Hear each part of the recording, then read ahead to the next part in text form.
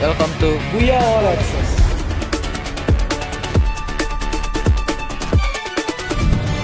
Welcome to this or that, where your choices decide how ridiculous your game gets. Alright, players, here's how it works. You'll make a blind choice, left or right. Each side hides a mystery, and once you've chosen, we'll reveal what you've chosen. Body. मेरी करो ले मेरी कोई करो इशर दे दो friend कौन हो यार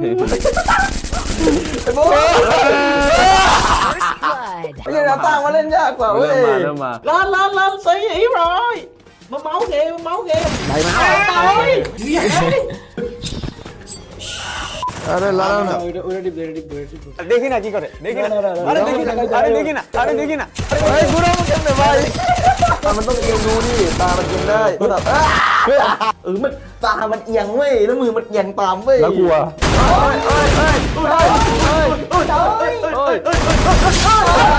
मैं पे हम लोग बोली मैं โอ้ยโดน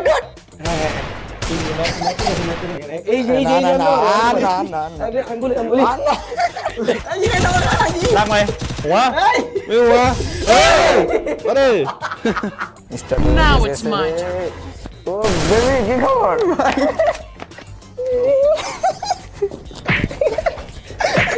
ভাই আমরা তাই গেছে ভাই আর সত্যি নাই ভাই ধরি না มันลากไม่ได้นี่มันเล่นแล้ว We're Team Red Cliff and we're Team Red Ox, and I hope you guys had fun. We had also fun playing. This is my FFWS 2025 Global Finals tier list, focusing on each team's global tournament pedigree and recent performance. Let's roll!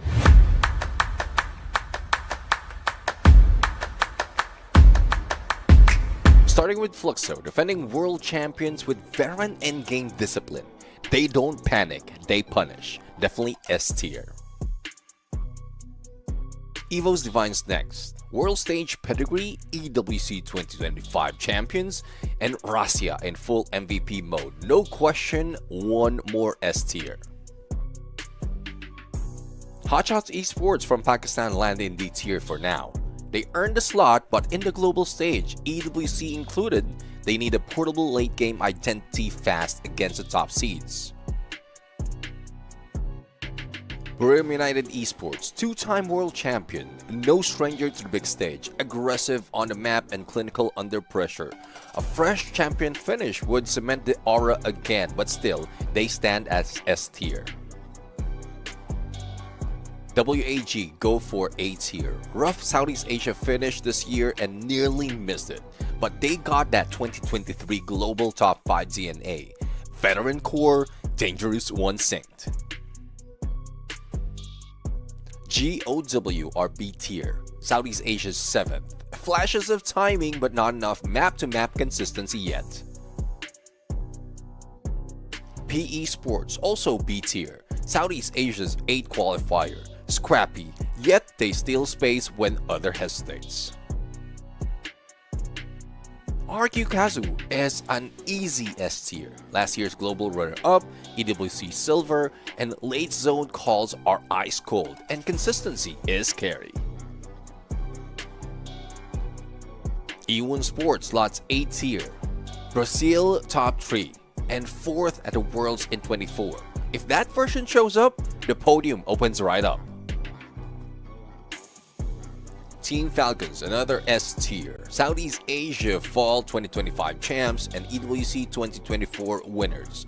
A total point machine with crisp macro, especially with those Guerrero takeover moments. Team Solid stays B tier. Brazil's runner-up, and if their mid-game stops coin flipping, then they start looking like an A. But for now, it's B tier. Heavy is an A tier. Southeast Asia's number 2. Aggressive, confident, and their kill pressure travels if rotation tightens. Rainbow 7, also an A tier. Latam's champs with steady fundamentals. Internationally, they grade mid, but mid can absolutely upset. Nova Legion sits at B tier as Latin America's runner-up, solid regional form, global read is still pending. AG Global gets B tier. They do have time mechanics, but with swing a decision. On a good day though, they would grief your favorites. Red Hawks, your Bangladesh champs with raw aggression from dominant local run. This is the first true global test after EWC. For now, they get C tier. Clear Vision Esports, also C tier. MEA's champs whose style fits a format, though cross-region sample is thin, so we're betting on wildcard energy. Redcliffe closes us out on D tier. For Bangladesh runner-up, the goals are simple for now. Survive mid-game cleanly, cash out late zones, and build that reputation. Alright, that's the list. Why don't you drop your S tier in the comment and tell me who I overrated? Before we proceed any further, hit like, subscribe, and if you disagree with any of these, drop your argument below. Just keep it tight, keep it civil, and I might change my mind.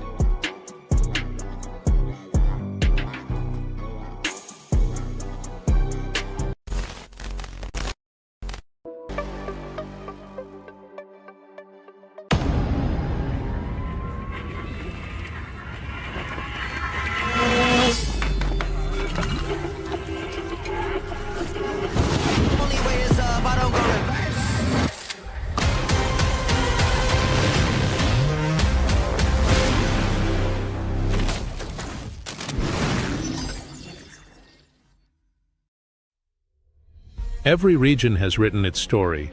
Every player has bled for a dream. Now the stage isn't just a battleground, it's destiny.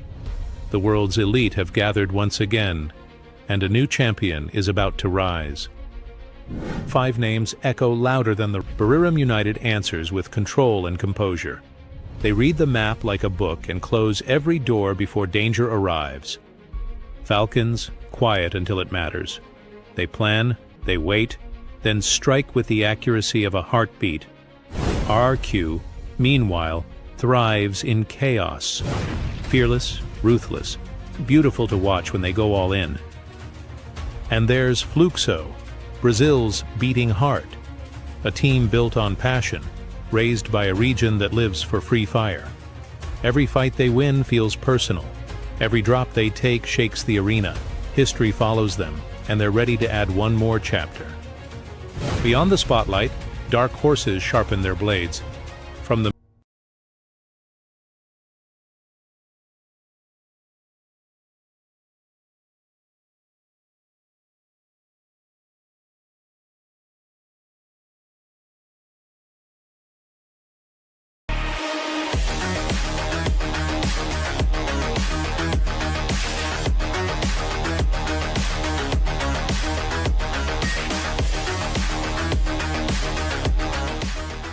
এবং মেহেদিকে কিন্তু এবার নেওয়া হয়েছে knock, দুটো দল প্রেসারে রয়েছে, মেহেদিকে revive করার সুযোগ কিন্তু থাকবে এই মুহূর্তে। রাত নক হয়ে গিয়েছেন, রাত উঠে দাঁড়াতে না পারলেও ফ্লেক্সি কাউন্টার দিয়ে যাচ্ছেন একে একে।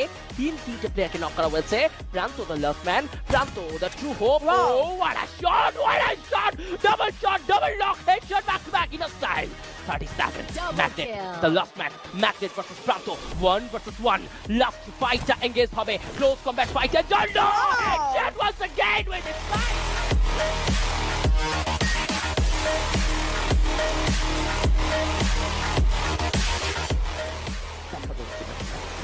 প্রত্যেক প্লেয়ার বিট ওপেনের চমৎকার লেভেলের, এন্ড তাদের উপর ভরসা রয়েছে, এন্ড তারা চমৎকার লেভেলের প্লেয়ার। বাট যেটা কমতি মনে হচ্ছে ডেডিকেটেড রাশার এবং লং সাপোর্টার, এটার কমতি এই টিমের মধ্যে রয়েছে। রুল প্লেয়ার একটা অভাব আমার মনে হয়। বাকি পুরোটা টিমের জন্য টপ নচ পারফরমেন্স দিয়ে যাচ্ছে প্রত্যেকটা প্লেয়ার, বাট শুধুমাত্র রোলটাই হচ্ছে কি কমতি মনে হচ্ছে। প্রান্ত মাহফুজ দুজন স্টিল লাইভ, প্রান্ত নকডাউন, মাহফুজ শুধুমাত্র বেঁচে রয়েছে। কেন জানি এত ভালো প্লেয়ার থাকার পরেও শুধুমাত্র হচ্ছে গিয়ে রোল প্লেয়ারের কারণেই বোধ হয় এই টিমটা ধরাশায়ী হচ্ছে বারংবার, সেটা নিজের কাছেও খারাপ লাগছে আমার। And goodbye Bangladesh top 1.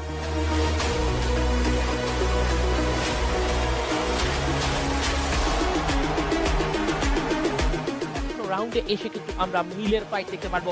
এই ফাইটের লং রেঞ্জে যেমন প্রেসার দেওয়া যায়, তেমন ক্লোজ কম্ব্যাট ফাইট কিন্তু কাজে কাজ করা যায়। সাইকো প্রথম কাজটা করেছেন হেডশট আর মার্কে নক দিয়েছেন দুটো প্লেয়ারই কিন্তু তাদের রোল ওয়াইজ সেম রোলে খেলেন নিজেদের দলের জন্য ডিফারেন্ট রোলে নন সেম রোলে বম্বিং এর চার্জ হবে গ্রেনেড চার্জ হয়েছে নোহানের গ্রেনেডে 0 ফায়ার নক হয়ে গেছেন। এবার সাইকো এবার কিন্তু টিম 2xp যথেষ্ট অ্যাগ্রেশন দেখাচ্ছেন অনেক বেশি অ্যাগ্রেসিভ ট্রিগার দিতে ক্লিন ম্যাকেন বা ট্রাই করবে ইয়াস সাইকো রোগের শট আবার Nohan in the second wicket আবারও কিন্তু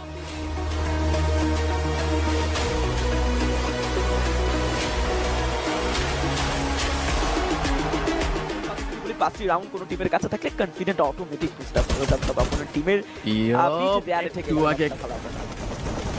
একটু আগে আমি বলতে নিচ্ছিলাম বাট ফাইটটা স্টার্ট হয়ে গিয়েছে। আমি দেখছিলাম যে হয়তো অ্যাভেন কিলটা লুফে নিবে but never mind still fighting kill এখনো আছে। নোহানকে হারিয়েছে ওরা তাসিনকে হারালো মাত্র।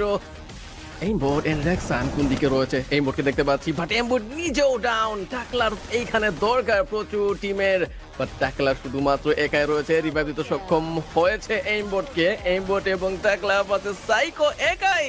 যেই খেলাটা রয়েছে টিএক্সটির হাতে সেটা ঘুরে গিয়েছে টোটালি রিফ্লেক্সের হাতে। এখনো চান্স রয়েছে but never mind.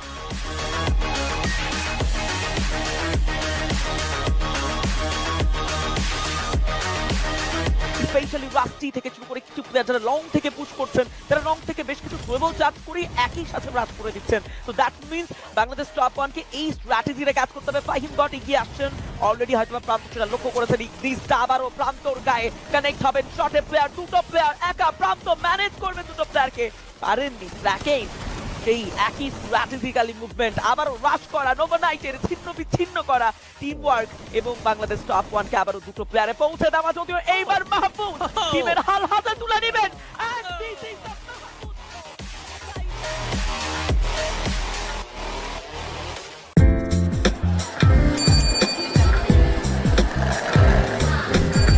Man, W8G's unstoppable today.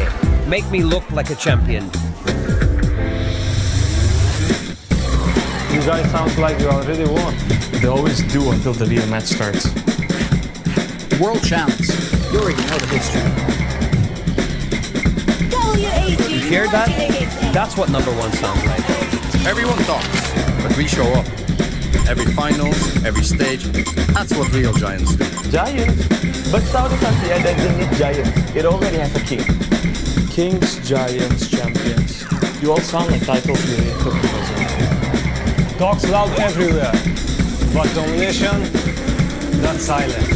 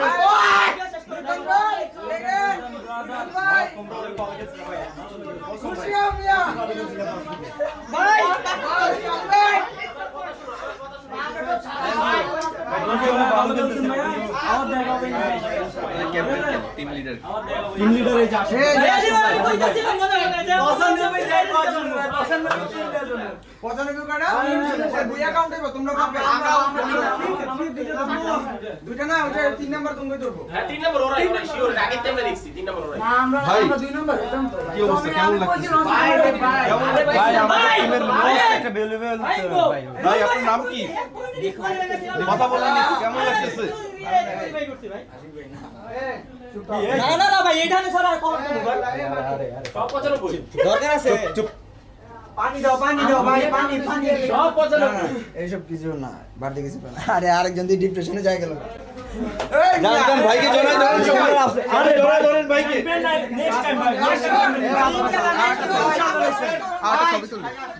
আরে ভাই চোখ টোকের অবস্থা খারাপ ভাই।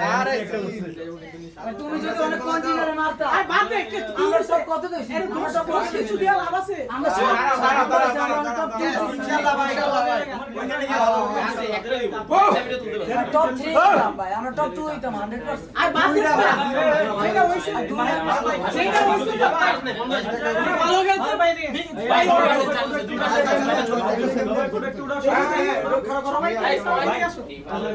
ভাই আও একটা সেলফি তুলুন তাই কোয়ালিফাই করছো ভাই আপনি ভাই আরে লাস্ট সেলফি আছে আপনি আগুন খেলছেন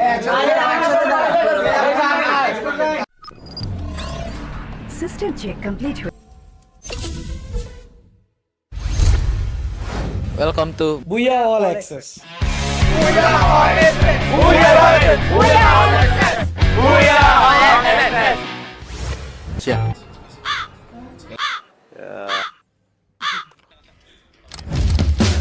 This is interview station. Welcome to FFWS. We hope you will enjoy this event. معكم تشيم ديال كلير فيجن. حنا حاليا دابا كنعملوا في الانترفيو ديال التيم ديالنا. كل بلاير شنو كيقول.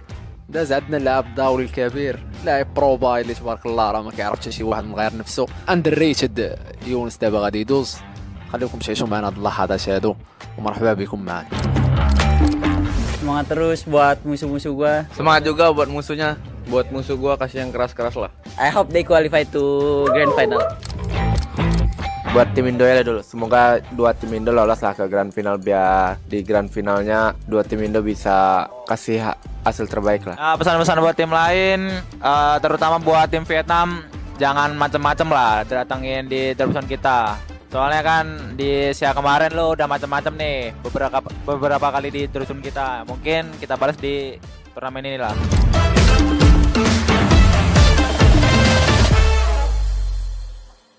একসাথে সবাই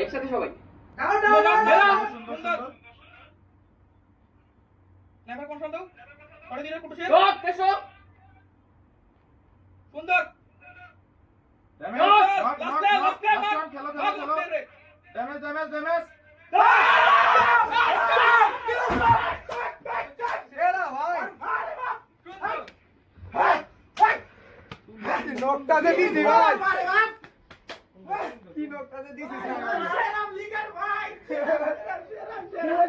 ভাই সেরা নক বলাইছো তুমি ভাই আল্লাহ ভাই ভাই ভাই ভাই ভাই সেরা ভাই আল্লাহ আরে I'ma show you.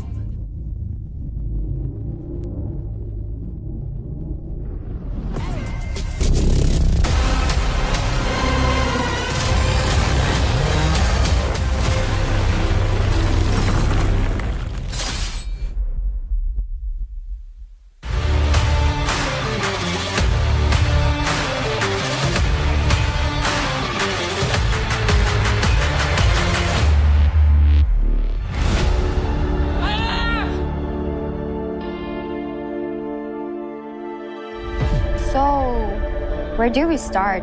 Well, a lot has happened in FFWS. Unpredictable upsets, unmet expectations, unfinished release.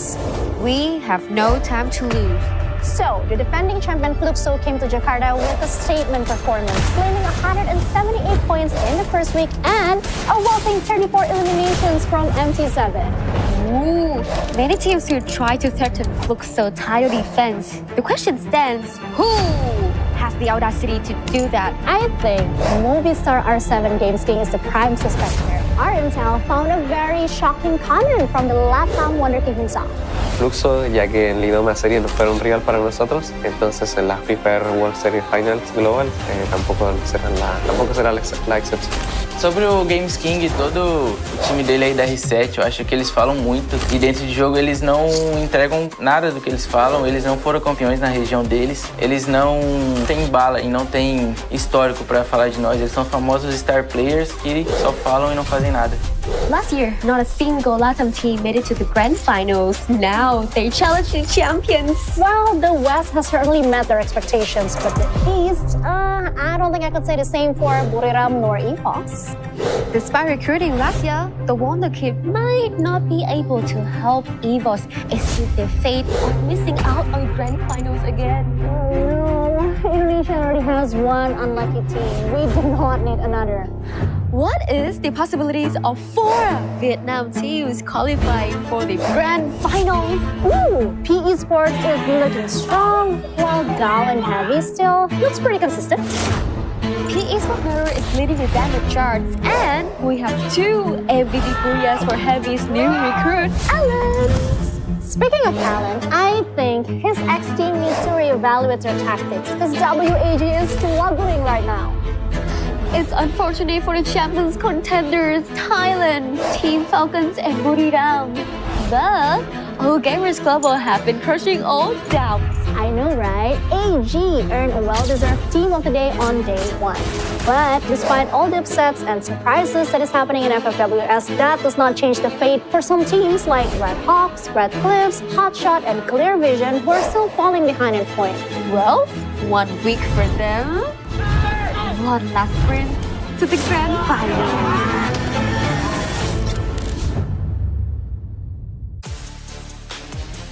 Welcome back, survivors! Selamat datang kembali di Free Fire World Series yang pastinya sudah hadir di sini di Global Finals 2025 live from Jakarta, Indonesia. We are officially back into the Battle Royale mode into week 2 of the knockout stage. Yes, and the tension is definitely higher than ever. Every point, every round, and every decision now carries a massive weight.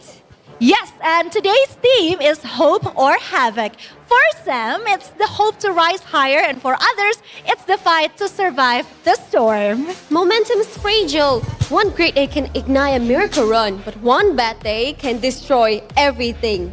Today, we return to one of the most intense combinations yet, the Monster Lobby, featuring teams from Group A and Group C. The top teams like Fluxo, R7, and P Esports want to keep their rhythm steady and, of course, secure the spot in the grand finals.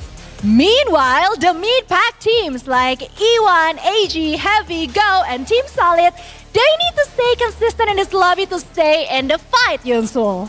For Buriram United Esports and Team Falcons, the mission is clear. Find their form or risk falling off from contention.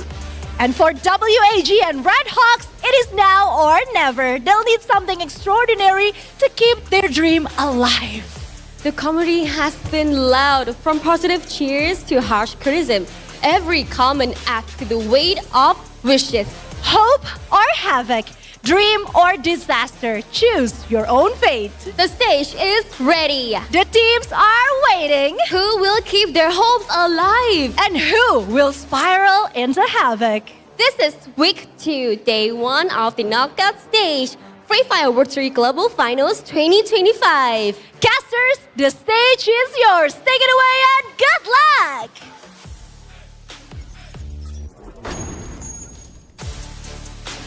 Thank you so much, Yunsul, as well as Cochita. Guys, once again, back in Battle Royale for the very 3rd day, the 2nd rotation, the final week where these teams are looking for a qualifying spot into the grand finals itself. Of course, my name is Gideon Q. We've got Denali here at the desk one more time. It's been a long 3 days after Clash Squad, and hopefully this gives you a little bit of a taste of what the top 8 is all about, because some of these teams have been doing very well in their individual Clash Squads.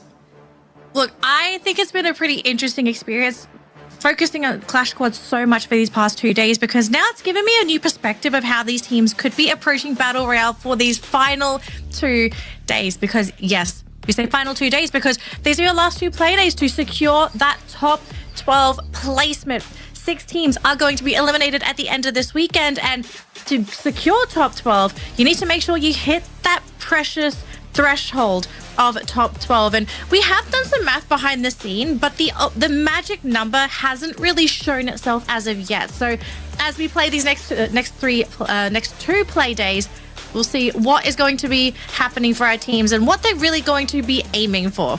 We are going to quickly flash our tournament timeline in case you are just tuning into the broadcast today and haven't been keeping up with our global finals. So we did kick things off last week with our matches on the 31st and the 2nd. This was just for Battle Royale, and obviously today we're kicking off our 2nd stage for our knockout stage. So today, Saturday and Sunday are our final 3 play days to secure those points, lock in top 12 and a grand final spot on the 15th. Now let's look at our tournament format for all of the survivors who are just tuning in from across the globe. Whether you're from East or the West, we welcome you here today because 18 participating teams have been broken up into 3 different groups. Each team will play 12 matches across 2 weeks. And the match format, of course, it's A and B, B and C, and then A and C. Currently, we are on A versus C here today, and only the top 12 will make it into that grand finals happening on November the 15th. And it's been quite the struggle overall, right? We've seen many different teams actually interact so differently between Group B, especially where we've seen the biggest diversity of play styles. But it feels pretty straightforward amongst A and C because they're going to be competing for some of the biggest prize pools if it happens to be standards. Of course, in Clash Squad, it's a small sum of money in comparison to the 300,000 for the champions. Yeah, Battle Royale is where it's at. So the goal, top 12. That should be step number 1 for all of our teams looking to claim that champion title and the champion's prize pool. Now, just a quick recap on our point system as well for the Battle Royale format as well. It is very standard for our typical Battle Royale Free Fire tournaments. First place, the team that gets that Booyah will be securing 12 points for the round. Second place will get 9. And as you go down the leaderboard, the last 2 teams in a round, they will score absolutely nothing for placement points. But don't forget, it's not just about placements, it's also about eliminations. Every head you put on the chopping block, you'll be able to get a point from that elimination. So there are ways to score points. It's not all about placements, but at the same time, it's not only about those eliminations. Yep, it's about placements as well. And how they're going to be looking for those opportunities is through their unique active skills. Of course, we've been playing this throughout the year, the 1 unique active skill sets. And this has really introduced a lot of dynamic play amongst the teams. Every single time a patch drops, you can see that teams are working extremely hard to find the next meta composition to bring into the global finals. Now, keep in mind, you're only 1 unique active skills. You can't stack one on top of each other every single time. Now, we have to look at the overall standings because if you guys are just tuning into week number 2, you've been missing out on all the action, the introduction to how these teams have been battling out against each other. Because if you are from the West, you can be very happy to see that Fluxo is still standing in number 1 with a total of 178 points. RRQ Kazu's just behind them by 5 points, and then we have P Esports who came out guns blazing on the 3rd day of Battle Royale to make it into Clash Squad. Yep, so we have our top 3 teams leading the charge with a huge point advantage over 4th place and every team underneath. But obviously, looking at that race at the top, we also need to look at the race at the bottom. And so far, occupying that final spot, 12th place, we have Team Solid. And we are starting to see a gap occur between that 12th and 13th spot, right? Because top 12 is where it's at. These teams need to grab points if they haven't already. And there are some very familiar names in that bottom 6. Some of them I'm quite concerned as to why they're even there to begin with. So anyone that is below 12, they are going to have to work hard this weekend to get those points and to push them just across the finish line to make it to the grand finals. Now keep in mind, 12th and 13th, the point differential is 27 points, and they need to find a big point total game in our game schedule, starting off with Purgatory, the next Terra, Bermuda, Solara, Alpine, and we end the day on Kalahari. So we're going to see a lot of standardized plays, at least for the first 3 maps, before we get into Solara kind of break that mold. We've seen teams have those slow starts, and I think they can't afford them anymore, especially when you're looking at anybody who is within that 10th all the way to 12th position. Yes, there is a gap between 12th and 13th, but the scary part is if they don't claim those points now, it's just more pressures in the following second last play day. Yeah, and effectively, if you think about it, Gideon, all it takes is for somebody to get a Booyah down there to really lock their spot for top 12. And this includes teams that might not have even made it into that top 12 yet, right? Even 13th, they are so close to getting them in that top 12. It's just, they've got to find a Booyah. They've got to find those points. And honestly, it cannot really come down to one round. we need to see consistency. We need to see more eliminations. I want to see aggression, and I want to see somebody take a risk. If you have everything to lose, just go for the risky plays. Take the gamble, because if you lose, you're going to lose anyway if you don't do anything at all. I totally agree with you here. And this is between groups A and as well as C, which we would have expected to be the more standardized players in terms of the way that they rotate and how they actually make decisions around the early to mid game, which has been a bit of a problem for some of these teams, getting constantly either hot drop or contested in those moments. BRU in particular has been notably jumped on so many times. But let's look at the full team lineups here in case you want to see the faces of the people who are trying to make it to that grand finals. Falcons, another team that I am a little concerned about, but that's the thing.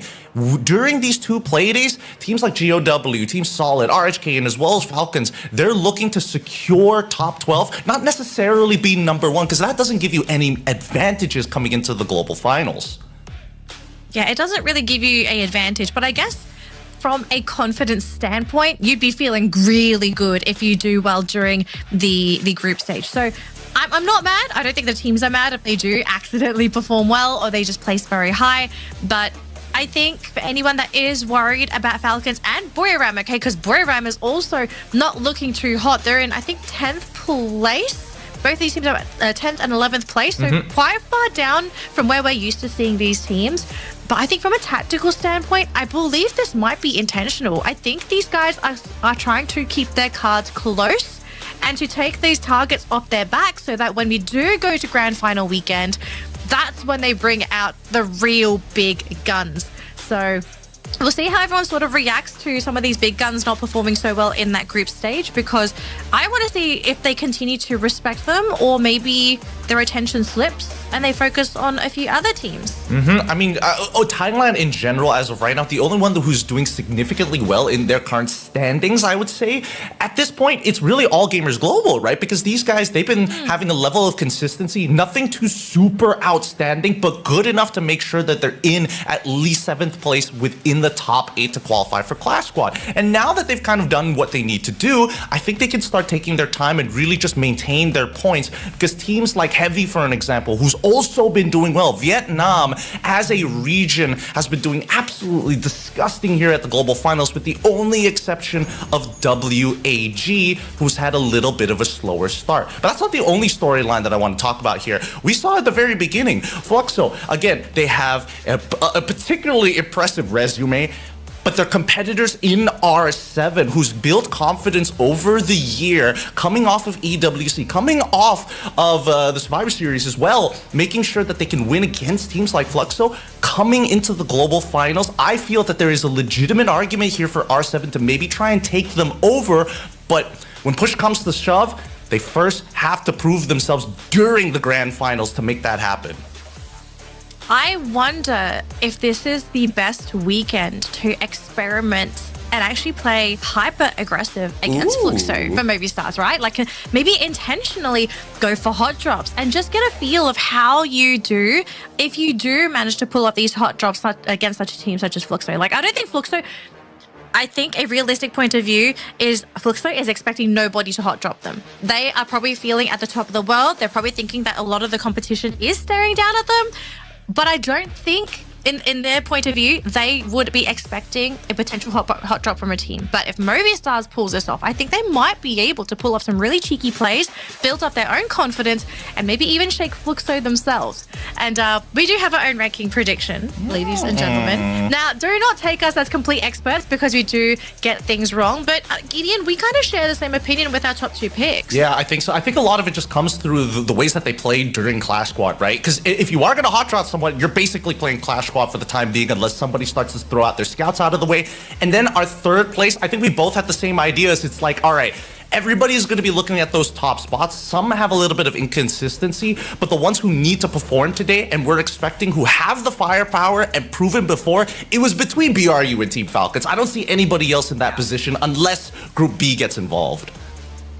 Okay, so we actually have a Room of Pressure interview lined up for you folks. So it looks like the teams, they are getting ready. But before we jump into the game, let's head on over to the Room of Pressure and see how our players are feeling before we kick things off with game number 1.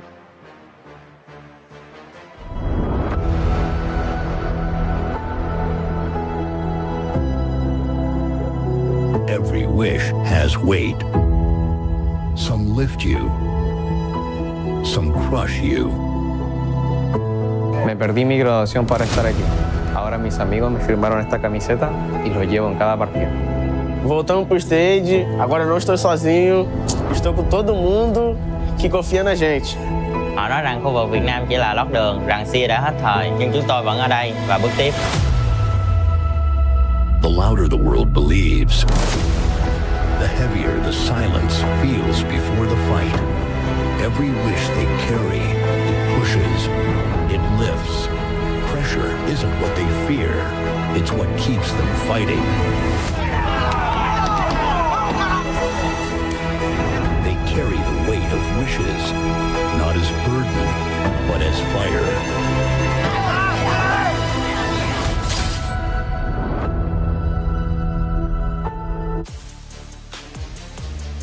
Well, there we have it, man. Again, big stakes available, and more so, there's a reason why this was highlighted as the room of pressure, because again, as we stated at the beginning of the day, dreams can be built, but there's a very good chance they can be shattered at the same time. It's a scary thought, because even when you are coming in, you have the hopes and expectations of people, not only from our survivors from across the world, but people closest to our players, to these predators who are looking to score as many points as they can.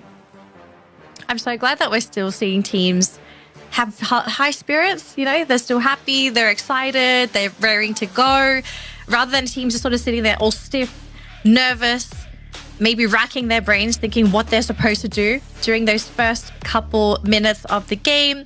I do think there must be a lot, though, going through the teams and their coaches, trying to decide, okay, how do we approach game number one? Because I think one of the worst things you can do in such a high-stakes situation, especially for teams that are at risk of either falling out of top 12 or breaking in, is playing standard. I think we're past that point of where playing safe is going to keep you either in your spot or push you higher. I think now is the time for you to really do something different. You need to surprise. You have to step out of that box, because if you don't, you fall into that very stock standard play, and someone's going to come around the corner, clean up your team, and you're probably going to end up in 12th, 11th place during a round, which you do not want to do, especially if you are at a high risk position.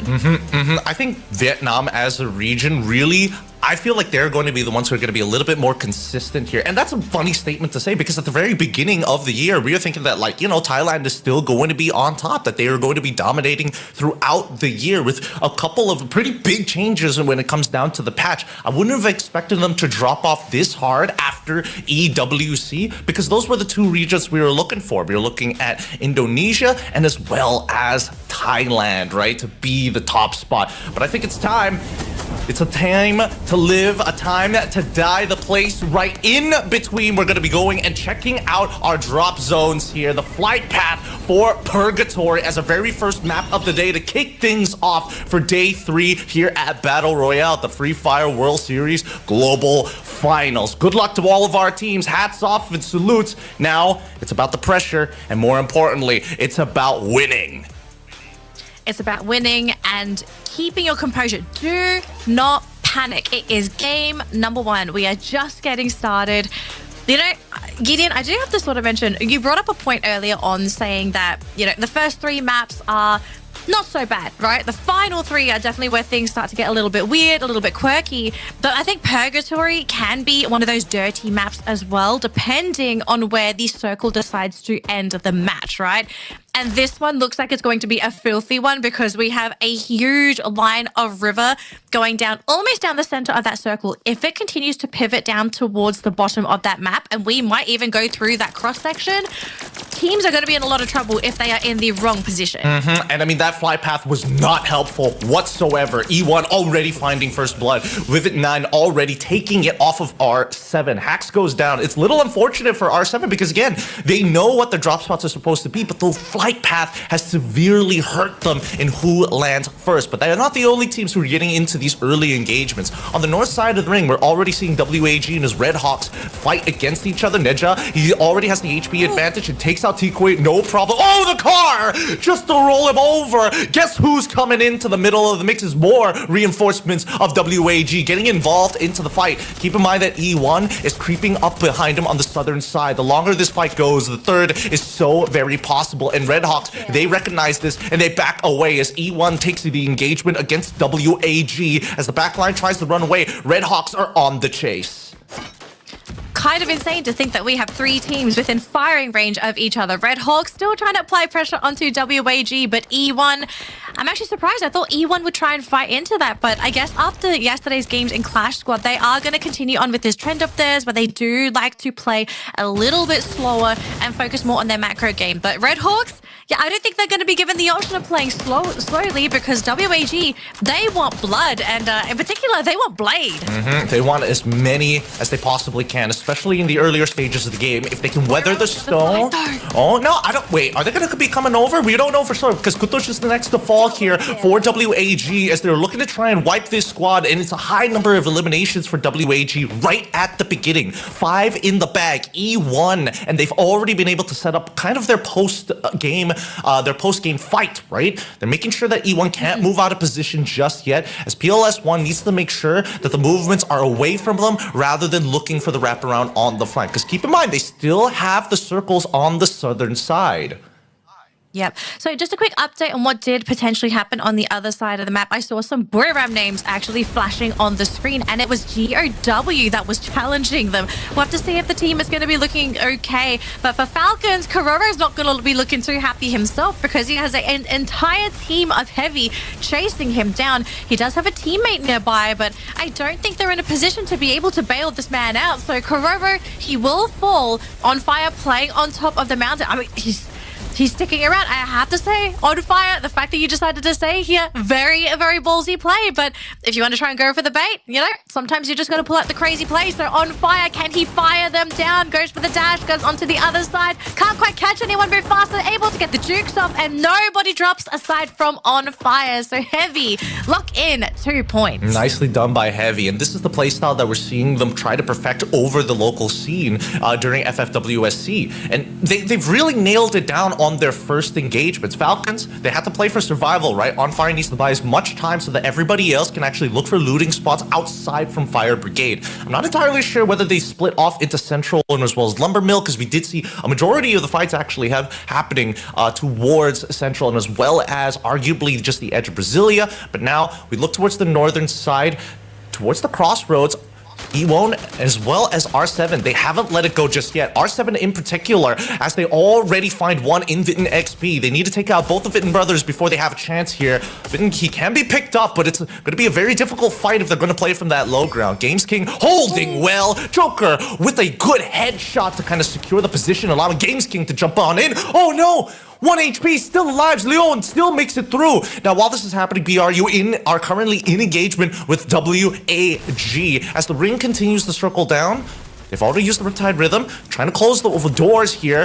Time turners for both Chronos have been used. Della very close to winning this fight. I think he needs to start pushing forward, but he's worried about his back as Joker loses his head. Without being done for, GOW intervening in this fight. R7, they just got to back out of this, and they have to do it from the outside in the blue.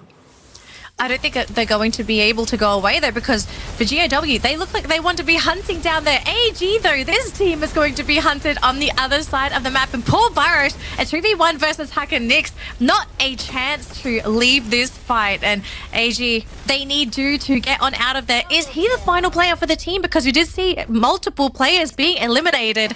I mean, they're tracking him, so poor Dew, if he's able to get out of here, it would be a miracle in itself. And it looks like Booyah, we are finally able to catch out to the team. They are still 4-man strong, but this time it's going to be Tikui going up against Wasana. So Booyah, they're still kicking. They've actually picked up 4 points this round. So even though things did look a little bit scary for the team earlier on, it looks like they have stabilized and they have points on the board. Now, speaking of points, Gideon, we do have updates on the right-hand side of the screen. These are live updates as well and live placements for the round. And, you know, Booyah, They were quiet last week, but they're coming and kicking strong in game number 1 today.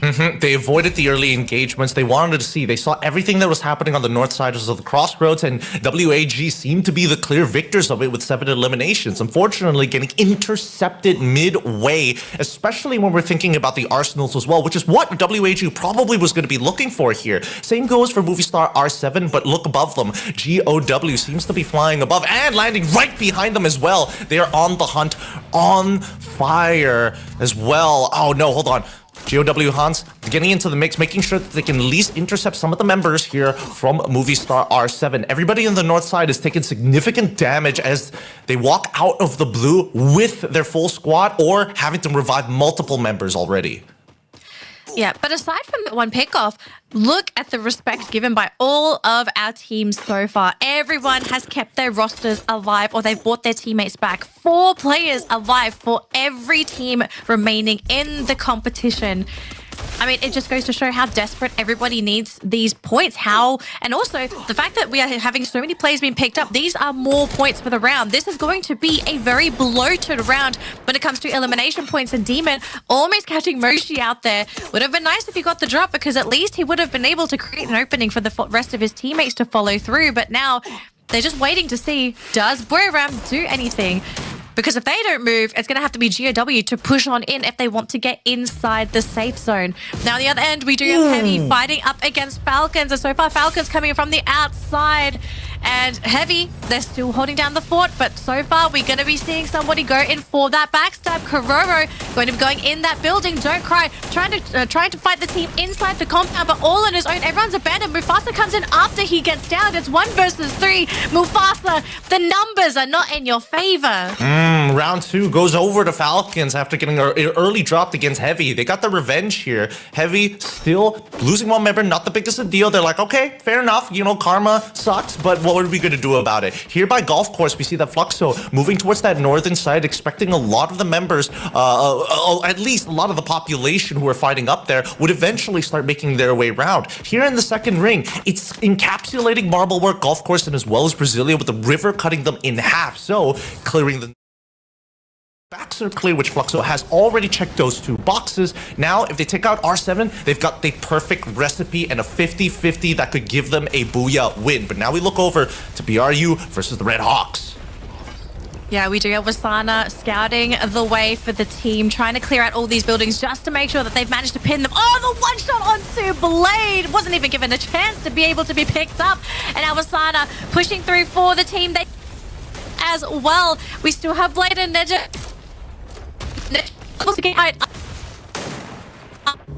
One corner, they do manage to get both to the and in the air. Nejad, he gets shot out of the sky, but the team is not out as of yet. We still have Flicker trying to get away, but he gets sniped, and that's going to be it. The Red Hawks end the round in 11th place. Oh, Buriram United are hungry today. They are intercepting any team to ensure, and they are double checking the crossroads just in case, knowing that the population who dropped there, they didn't see enough action down by the northern side of the fields to guarantee that their backs were going to be clear. So good job on BRU to do their due diligence. But now we see the teams who are currently in the ring. And this is where it gets a little awkward, right? For GOW, they're holding the northernmost, and they're right at the tip of the river, which is a scary position to be in, right? Because you're expecting teams to be watching this bridge specifically because it's one of the few easy crossroads without having to swim across if the 50-50 doesn't go into your favor. And it looks like the 50-50 leans more towards Brasilia. GOW have an easy rotation in if they can win their next engagement. Fluxo, on the other hand, I'm interested to see how they're going to start moving on. They can play towards the sand base of their current island on the west side of the map, but they did engage and encounter Movistar R7. It looks like Movistar R7 still, let me just quickly double check, at full fighting capacity. তখনই আক্রমণ করে তারা finisher গুলো secure করা try করবে। Exactly, আর try তো করবেই। তবে যে ব্যাপারটা নিয়ে আসলে কথা বলছিলাম, বুরিরাম ইউনাইটেড খানিকক্ষণ আগে যেইভাবে রেড হক্সকে চার্জ করেছে, এবার নতুন ব্যাটলে ফ্লুক্সো থাকবে তাদের opponent, the Brazilian team Fluxo. তবে এন্ট্রি হয়েছে প্রথমেই ডাউন দেওয়ার চেষ্টা, তবে শুরুতেই ডাউন দিয়েছেন একটি প্লেয়ারকে। মৌসি সুযোগ বুঝেই ওয়াসানা বের হয়ে যেতে চায়, এক্স্যাক্টলি বের হতে পেরেছেন তারা। যেই কাজে ব্যর্থ হয়েছিল খানিকক্ষণ আগে রেড হক্স, সেরকম ব্যর্থতা দেখতে হয়নি বুরিরাম ইউনাইটেডের ওয়াসানাকে। অ্যান্ড রাইট নাও বলা যেতেই পারে ব্যাট ব্যর্থতা সেই মুহূর্তে না আসলেও এই মুহূর্তে এসেছে ফ্লুক্সো জাস্ট করে দেখালো বুরিরাম ইউনাইটেড গুড বাই #10 যেন তাদের গল্পের ইতি ছিল। এবং অন্যদিকে আমরা যদি পি স্পোর্টস এর কথা বলি, আরডিএস সেখানেও ব্যাটলের সূচনা, সেখানেও চলছে ব্যাটল এবং পি স্পোর্টস এর এগেইনস্টে এই মুহূর্তে ক্লিয়ার ভিশন কারা আসলে ডমিনেট করছে সেটা বোঝা কিছুটা কঠিন। তবে E1 কে আর দেখতে পাচ্ছি না লবিতে। লবিটা রিয়েলি আনএক্সপেক্টেড কিছু ফাইট বলো, যেখানে E1 এর এলিমিনেশন, বুরিরাম ইউনাইটেড এর elimination, unpredictable thing I guess. দেখুন বুরিরাম ইউনাইটেড দেন ফ্যালকনস তারা কিন্তু ইতিমধ্যেই প্রায় সেই টপ 12 এর মতো যে সিচুয়েশনটা অথবা প্লেসটা সেটা তাদের দখলে রয়েছে। এই ম্যাচেও কিন্তু বুরিরাম প্রায় 11টা এলিমিনেশন নিয়ে গিয়েছে এবং তাদের কাছে প্লেসমেন্ট ওয়াইজ 1 কি 2 পয়েন্ট তারা সেখানে পেয়ে যাবে। সো তাদের কিন্তু ডেফিনেটলি তারা পয়েন্টগুলো পাচ্ছে ইচ এন্ড এভরি গেমে, হোক সেটা elimination point or placement point. তারা তাদের জায়গাটা আরো শক্তপোক্ত করে নিচ্ছে। ধীরে ধীরে এই ধারাবাহিকতা চলমান থাকলে তারা উপরের দিকে উঠে যেতে পারবে। বাট উইক 1 এর সেখানে জায়ান্ট মনস্টার ফ্লুক্সোকে আমরা আরো একবার দেখবো। তারা ফাইট ইনিশিয়েট করেছে #8 এ Go Esports, they are eliminated. Movie star R7 এই ফাইটটা কি উইন করতে পারবে কিনা? ডেলা গেমস কিং জোকার একসাথে এই মুহূর্তে M7 বাট জিও নক বের করেছে। Joker is taken down. Della, oh my god, what was that? Mid weapon দিয়ে ফ্লুক্সো প্লেয়ারকে উনি নক করে দিয়েছে। Movie star R7 now they are on fire. Games king তার এলিমিনেশন পয়েন্টগুলো কিন্তু এই মুহূর্তে আমরা সিকিউর করতে দেখতে পাচ্ছি। OMG, what a scenario from the side of Movistar R7, especially Dela। যখন জোকার নক হলো তখন নিজের দলের অ্যাজ এ সেভিয়ার হয়ে সামনে এসে ফ্লুক্সোকে পুরোপুরি ভাবে ধুমড়ে মুচড়ে দিয়েছে মুভিস্টার R7। ইয়াস একদমই। তবে সেই চিৎকারের সাথে একটু অ্যাড করতে চাইবো, আরডিএস এই মুহূর্তে ফেস করছে ফ্যালকনদের সেই প্রেশার। মুভিস্টার R7 দুটো প্লেয়ার কনফার্ম হয়ে গেছে অলরেডি এবং দুটো প্লেয়ারকে নিয়ে স্ট্রাগলটা ফ্যালকনদের এগেইনস্টে খুব একটা ভালো যাচ্ছে না I guess. Movistar R7 hacks এবং আরো একটি প্লেয়ার ডেলা রয়েছে সেখানে। তবে লং থেকে কে রো এবং তার লাইন আপেই ওয়ান ফায়ার ভালো একটা প্রেশার দিবে দুটো প্লেয়ারকে। অলরেডি হ্যাক্সকে ডাউন দিয়েছে ডেলা, good bye. Wow, Movistar R7 দেখা হচ্ছে নেক্সট ম্যাচে। টিম সলিড সুযোগ বুঝেই কাজটি করিয়েছে। তবে আমার মনে হয় টিম সলিড এবার নতুন ফাইটে তাদেরকে জানাতে হচ্ছে যেই ফাইটটা শেষ করার কথা ছিল ফ্যালকনদের, সেই ফাইট শেষ করেছে টিম সলিড। তবে সেই রাগটা এবার উঠছে দিতে পারে ফ্যালকনরা। অলরেডি প্রেশার এসেছে এবং টিম সলিডের একটি প্লেয়ার MD7কে আমরা হারাতে বসেছে এবং একই সাথে বিদায় জানাতে হচ্ছে দ্য ব্রাজিলিয়ান টিম ফ্লুক্সোকে। লবিটা ইজি ছিল না, লবিটা বেশ স্ট্রাগলের ছিল ফ্লুক্সোর। লাস্ট 5 স্কোয়াড এবং সেখানে entry team Solid back to back বেশ কিছু প্রেশার। নিক 27কে আমরা দেখছিলাম অলরেডি পেছন দিক থেকে ঘুরে আসার চেষ্টা ছিল, বাট সুযোগটা ইউটিলাইজ করতে পারছে না কেন জানো। বাট অন্যদিকে ফ্যালকন যেই রিদমটা দিয়ে তাদের আজকের এই গল্পটা শুরু হয়েছে, সেই রিদমেও একটা ব্রেক থ্রু এসেছে আরডিএস। গুড বাই জানাতে হচ্ছে ফ্যালকনকে। এবং এই যে কিছু অ্যাগ্রেসিভ ব্যাটল, অ্যাগ্রেসিভ ফাইট, কখন কার উপর কিভাবে প্রেশার আসছে, এটাই আমার মনে হয় যে ধরা কঠিন হয়ে যাচ্ছে লবিতে। এবং খানিকটা কি আনএক্সপেক্টেড রোটেশন তুমি দেখছো কি? দেখুন হেভি যদি এই ফাইটটা টিম সলিডদেরকে প্রপারলি মাত দিতে পারে অথবা এই ফাইটটা যদি উইন করে, তাহলে তাদের কিন্তু বুইয়া নেওয়ার চান্সেস প্রায় বেড়ে যাবে অনেকটাই। যদি উইদাউট কোনো প্রকার কোনো ম্যান পাওয়ার না হারিয়ে তারা যদি এই ফাইটটা উইন করতে পারে, but it's too much tough. এইদিকে আবার যদি আমরা কথা বলি পি স্পোর্টস, যারা একদম শেষ দিনে উইক 1 এর 110 পয়েন্ট করে একটা নতুন রেকর্ড তো তৈরি করেছে এই FFWS গ্লোবাল ফাইনালস 2025 এর সিঙ্গেল ডেতে সবথেকে বেশি পয়েন্ট নেওয়ার। বাট এখান থেকে হেভি তাদের কাছ থেকে দেখবো আমরা একের পর ড্যামেজ ডিল করা হচ্ছে। হেভি মাল্টিপল সাইড অ্যাটাক করছে, একদম সেন্টার পয়েন্টে ফেসে যাওয়ার পসিবিলিটিস রয়েছে। অ্যান্ড সার্কেল, এই সার্কেল তো কোনোভাবেই এক্সপেক্ট করেনি হেভি, বিকজ তারা হয়তো বা ভেবেছিল সার্কেলটা তাদের দিকে আসবে। নাও পি স্পোর্টস এজি গ্লোবাল তারা অ্যাডভান্টেজে থাকবে। বিটি নোলা লাহো ক্লোজন এন্ট্রি নিয়েছে, নোলা নক করবে জিওকে। AG Global now they are in danger. AG Global ধীরে ধীরে প্লেয়ারগুলো হারিয়ে ফেলছে। নোলা অ্যাগেইন আরো একটা নক সেখান থেকে বের করেছে এবং দেখতে দেখতে পুরো AG global they are eliminated.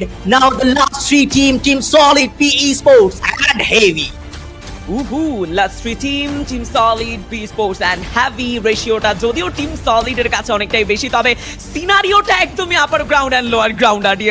আপার গ্রাউন্ডে থাকছে হ্যাভি এবং তাদের এই হ্যাভি পারফরমেন্স এসেও যদি টিম সলিডের উপরে পড়ে যায় তবেই তারা পৃষ্ঠ হবে। তবে নিচে নেমে এসেছে হ্যাভিরা, অলরেডি ফ্রন্টে ব্যাটল শুরু হয়ে গেছে টিম সলিড ভার্সেস হ্যাভি। এন্ট্রিতে বেশ কিছু গ্লুয়াল ইউজ করেছে হ্যাভিরা এবং খানিকটা সারাউন্ডিং রোটেশন এগিয়ে আসছে। প্রথম ডাউনটা এসেছে হ্যাভির সাইড থেকে, প্রথম কিল নিকতাবিন কাদের মতো কাজ করলো, তবে হ্যাভিকে বুঝে শুনে রোটেশনটা নেওয়া আমার মনে হয় দরকার ছিল। এরকম একটা ক্রুশাল পয়েন্টে প্লেয়ার লুজ করা, এটা সিরিয়াসলি আমার মনে হয় হ্যাভির জন্য একটা বিশাল চ্যালেঞ্জের ব্যাপার হবে শেষ মুহূর্তে এসে। যদিও পি স্পোর্টস তারা অপেক্ষা করছে, তারা ব্যাটলটার জন্য এখন প্রস্তুত নয়, তারা ওয়েট করছে কখন টিম হ্যাভি অ্যান্ড টিম সলিডের ব্যাটলটা শেষ হবে। এই দুটো টিমের ব্যাটলের পরেই কিন্তু পি স্পোর্টস এন্ট্রি নেবেন এমন একটা চিন্তা ভাবনা মনে হচ্ছে কেন জানো। তবে কম্পাউন্ড এবার আপার গ্রাউন্ড ধরেই অ্যালেনকে চার্জের চেষ্টা করেছেন, সেটা trap seven. Goodbye Allen, let's to athlete from the side of team Heavy. এবং সেইখানে সেই হ্যাভি পারফরমেন্সটা এবার যেন খানিকটা লাইট হয়ে এসেছে। আর দিয়ে শেষ জোনের দিকেই রয়েছি আমরা, ছোট্ট একটা মুহূর্ত। আই ডোন্ট নো যে কোন টিম নিয়ে যাবে এই ম্যাচে সে রাজকীয় বুইয়া। হেভির পজিশন কিন্তু একটু আগেও যথেষ্ট ভালো ছিল, দেখুন একদম পুরো সেন্টার পয়েন্ট, যেখানে ম্যান পাওয়ারটা যদি টিকিয়ে রাখতে পারতো তাহলে বুইয়া ওয়ান কাইন্ড অফ তারা সিকিউর করতে পারতো। বাট এবার টিম সলিড তাদের পুরো ম্যান পাওয়ার রয়েছে, পি স্পোর্টস তাদেরও কিন্তু ফুল ম্যান পাওয়ার রয়েছে। যখনই বের হবে পি স্পোর্টস তাদের উপরে প্রেশার দেওয়া হবে। টিম সলিড এই ম্যাচটা বুইয়া নেওয়ার পসিবিলিটিস এই টিমটার কাছে অনেক ভালো, তাদের প্লেসমেন্ট তাদের জায়গা বানানোটা কিন্তু খুবই ভালো হয়েছে। বাট এইবার পি স্পোর্টস তারা কি আদৌ দিবে কিনা? নেরোর গ্রেনেড যদি নক হয় তাহলে সেই ক্ষেত্রে একটা অ্যাডভান্টেজ পাবে P Sports, but no, perfectly গ্রেনেডটা অ্যাকুরেটলি থ্রো করতে পারেনি। হায়ার গ্রাউন্ডের দখলে রয়েছে টিম সলিড, কম্পাউন্ডের একদম ছাদের উপর উঠে বসে রয়েছে।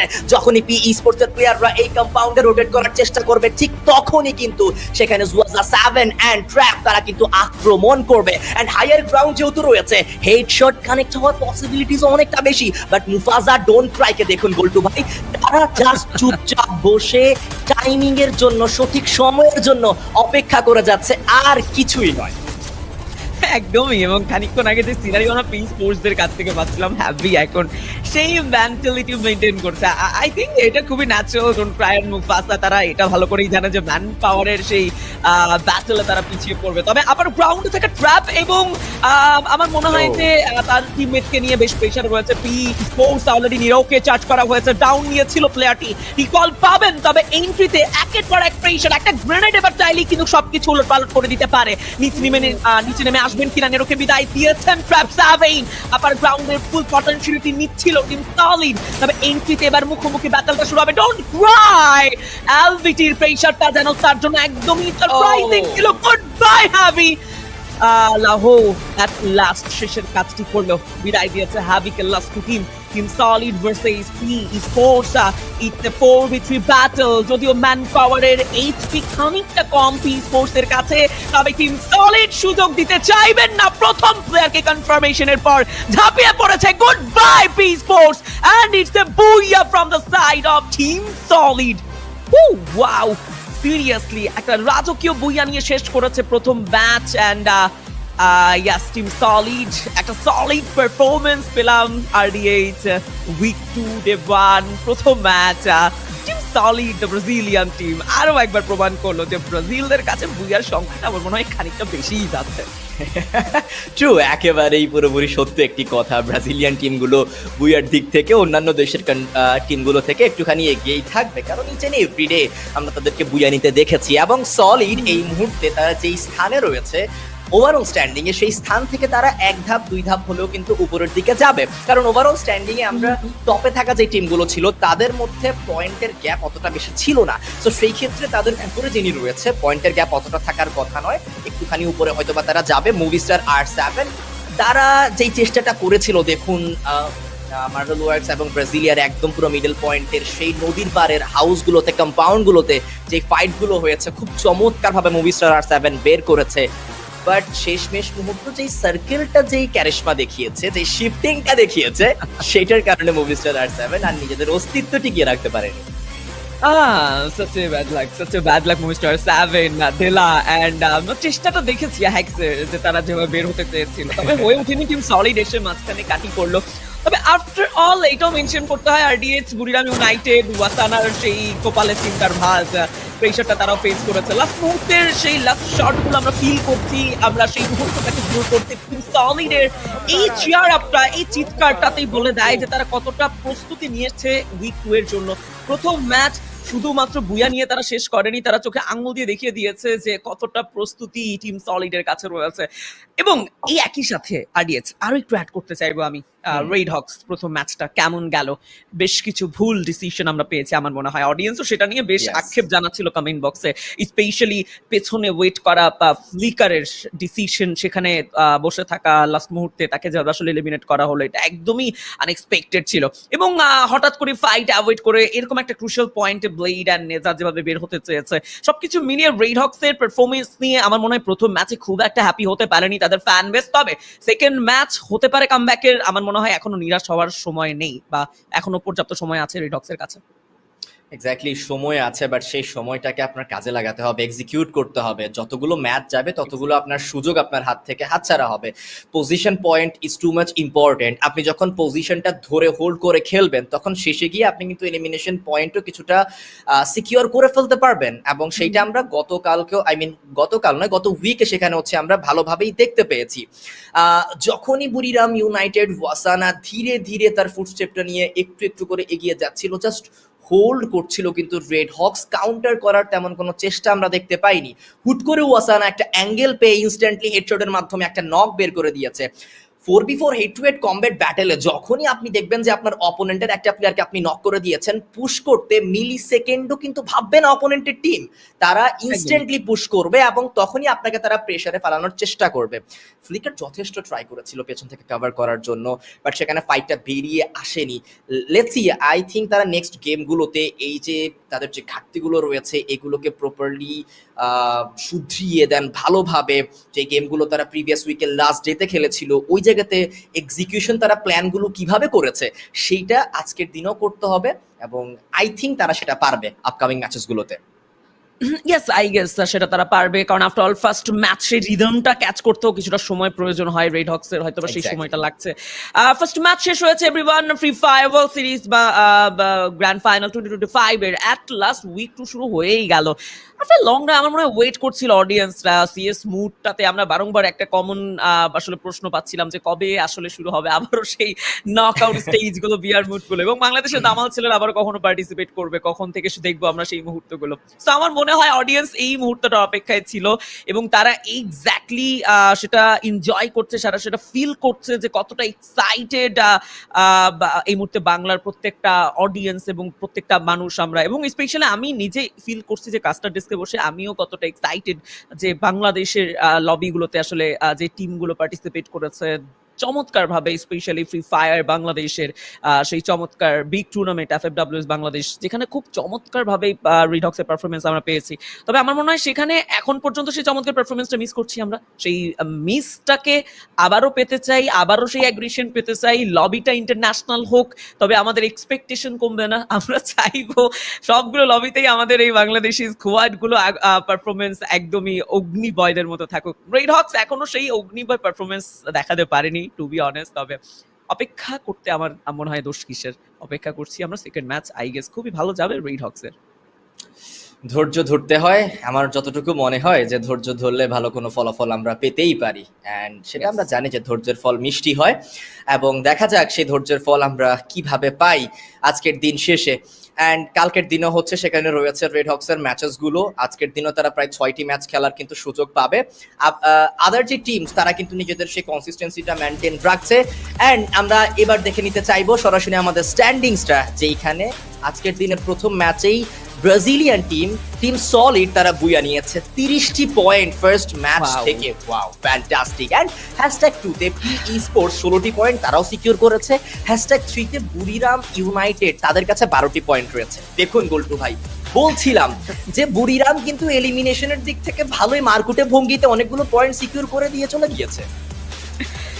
ইটস ট্রু, অনেকগুলো পয়েন্ট তারা কালেক্ট করে নিয়েছে, #3 তে প্রবেশ করেছে 12টি পয়েন্টের সাথে। তবে সেই ক্ষেত্রে আমরা 11-এ ওয়াককে দেখছি, ফ্লুক্সো খুব একটা বেশি পয়েন্ট কালেক্ট করতে পারেনি, আজকে 10 রয়েছে এবং হ্যাশট্যাগ 12 সর্বশেষ টিম রেড হকস যাদের কাছে কোনো পয়েন্ট নেই, মানে একটি ম্যাচ হাতছাড়া, কোনো পয়েন্ট ছাড়া, মানে প্রিভিয়াস উইকে যতগুলো পয়েন্ট ছিল এখনো সেই পয়েন্টটুকুই রয়েছে। তবে এবার গেম হাইলাইটস দেখতে পাচ্ছি আরডিএল, যেখানে সেই ক্রুশিয়াল পয়েন্টগুলো স্পেশালি এই যে ডেলাকে দেখো এন্ট্রি নিয়েছিল, টিম সলিড কিভাবে টার্গেট করেছে ডেলাকে, এন্ড অন্যদিকে ফ্যালকন টিম সলিডের উপর চড়াও হতে এসে কিভাবে নিজেদেরকেই নিজেদের অস্তিত্ব তারা হারিয়েছে। প্রত্যেকটা মুহূর্ত বেশ এক্সাইটিং ছিল, অ্যান্ড স্পেশালি মেনশন করতে হয় লাস্ট মুহূর্তটাকে, তিনটি টিম সেখানে হ্যাভি যেভাবে ডোন্ট ট্রাই অ্যান্ড মুফাসাকে নিয়ে বেঁচে থাকার স্বপ্ন দেখেছিল, সেই স্বপ্নটা সফল হলো না। দেখুন সলিডের টাইমিং রোটেশন খুবই ভালো ছিল, তারা কিন্তু হেভি এর পেছনই হচ্ছে ওই জায়গাটিতে গিয়েছে, হেভিকে আগে তারা যেতে দিয়েছে, দেন তার পরবর্তীতে তারা সেই রোটেশনে সেই পজিশনে তারা কিন্তু একটু একটু করে এগিয়েছে, তাদের সেই বুয়াটা আমরা দেখতে পেয়েছি আজকে দিনের ফার্স্ট ম্যাচে। ব্রাজিলিয়ান টিমগুলো আজ উইক 2টাও খুবই চমৎকারভাবে সেখানে স্টার্ট করেছে। টিম স্ট্যাটস দেখতে পাচ্ছি আমরা, ট্র্যাপ 7, দেন এক্স জুয়াজা 7 দেখতে পাচ্ছি আমরা, নিক্সেট 7, দেন হ্যাককেও সেখানে আমরা দেখবো।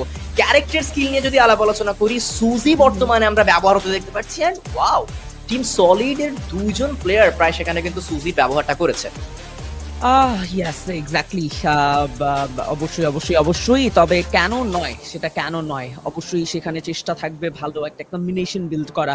A124 ক্যারেক্টারটাকে খুব পারফেক্ট সময় ইউজ করা গেলে, খুব ভালোভাবে সেটাকে ইউটিলাইজ করা গেলে, অপোনেন্ট স্কোয়াডকে যেন একদমই কোনো অপরচুনিটি দেওয়া ছাড়াই শেষ করা যায় সেই ব্যাটলটি।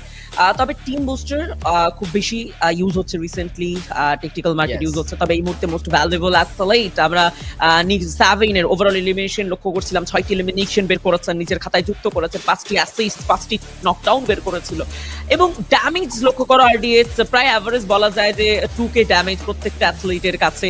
হাইস্ট এলিমিনেশন বের করেছে নিক্স, তবে সেখানে সেকেন্ড হাইস্ট থাকবে ট্র্যাপ 7-এর খাতায়, যার কাছে রয়েছে 7টি অ্যাসিস্ট, তবে সর্বোচ্চ অ্যাসিস্ট যে বের করেছে RDS, that is hawk, overall 10 অ্যাসিস্টের সাথে তার ড্যামেজ প্রায় 1300 প্লাস। এক্স্যাক্টলি, অ্যাসিস্ট অনেকগুলো বের করেছে উনি, এবং দলের জন্য এটা গুরুত্বপূর্ণ। সেখানে ট্যাকটিক্যাল মার্কেট লুড আউট নিয়ে হচ্ছে আমরা আলাপ আলোচনা করছিলাম, এবং ইনফ্যাক্ট কিন্তু বল্টু ভাই আমরা এই ম্যাচের মধ্যেও অনেক বেশি কিন্তু ভোল্ট মেকারের ব্যবহার দেখতে পাচ্ছিলাম, বারংবার থান্ডার জোন, ভোল্ট মেকার এগুলো কিন্তু ব্যবহার হচ্ছিল। চলুন সেগুলো নিয়ে আলাপ আলোচনা করার আগে গেম এমভিপি কে নিয়ে একটু আলাপ আলোচনা করে আসা যাক। দ্যাট ইজ নিক্সের 7, যেখানে তার কাছে এলিমিনেশন রয়েছে 6টি, ড্যামেজের পরিমাণ 2191, অ্যাসিস্টের পরিমাণও রয়েছে 5টি। তার ব্যবহার করা ক্যারেক্টার গুলো নিয়ে যদি আলাপ আলোচনা করি, অস্কার ফ্রন্ট লেনে খুবই ভালো, এবং এই ক্যারেক্টার দিয়ে আমরা সামটাইমস 1v2 1v3 করতেও দেখতে পাই শুধুমাত্র স্কিল ব্যবহার করে, এবং তার ব্যবহারকৃত লোড আউট ছিল টিম বুস্টার, অ্যান্ড তার সব থেকে বেশি ব্যবহার করা অথবা প্রিয় ওয়েপন ছিল M590। M590 মনে পড়ে গেল মেটা 50-র কথা, এক সময়ের রাজকীয় এই ওয়েপনটা হয়তোবা এখন সেই অ্যামাউন্টে ইউজ করা হয় না যে অ্যামাউন্টটা আসলে ইউজ করা হতো সেই মুহূর্তে মেটা 50-র পর। মেটা 51-এ অনেক চেঞ্জেস এসেছে, নতুন গান ইনক্লুড হয়েছে, উইনচেস্টার, এই গানটারও যথেষ্ট ইউজেস দেখা যাচ্ছে রিসেন্টলি, এবং আমার মনে হয় এই গানটাকে প্রপারলি আয়ত্তে নিতে হলে, এই গানটাকে প্রপারলি ইউটিলাইজ করার জন্য আরো কিছুটা সময় প্রয়োজন আছে, প্লেয়ারদের সময় লাগবে। তবে একজন স্পোর্টস অ্যাথলেট তার সব থেকে বড় পরিচয় আমার মনে হয় হওয়া উচিত যে উইথাউট এনি ডিপেন্ডেন্সি তার প্রত্যেকটা গানের সাথে আসলে ইউজ টু হতে হবে। অ্যান্ড বর্তমানে যদি কথা বলতে চাই, আমাদের আজকে ওভারঅল প্রথম ম্যাচ শেষে এতটুকু তো প্রমাণ পেয়েছে যে উইক 1 থেকে উইক 2 এর পারফরমেন্সে অনেক বেশি পরিবর্তন লক্ষ্য করা যাচ্ছে, অনেক বেশি অ্যাগ্রেসিভ হয়ে উঠছে টিমরা। বুরিরাম ইউনাইটেড কতটা অ্যাগ্রেসিভ ছিল, তাদের ফায়ার পাওয়ারটা কতটা হার্ড ছিল, ব্রুটাল ফায়ার পাওয়ার ছিল তাদের সাইড থেকে, আমরা সেটা দেখেছি। ওয়াসান আর 1v2 রেড হকসের অ্যাগেইনস্টে সবগুলো মোমেন্ট আমাকে মনে করিয়ে দেয় যে লবি যেরকম এগিয়ে যাচ্ছে, দিন যেমন এগিয়ে যাচ্ছে, আমরা যত গ্র্যান্ড ফিনালের কাছাকাছি যাচ্ছি তত বেশি টিমরা সিরিয়াস হচ্ছে, সিনারিওগুলো হার্ড হচ্ছে। এক্স্যাক্টলি, হার্ড সিনারিও তো সেখানে আমরা দেখবোই, আশা করছি আপকামিং ম্যাচেসগুলোতে আমরা হেড টু হেড ব্যাটল দেখতে পারবো। গেম স্কেডিউল নিয়ে আলাপ আলোচনা করলে, গেম 1 যেটি পারগেটরিতে অনুষ্ঠিত হয়েছিল, টিম সলিড বুয়া নিয়েছে। গেম নাম্বার 2 অনুষ্ঠিত হবে নেক্সট এরাতে, পরবর্তী ম্যাপ, এবং একটা খুব ডিজিটাল একটি ম্যাপ, যেখানে আপনি সার্কেলও একটা কম পাবেন আদার ম্যাপগুলোর তুলনায়, 7টি সার্কেল সেখানে রয়েছে। দেখা যাক এই ম্যাপের মধ্যে দলগুলো কিরকম পারফর্ম করতে পারে, বাট আফটার দিস ম্যাপ আমরা বারমুডা দেখতে পারবো গেম নাম্বার 3-তে। নেক্সট্রা সেই ফিউচারিস্টিক ম্যাপের কথাই তো বলছিলাম, রাইট? সেই গ্র্যাভিটি বিহীন ম্যাপ, যেখানে গ্র্যাভিটির বা সেই সামঞ্জস্যতা থাকবে না কয়েকটি জায়গায়। এবং আমার মনে হয় যে এই নেক্সট্রা ম্যাপের মধ্যে প্রপার আপনার ট্যালেন্ট শো করার সুযোগ আছে। আপনি কতটা ট্যালেন্টেড অ্যাথলেট, যে কোনো সিচুয়েশনে কতটা আসলে আপনি নিজেকে প্রস্তুত রাখতে পারেন সেটা শো করার অপশন আছে। প্রত্যেকটা প্লেয়ার অলরেডি প্রস্তুত, ডিভাইস তুলে নিয়েছে হাতে, অ্যান্ড তারা প্রস্তুত এই বিগ মঞ্চে আরো একটা বিগ ম্যাচ কমপ্লিট করার জন্য। সেই 12টি লবিতে 12টি স্কোয়াড এবং 12টি স্কোয়াড, সেখানে আবারও বাংলার সেই দামাল টিম রেড হকসকে লক্ষ্য করা যাবে। যদি প্রথম ম্যাচটা খুব একটা ভালো যায়নি, তবে আরডিএক্স এইটা ক্যালকুলেশন করতেই হবে। এই ক্যালকুলেশনটা কোনোভাবেই মিস করা যাবে না। ম্যাচ হাতছাড়া হচ্ছে, অ্যাভারেজ পয়েন্ট অ্যাচিভ করার অ্যামাউন্টটা বেড়ে যাচ্ছে। যেখানে এক ম্যাচে তাদের দরকার ছিল 20, হয়তোবা এবার 25, সেখানে হয়তোবা এখন 30। এই অ্যামাউন্টটা যত বাড়বে সিনারিও কঠিন হবে এবং গ্র্যান্ড ফাইনালের জন্য কোয়ালিফাই করাটা কঠিন হয়ে যাবে। এক্স্যাক্টলি, যতগুলো ম্যাচ আপনার হাতছাড়া হবে আপনি পয়েন্ট সিকিউরিং এর ক্ষেত্রে, সেক্ষেত্রে আপনাকে আরো বেশি সতর্ক হতে হবে। রিজিওনাল রিপোর্ট ব্রাজিলেরটা যদি আমরা দেখি, এখনো পর্যন্ত স্ট্যান্ডিং এ সবার উপরে রয়েছে পয়েন্টস সেখানে 178, এলিমস 103, অ্যান্ড অ্যাভারেজ ড্যামেজ কিন্তু সেখানে আমরা দেখতে পাচ্ছি 5592। এইটা হচ্ছে ফ্লুক্সোর স্ট্যাটস। অ্যান্ড E1 স্পোর্টসটা যদি আমরা দেখি, তারা 5ম স্থানে রয়েছে। তাদের পয়েন্টের সংখ্যা হচ্ছে 151, elimination 76, and average damage 5461। And on the other side team solid, যারা কিনা প্রিভিয়াস ম্যাচেই করেছে একটা চমৎকার বুইয়া, তাদের নিয়ে যদি আলাপ আলোচনা করি তাহলে স্ট্যান্ডিং এ #12তম পজিশনে বর্তমানে এই টিমটা রয়েছে। পয়েন্টের পরিমাণ 122, এলিমস রয়েছে 57, and average damage 3478। But team Solid গোল্টু ভাই, তাদের জায়গার পরিবর্তন হয়েছে আই থিঙ্ক, বিকজ 122 পয়েন্ট আগের স্ট্যাটটা ছিল। আজকের দিনে ফার্স্ট ম্যাচ থেকে তারা আরো 30টি পয়েন্ট কালেক্ট করেছে, এবং সেই 30টি পয়েন্ট যদি আমরা যোগ করি, একটা বিগ জাম্প কিন্তু টিম সলিডের হয়েছে ওভারঅল স্ট্যান্ডিং এ। ইয়াস, অবশ্যই। এবং যে ব্যাপারটা আমি তোমাকে খানিকক্ষণ আগে মেনশন করে জানালাম, যে ব্রাজিলিয়ানদের যে অধিপত্য Free Fire world series grand final 2025 এর এই বিগ মঞ্চ স্টেজে, ব্রাজিলিয়ান টিম যেভাবে নিজেদের রাজত্বটা বানিয়ে রেখেছে, নিজেদের যে এরিয়াটা করে রেখেছে ক্যাপচার, আমার মনে হয় ব্রাজিলিয়ান টিমের যদি এই গর্জন বা এই রিদম কন্টিনিউ হতে থাকে, তবে অবশ্যই ব্রাজিলিয়ান স্কোয়াড গুলোর কাছে সুযোগ অনেকটা বেশি। তবে এইবার একটা চমৎকার কোটেশন আমরা লক্ষ্য করছিলাম, we have learned from Esports World Cup 2025, just like in 2024, when we struggled at Esports World Cup, but win on the win FFWS Global Finals 2024 box. এবং একটা ব্যাপার খেয়াল করেছে কিনা ডিএস, যে প্রত্যেকটা মুহূর্তে প্লেয়াররা নতুন নতুন কিছু শিখছে। হ্যাঁ, এবং যে স্ট্রাগলের ব্যাপারটা আসলে শেয়ার করা হলো, স্ট্রাগল প্রত্যেকটা মুহূর্তে তারা স্ট্রাগল করছে, যে ব্যাপারটা নিয়ে আসলে আমরা বারংবার কথা বলি, যে নতুন ভাবে নিজেকে তৈরি করা। রেড হকসের জন্য সেই অপরচুনিটিটা কি ছিল কিনা, তারা সেই 2024-এ মিস করেছে বিগ স্টেজগুলো, এই লবিগুলো। তবে 2025 সাল থেকে বাংলাদেশে স্পোর্টস সিনারিওটা, ফ্রি ফায়ার কমিউনিটির এই স্পোর্টস সিনারিওটা পুরোপুরি অন্য মাত্রায় পৌঁছেছে, এবং দুটো ব্যাক টু ব্যাক ইন্টারন্যাশনাল টুর্নামেন্টে পার্টিসিপেট করেছে বাংলাদেশি স্কোয়াডগুলো।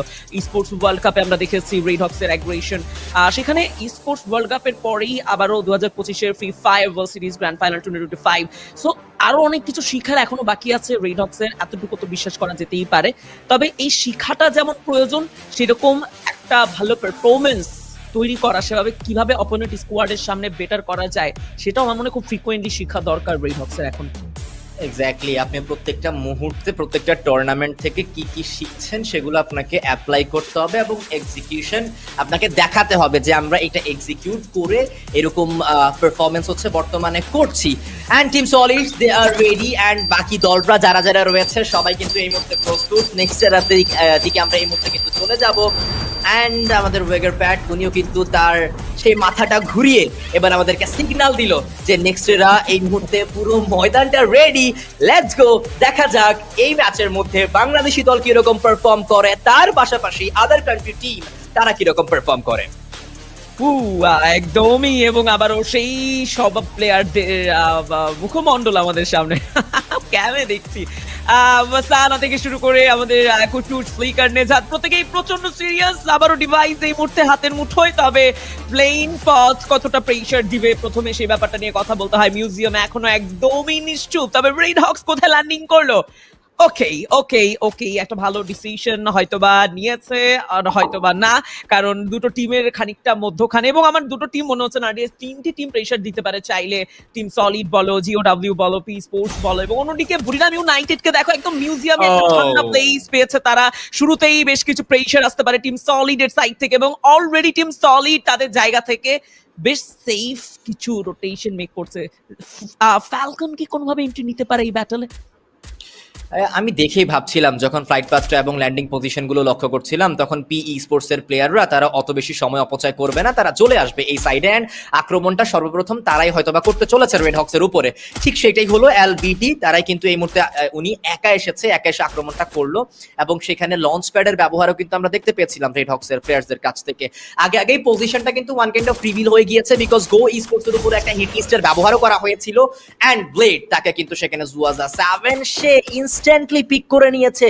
সামনে টিম সলিড, পেছনে পি স্পোর্টস, আরো একবার দুটো দলের মাঝখানে টিম রেড হক্স। আবারও দুটো দলের মাঝখানে প্রেসারটা আবারও বেশি, তবে এইবার টিম সলিড ঠিক প্রেসারটা কতটা ভয়ঙ্কর ভাবে দিতে পারবে আই ডোন্ট নো। নেজাদ এইচপি লুজ করবেন, ডাউন হবে এই মুহূর্তে নিক সাভেন। আবারও যেন ভাঙছে বাংলাদেশের প্রত্যেকটা অডিয়েন্সের স্বপ্ন, এবং অন্যদিকে রেড হক্স কুট্টুসকে দেখছিলাম, তিনি বেশ একা ফিল করছে, হয়তোবা নিঃসঙ্গতা তাকে প্রত্যেকটা মুহূর্তে ভোগান্তিতে ফেলছে। একদম পানি পথে চলে আসা কুট্টুস, এবং I don't know, like Red হক্সের এই ম্যাচ যদি কোনোভাবে হাতছাড়া হয়ে যায়, তবে কতটা আসলে সুযোগ তারা পাবেন স্পোর্টস এর এই বিগ স্টেজে নিজেকে আবার প্রমাণ করার বা নিজের টিমটাকে গ্র্যান্ড ফাইনালে লবিতে পৌঁছে দেওয়ার।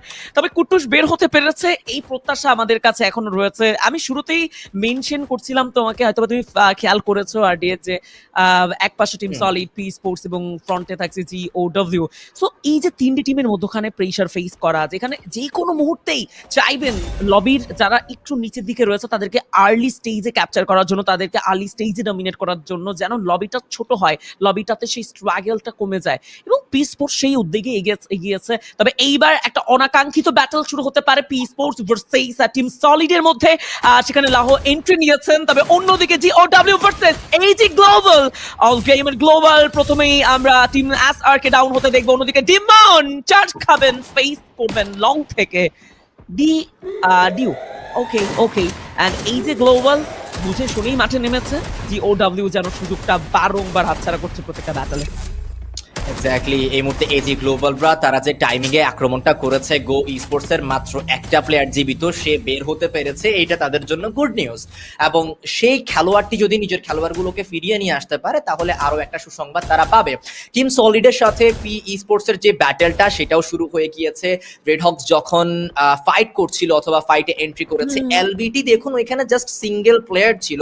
I don't think so why red hawks সেক্ষেত্রে পিছিয়ে এসেছে, হয়তোবা তারা ভেবেছিল ফুল টিম এসে পড়েছে এই জায়গাটিতে। And P sports now they are in danger, because একে প্রায় দুটো প্লেয়ারকে সেখানে পিক করে নেওয়া হয়েছে। লাহো তাকেও পিক করে নেওয়া হবে। সলিড অ্যাগেইন, দেখুন এই ব্রাজিলিয়ান মনস্টারদের তারা কিভাবে পুরো লবিতে ডমিনেট করে বেড়াচ্ছে, এক প্রান্ত থেকে অন্য আরো এক প্রান্ততে। But good news from team Red Hawks, because কুট্টুস নেজাদকে আরো একবার ফিরিয়ে নিয়ে আসতে পেরেছে।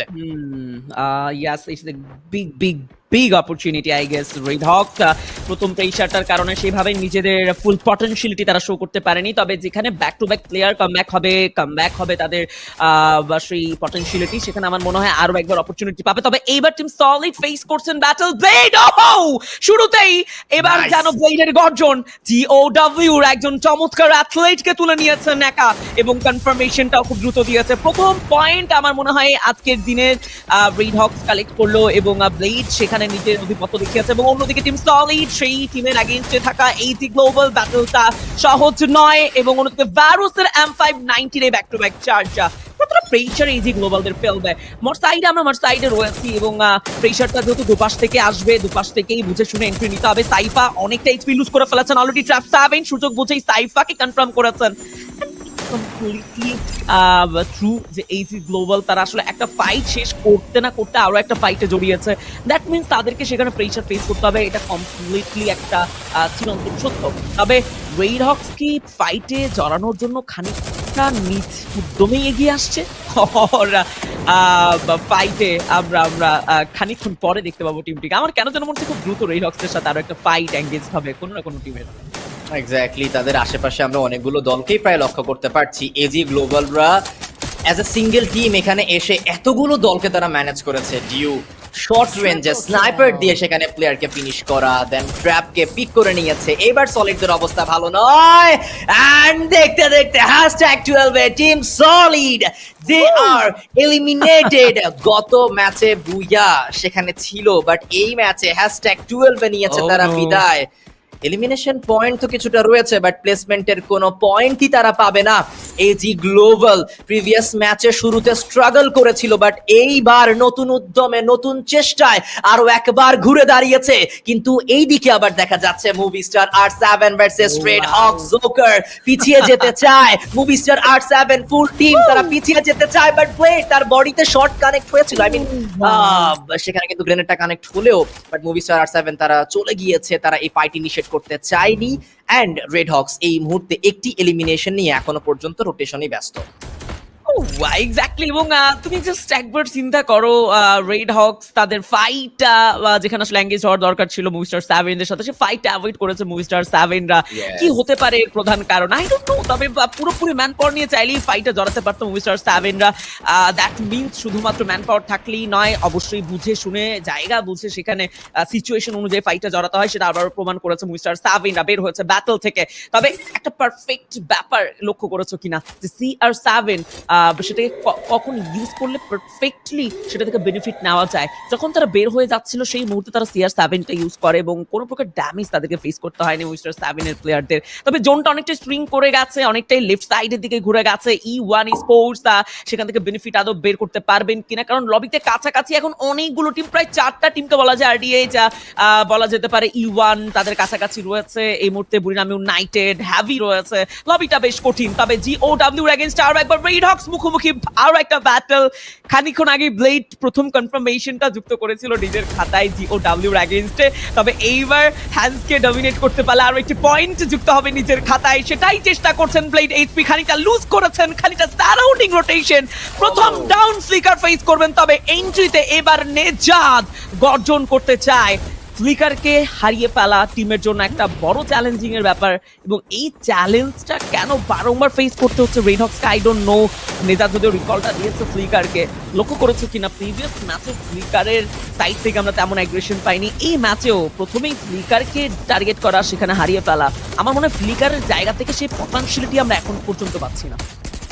ব্যাকবোনটা যদি আপনি ডিস্ট্রয় করে ফেলতে পারেন তাহলে আপনার জন্য ফাইটটা আরো ইজি হয়ে যায়। সেগুলো নিয়ে আলাপ আলোচনা হচ্ছে, আমরা করব। বাট এই মুহূর্তে হেভি যেই ফাইটটা ইনিশিয়েট করছে, সামনে E1 স্পোর্টসদেরকেও আমরা দেখতে পাচ্ছিলাম দুটো প্লেয়ারকে প্রায় হারিয়ে ফেলেছে। ডোন্ট ট্রাই মুফাসা, খাবির উপরে আক্রমণ, Allen the last man standing. Buriram United পুরো লড়াইতে প্রায় বিজয় অর্জন করে ফেলেছে। জোয়েনা মোশি একসাথে একই জায়গাতে চুপচাপ বসে রয়েছে। এলেন নিজের টিমকে বাঁচাতে হলে এই জায়গা থেকে বেরিয়ে যেতে হবে, এবং সময় মতো বেরিয়ে গিয়েছে।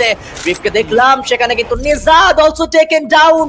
হোয়াট এন্ড একে একে প্লেয়ার হারাচ্ছে গো ইস্পোর্টস। এতক্ষণ যাবত শুধুমাত্র তাদের প্লেয়ার গুলো আসার, ম্যান পাওয়ার বেড়ে যাওয়ার অপেক্ষা করছিল। হাতে গ্রেনেড, এন্ড সেই গ্রেনেডটা কাজে লাগলে নক বের হতে পারে। রেড হক্স কি পারবে এই ফাইটটা বের করতে? দুটো এলিমিনেশন নিয়ে এখনো পর্যন্ত রয়েছে গো ইস্পোর্টস কম্পাউন্ডের ভিতরে টিম রেড হক্স। গ্রেনেড দেন একে একে যতগুলো ইউটিলিটিস রয়েছে সবগুলোরই ব্যবহার হচ্ছে। নেজাদ জায়ান্টকে নক করলো, M79 দিয়ে কিলটা কনফার্ম করে নিয়েছে। এইবার ম্যান পাওয়ারের দিক থেকে গো ইস্পোর্টস তারা একদম এগিয়ে থাকবে। ভেতরে এন্ট্রি নিয়ে নক বের করে দিয়েছে নেজাদ। Oh my god, what was that again? M79 master, that is RHK নেজাদ একে একে প্লেয়ার হারাচ্ছে সামনে থাকা গো ইস্পোর্টস, এন্ড আরো কিছু এলিমিনেশন পয়েন্ট সেখান থেকে সিকিউর করেছে। 5টি এলিমিনেশন পয়েন্ট বর্তমানে রেড হক্স এর কাছে থাকবে। গো ইস্পোর্টস তারা স্ট্রাগল করছে। রিপ তাকে এলিমিনেট করা যাবে কিনা, ড্যামেজ দিয়ে যাচ্ছে। নেজাদ ক্লোজ রেঞ্জে এন্ট্রি করবে, সেখান থেকে আরো একটা থার্ড পার্টি হয়েছে। নেজাদ তাকে রিভাইভ করে এখান থেকে বেরিয়ে যাওয়াটাই আই থিংক সো গোল্ড টু ভাই গুড ডিসিশন হবে, বিকজ এজি গ্লোবাল তারা অ্যাঙ্গেলটা কিন্তু ইতিমধ্যে পেয়ে গিয়েছে এই fighter. And yes guys, we are back again. বাংলাদেশের স্কোয়াড করেছে ব্যাক করেছে আবারও জিওডব্লিউ সুযোগ বুঝে দুটো প্লেয়ারকে রিকল করে নিয়েছে, তবে ব্যাটল শেষ হয়নি, আবারও প্রেসার ফেস করতে হবে বুড়িরাম ইউনাইটেডদেরকে। সেখানে জিওডব্লিউ প্রেসার দিচ্ছেন এবং প্রেসার ফেস করছেন, দুটো সাইডেই তাদেরকে লক্ষ্য করা যাচ্ছে। একাধিক ফাইট যখন একসাথে কানেক্ট করবেন জিওডব্লিউরা তখন এমনটা তো হওয়ারই ছিল, এবং শুধু মুভিস্টার 7 নয়, বুড়িরাম ইউনাইটেড, রেড হকস প্রত্যেকটা টিমের এবার যেন টার্গেট জিওডব্লিউ। তবে #2 তে রয়েছে red Hawks with 5 elimination point. এই মুহূর্তে এই ওভারঅল স্ট্যান্ডিংটা এই ম্যাচের দেখে বেশ ভালোই লাগছে। আমার মনে হয় বাংলাদেশের অডিয়েন্স এই মুহূর্তটার অপেক্ষায় করছিল, সেই মুহূর্তটা ধীরে ধীরে আমরা ফিল করছি, আমরা ফেস করছি। তবে ব্যাটল এখনো শেষ হয়নি। নেজাদ যেভাবে M79 দিয়ে গর্জন করেছে সেটা আরো সুযোগ পাবে, এখন অনেকটা সময় বাকি আছে #10-এ। তবে নেজাদকে শুরুতেই ডাউন করে দেওয়া এইজি গ্লোবাল টিম SR এর, এটা মনে হয় খানিকটা আর্লি স্টেজে মেরুদণ্ড ভেঙে দেওয়ার মতো একটা ব্যাপার। নেজাদকে টিকিয়ে রাখা দরকার ছিল এই মুহূর্তে, যে ফর্মে ছিল নেজাদ সেই ফর্মটা ব্রেক করলেই কিন্তু বিপদ। এবং অন্যদিকে মুভিস্টার R7 ভার্সেস বুড়িরাম ইউনাইটেড, দুটো প্লেয়ার লুজ করেছে বুড়িরাম ইউনাইটেড, এবং মুভিস্টার R7 সেই পুরনো রূপ আবারও ধারণ করার চেষ্টা করছে। সে পুরনো রূপ আবারও কিন্তু ধারণ করার চেষ্টা করছে বুড়িরাম ইউনাইটেডের উপরে একের পর এক আক্রমণে জি গ্লোবালদের তরফ থেকে। বাট এইবার মুভিস্টার R7 তারাও অ্যাটাক করেছে রেড হকসের উপরে। কুট্টুসকে নক দেওয়া হবে, কুট্টুস অবশ্য একটা প্লেয়ারকে নক করেছিল, বাট দেখতে দেখতে জেলা, গেমস কিং, হ্যাক্সি সবাই মিলে রেড হকসের পুরো দলটাকে করলো এলিমিনেট। And #11-এ আমরা কিন্তু মেবি এটা #11-এ সেখানে কিন্তু আমরা রেড হকসকেও দেখতে পাচ্ছি 5টি সেখানে কিন্তু এলিমিনেশন পয়েন্ট তাদের কাছে রয়েছে। And on the other side AG global তারা এই মুহূর্তে বুড়িরাম ইউনাইটেড অ্যান্ড মুভিস্টার R7-এর সামনে কিন্তু রয়েছে। একদমই আর দিয়েছে, এবং আবারও মন ভেঙে যাওয়ার মতো একটা ব্যাপার। এবং রেড হকস অনলি 5টি পয়েন্ট, 5 পয়েন্ট নিয়ে আজকের সেকেন্ড ম্যাচ শেষ করলো। গ্যাপ যেন খুব বেশি একটা ফুলফিল করতে পারলো না। তো এই যে ব্যর্থতাগুলো ম্যাচের প্রথম দুটো ম্যাচে, I don't think so like এইভাবে যদি কন্টিনিউ হতে থাকে রেড হকসের জন্য আসলে অপরচুনিটি রয়েছে। তবে অবশ্যই অপরচুনিটি কালেক্ট করে নিতে হয়, সিকিউর করে নিতে হয় অপোনেন্ট থেকে, এবং সেটা আই গেস রেড হকস চেষ্টা করবে বাকি 4টি ম্যাচ জুড়ে। যদিও ব্যাটলে এবার হার মানতে হয়েছে জিওডব্লিউ কে আফটার লং টাইম, অনেক স্ট্রাগলের পর বিদায় নিয়েছে। এবং অন্যদিকে লং থেকে জোকারের back to back sniper charge, AG Global আবার গ্রাউন্ড থেকে প্রেসার ফেস করছেন। অন্যদিকে শর্ট রেঞ্জে Fluxo versus Wag back to back এই ব্যাটলে 3টি প্লেয়ার ফ্লুক্সো সাইড থেকে ডাউন হয়ে যাচ্ছে। MD7 উদ্দিন অ্যান্ড আরো একটি প্লেয়ারকে আমরা হারিয়ে বসেছি। Wag, what a perfect starting brother, and এই স্টার্টিং এর যথেষ্ট প্রয়োজন ছিল ওয়াগের। এবং এই ভিয়েতনামি টিমটার কাছে যেখানে শুরু থেকে অপরচুনিটি ছিল, তারা সেই অপরচুনিটি কালেক্ট করতে না পারলেও প্রথম ম্যাচে সেকেন্ড ম্যাচ হাতছাড়া করতে চায় না। এবার শর্ট রেঞ্জে কম্পাউন্ডের মধ্যে থেকে আমরা তকিকে দেখছিলাম, তিনি ব্যাক টু ব্যাক প্রেসার দিচ্ছিল। তবে পি স্পোর্টস গুডবাই। এক মুভিস্টার R7 কতগুলো টিমের স্বপ্ন ভাঙলো লক্ষ্য করা RDH, স্পেশালি বুড়িরাম ইউনাইটেড এবার হয়তো তাদেরও স্বপ্ন ভাঙতে পারে। একটি মাত্র অ্যাথলেট সেই টিমে আমরা লক্ষ্য করছি। অ্যান্ড অলসো লাইক ফ্লুক্সোর জন্য প্রেশার অনেক বেশি। Movistar R7, this team is completely brilliant brother, to be honest. Brilliant পারফরমেন্সে এবার মুভিস্টার R7 একটা ভয়ঙ্কর রূপ দেখাচ্ছে। দেখো এই ম্যাচে তাদের গর্জনটা, I don't think so এভাবে যদি তারা খেলতে থাকে তাদেরকে আটকানো তো সহজ হবে। এক্স্যাক্টলি, এই ম্যাচের টাইমিং দেন রোটেশন সবকিছুই খুবই ভালো কিন্তু প্রোভাইড করেছে। অ্যান্ড আমরা তাদেরকে এখনো পর্যন্ত ওপেন গ্রাউন্ডে ফাইটটা ইনিশিয়েট করতে দেখতে পাচ্ছি। সার্কেলের একদম AJE1 স্পোর্ট যদি সার্কেলে এন্ট্রি করতে চায় তাহলে সেই দলটাকে সর্বপ্রথম ফ্লুক্সোদেরকে বিট করতে হবে। পারবে কি সেইটা? বাট বিটিন XP he is taken down. ডেলা আক্রমণ করেছে, third party from Movistar R7। Falcon তারা কি পারবে সামনে থেকে E1 স্পোর্টসদেরকে এলিমিনেট করতে? ইয়েস, এলিমিনেটটা সেখানে কিন্তু করেছে। একদম শেষ টপ 5 টিমে আমরা চলে এসেছি। ফালকনদের এইবার নজর মুভিস্টার R7-দের উপরে। হ্যাক্সি is taken down now. Games king, Della, Joker তিনজন গিয়ে সেখানে রিভাইভিং প্রসেসটা কমপ্লিট করার ট্রাই করবে। ডিউ তার কাছ থেকে অ্যাটাক যাচ্ছে। একটা ভালোই লাগলো, রাইট? একদম রুফটপে মন খুলে মনস্টার ট্রাক ইউটিলাইজ করার সেই সুযোগ পেয়েছে তারা। তবে অন্যদিকে যে গ্লোবাল নিচে নামার সাথে সাথেই মুভিস্টার R7-দের সাথে ফেস করবে একটা ব্যাটল। শুরু হয়েছে সেই battle, Movistar R7 versus AG Global. Pressure যাবে শুরুতেই ডিউ অ্যান্ড সাইফার সাইড থেকে জোকার অ্যান্ড ডেলাকে কনফার্ম করেছেন। আরো একটা প্রেসার, ডিউ তার back to back sniping charge গুলো জানে। বাট মুভিস্টার R7-এর এতক্ষণ ধরে রাখা সেই সাজানো গুছানো গল্পটাকে ভেঙে দিচ্ছে, সেই সাজানো গোছানো গল্পটার শেষ মুহূর্তে সেই ইতি টানাচ্ছে। সো এই যে গ্লোবাল অ্যান্ড ব্যাটল ফিল্ড সবকিছু যেন আরো একবার প্রমাণ করছে যে এই মুহূর্তে বা যে কোনো মুহূর্তে আপনি কামব্যাক চাইলে করতে পারেন। ব্যাটল ফিল্ডে যে কোনো মুহূর্তে যে কোনো কিছু করে ফেলা সম্ভব। আপনার কামব্যাক থেকে শুরু করে আপনার ব্যাকবোন প্রত্যেকটা জিনিস এই মুহূর্তে রয়েছে হাতে। তবে মুভিস্টার 7 একটু প্ল্যানে সার্ভাইভ করবেন। অন্যদিকে game king the last athlete pressure face করা সেই প্লেয়ারটিকে এইজি গ্লোবাল এত সহজে ছাড়বেন না। আই থিঙ্ক ব্রেক করা হয়েছে সেই মনস্টার ট্রাকটিকে অলরেডি। এবং অন্যদিকে ডিউ এই স্নাইপার অ্যাথলেটটিকে নিয়ে নতুন করে আমি সিরিয়াসলি কিছু মেনশন করবো না। ব্রিলিয়েন্ট স্নাইপার প্লেয়ার অ্যান্ড তার স্নাইপার পারফরমেন্স রিয়েলি অ্যামেজিং। আরো একবার ফ্যালকনদের উপরে গর্জন। মুভিস্টার আর 7কে এই লবি থেকে বিদায় দিয়ে তারা শান্ত হয়নি, এবার ফ্যালকনকেও বিদায় দিতে চায়। And goodbye Falcon, last two squad. এই যে Global versus Wag, it's a 4v3 battle RDH। কি হবে বলে ফেলো তো। Booyah Esports একে প্লে 4v1 সিনারিও টিম অ্যাসার গ্রেনেড এলিমিনেশন আসতে দেখতে পেয়েছি। and Booyah from the side of AG Global, all gamers global। দ্বিতীয় ম্যাচে কি চমৎকার পারফরম্যান্স দেখিয়েছে এন্ড তাদের মুখে সে হাসিটা দেখুন, তাদের সেই সাইনগুলো দেখুন, তারা দেখাচ্ছে সকলকে যে তারাও কামব্যাক করে ফেলেছে। বাট একটা কথা কিন্তু মেনশন করতে হচ্ছে গোল্টু ভাই, যে Booyah Esports প্রিভিয়াস ম্যাচে অত ভালো পারফর্ম করতে না পারলেও এই ম্যাচে কিন্তু যথেষ্ট ভালো পারফরমেন্স তাদের কাছ থেকে আমরা দেখতে পেয়েছি। ইয়াস ইটস ট্রু। এবং এই যে গ্লোবাল যে কামব্যাকটা দেখিয়েছে, এটা প্রয়োজন ছিল তাদের টিমের জন্য খুবই প্রয়োজন ছিল এরকম একটা আমার মনে হয় পারফরমেন্স। অ্যান্ড অ্যাট লাস্ট এই যে গ্লোবাল সেই সাকসেসফুল Booyah নিয়ে জানান দিয়েছে যে লবিতে কামব্যাক করা শুরু করেছে তারা, এবং অন্য টিমকে তারা খানিকটা সতর্ক করেছে। এই যে গ্লোবাল স্পেশালি মেনশন করতে আমি ফ্যান হয়েছে আর একবার।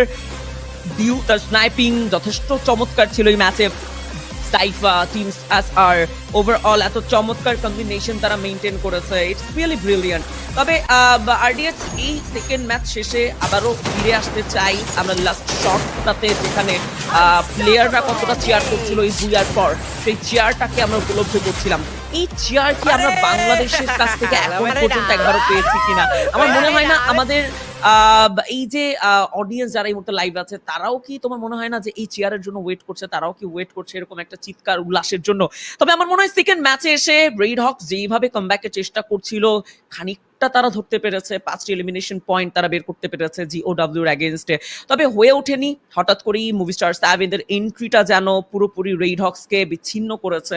এন্ড আমার অবশ্যই এখানে যথেষ্ট প্রশ্ন থাকবে যে রেডহক্স কেন বারংবার এইভাবে অনাকাঙ্ক্ষিত সিনারিও ফেস করছে, পুরো টিমটাকে আমাদের কেন আর্লি স্টেজে বারংবার হারাতে হচ্ছে। পজিশন পয়েন্ট যত বেশি লুজ করছে তারা তত বেশি পিছিয়ে পড়ার প্রবাবিলিটি বলো চান্স বলো সব বেড়ে যাচ্ছে। তো অবশ্যই রেডহক্সকে এই ব্যাপারটা মাথায় রাখতে হবে। পরবর্তী 4টি ম্যাচ আরো একটি ম্যাচ হাতছাড়া হয়ে গেলে কিন্তু সিনারিওটা বেশ ভয়ঙ্কর রূপ ধারণ করবে।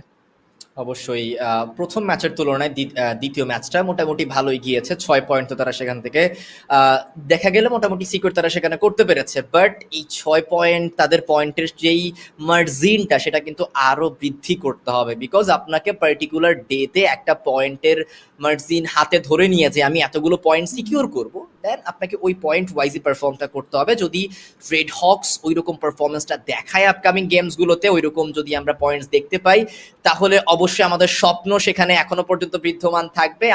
আমরা বিশ্বাস করি যে হ্যাঁ তারা হয়তোবা পরবর্তী গেমগুলোতে ভালো পারফরমেন্স সেখানে দেখাতে পারবে।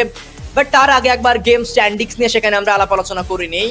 এই ম্যাচ থেকে 34 পয়েন্ট সিকিউর করেছে AG গ্লোবাল, তাদের কাছে ছিল Booyah এবং দ্বিতীয়তম স্থানে রয়েছে মুভিস্টার R7। ভালো একটা কামব্যাক ছিল দলটার কাছ থেকে, 16টি পয়েন্ট তারা সিকিউর করেছে এবং তৃতীয়তম স্থানে রয়েছে Booyah Esports with 16 পয়েন্টস। একদমই মার্জিন যেন বেড়েই চলেছে। 34 point in a single match AG global, it's brilliant. তবে সেই ক্ষেত্রে বুরিরাম ইউনাইটেড বলো ফ্লুক্সো বলো সেভাবে পয়েন্ট কালেক্ট করতে পারেনি। রেডহক্স #8 থাকছে 6 পয়েন্টের সাথে, এবং বেশ কিছু টিম পিছিয়ে পড়েছে। ভিয়েতনামি স্কোয়াডগুলো এখনো সেভাবে গর্জে উঠতে পারছে না। পি স্পোর্টস এর কথা বলো, GOW বা হ্যাবি তাদের কথা বলো, প্রত্যেকেই মোটামুটি প্রেশারে রয়েছে। তবে ওভারঅল সবকিছু মিলিয়ে ক্যালকুলেশনটা আরো হার্ড হচ্ছে। ওভারঅল স্ট্যান্ডিং এই মুহূর্তে স্ক্রিনে AG গ্লোবাল 44 টোটাল পয়েন্টে টেবিল টপ ক্যাচ করে রেখেছে। সেখানে #2 তে রয়েছে team solid the Brazilian team 38 পয়েন্টের সাথে, এবং RDH মুভিস্টার আর 7 এর যেটা প্রয়োজন ছিল #3 26 পয়েন্টের সাথে, নট ব্যাড আই থিঙ্ক। তো এক্স্যাক্টলি, তারা নিজেদের স্থানটা আরো ভালোভাবে শক্তপোক্তভাবে তারা বানিয়ে নিচ্ছে। চতুর্থতম স্থানে আমরা ফ্যালকনদেরকে দেখবো, 24 পয়েন্ট তারা এই ম্যাচ থেকে নিতে পেরেছে। দেন #5 রয়েছে Wag Esports with 23 point and Red Hawks এখনো পর্যন্ত 6টি পয়েন্ট তারা 2 ম্যাচ থেকে সিকিউর করে সব থেকে তলানিতে #12 আমরা সেই দলটাকে দেখতে পাচ্ছি। দেখা যাক আপকামিং ম্যাচেসগুলোতে হয়তো বা উপরের দিকে উঠে আসতে আমরা দেখতে পারবো। বাট ওয়াগ ই স্পোর্টস দেখুন, একটা ম্যাচ পারফর্ম করেই তারা কিন্তু স্ট্যান্ডিং এ অনেকটা উপরে উঠে গিয়েছে। যদি ম্যাচ হাইলাইটস নিয়ে আলাপ আলোচনা করি তাহলে এজি গ্লোবালের শুরু থেকে সেই ডমিনেশন শো করার ব্যাপারটা অবশ্যই আপনার নজর কাড়বে।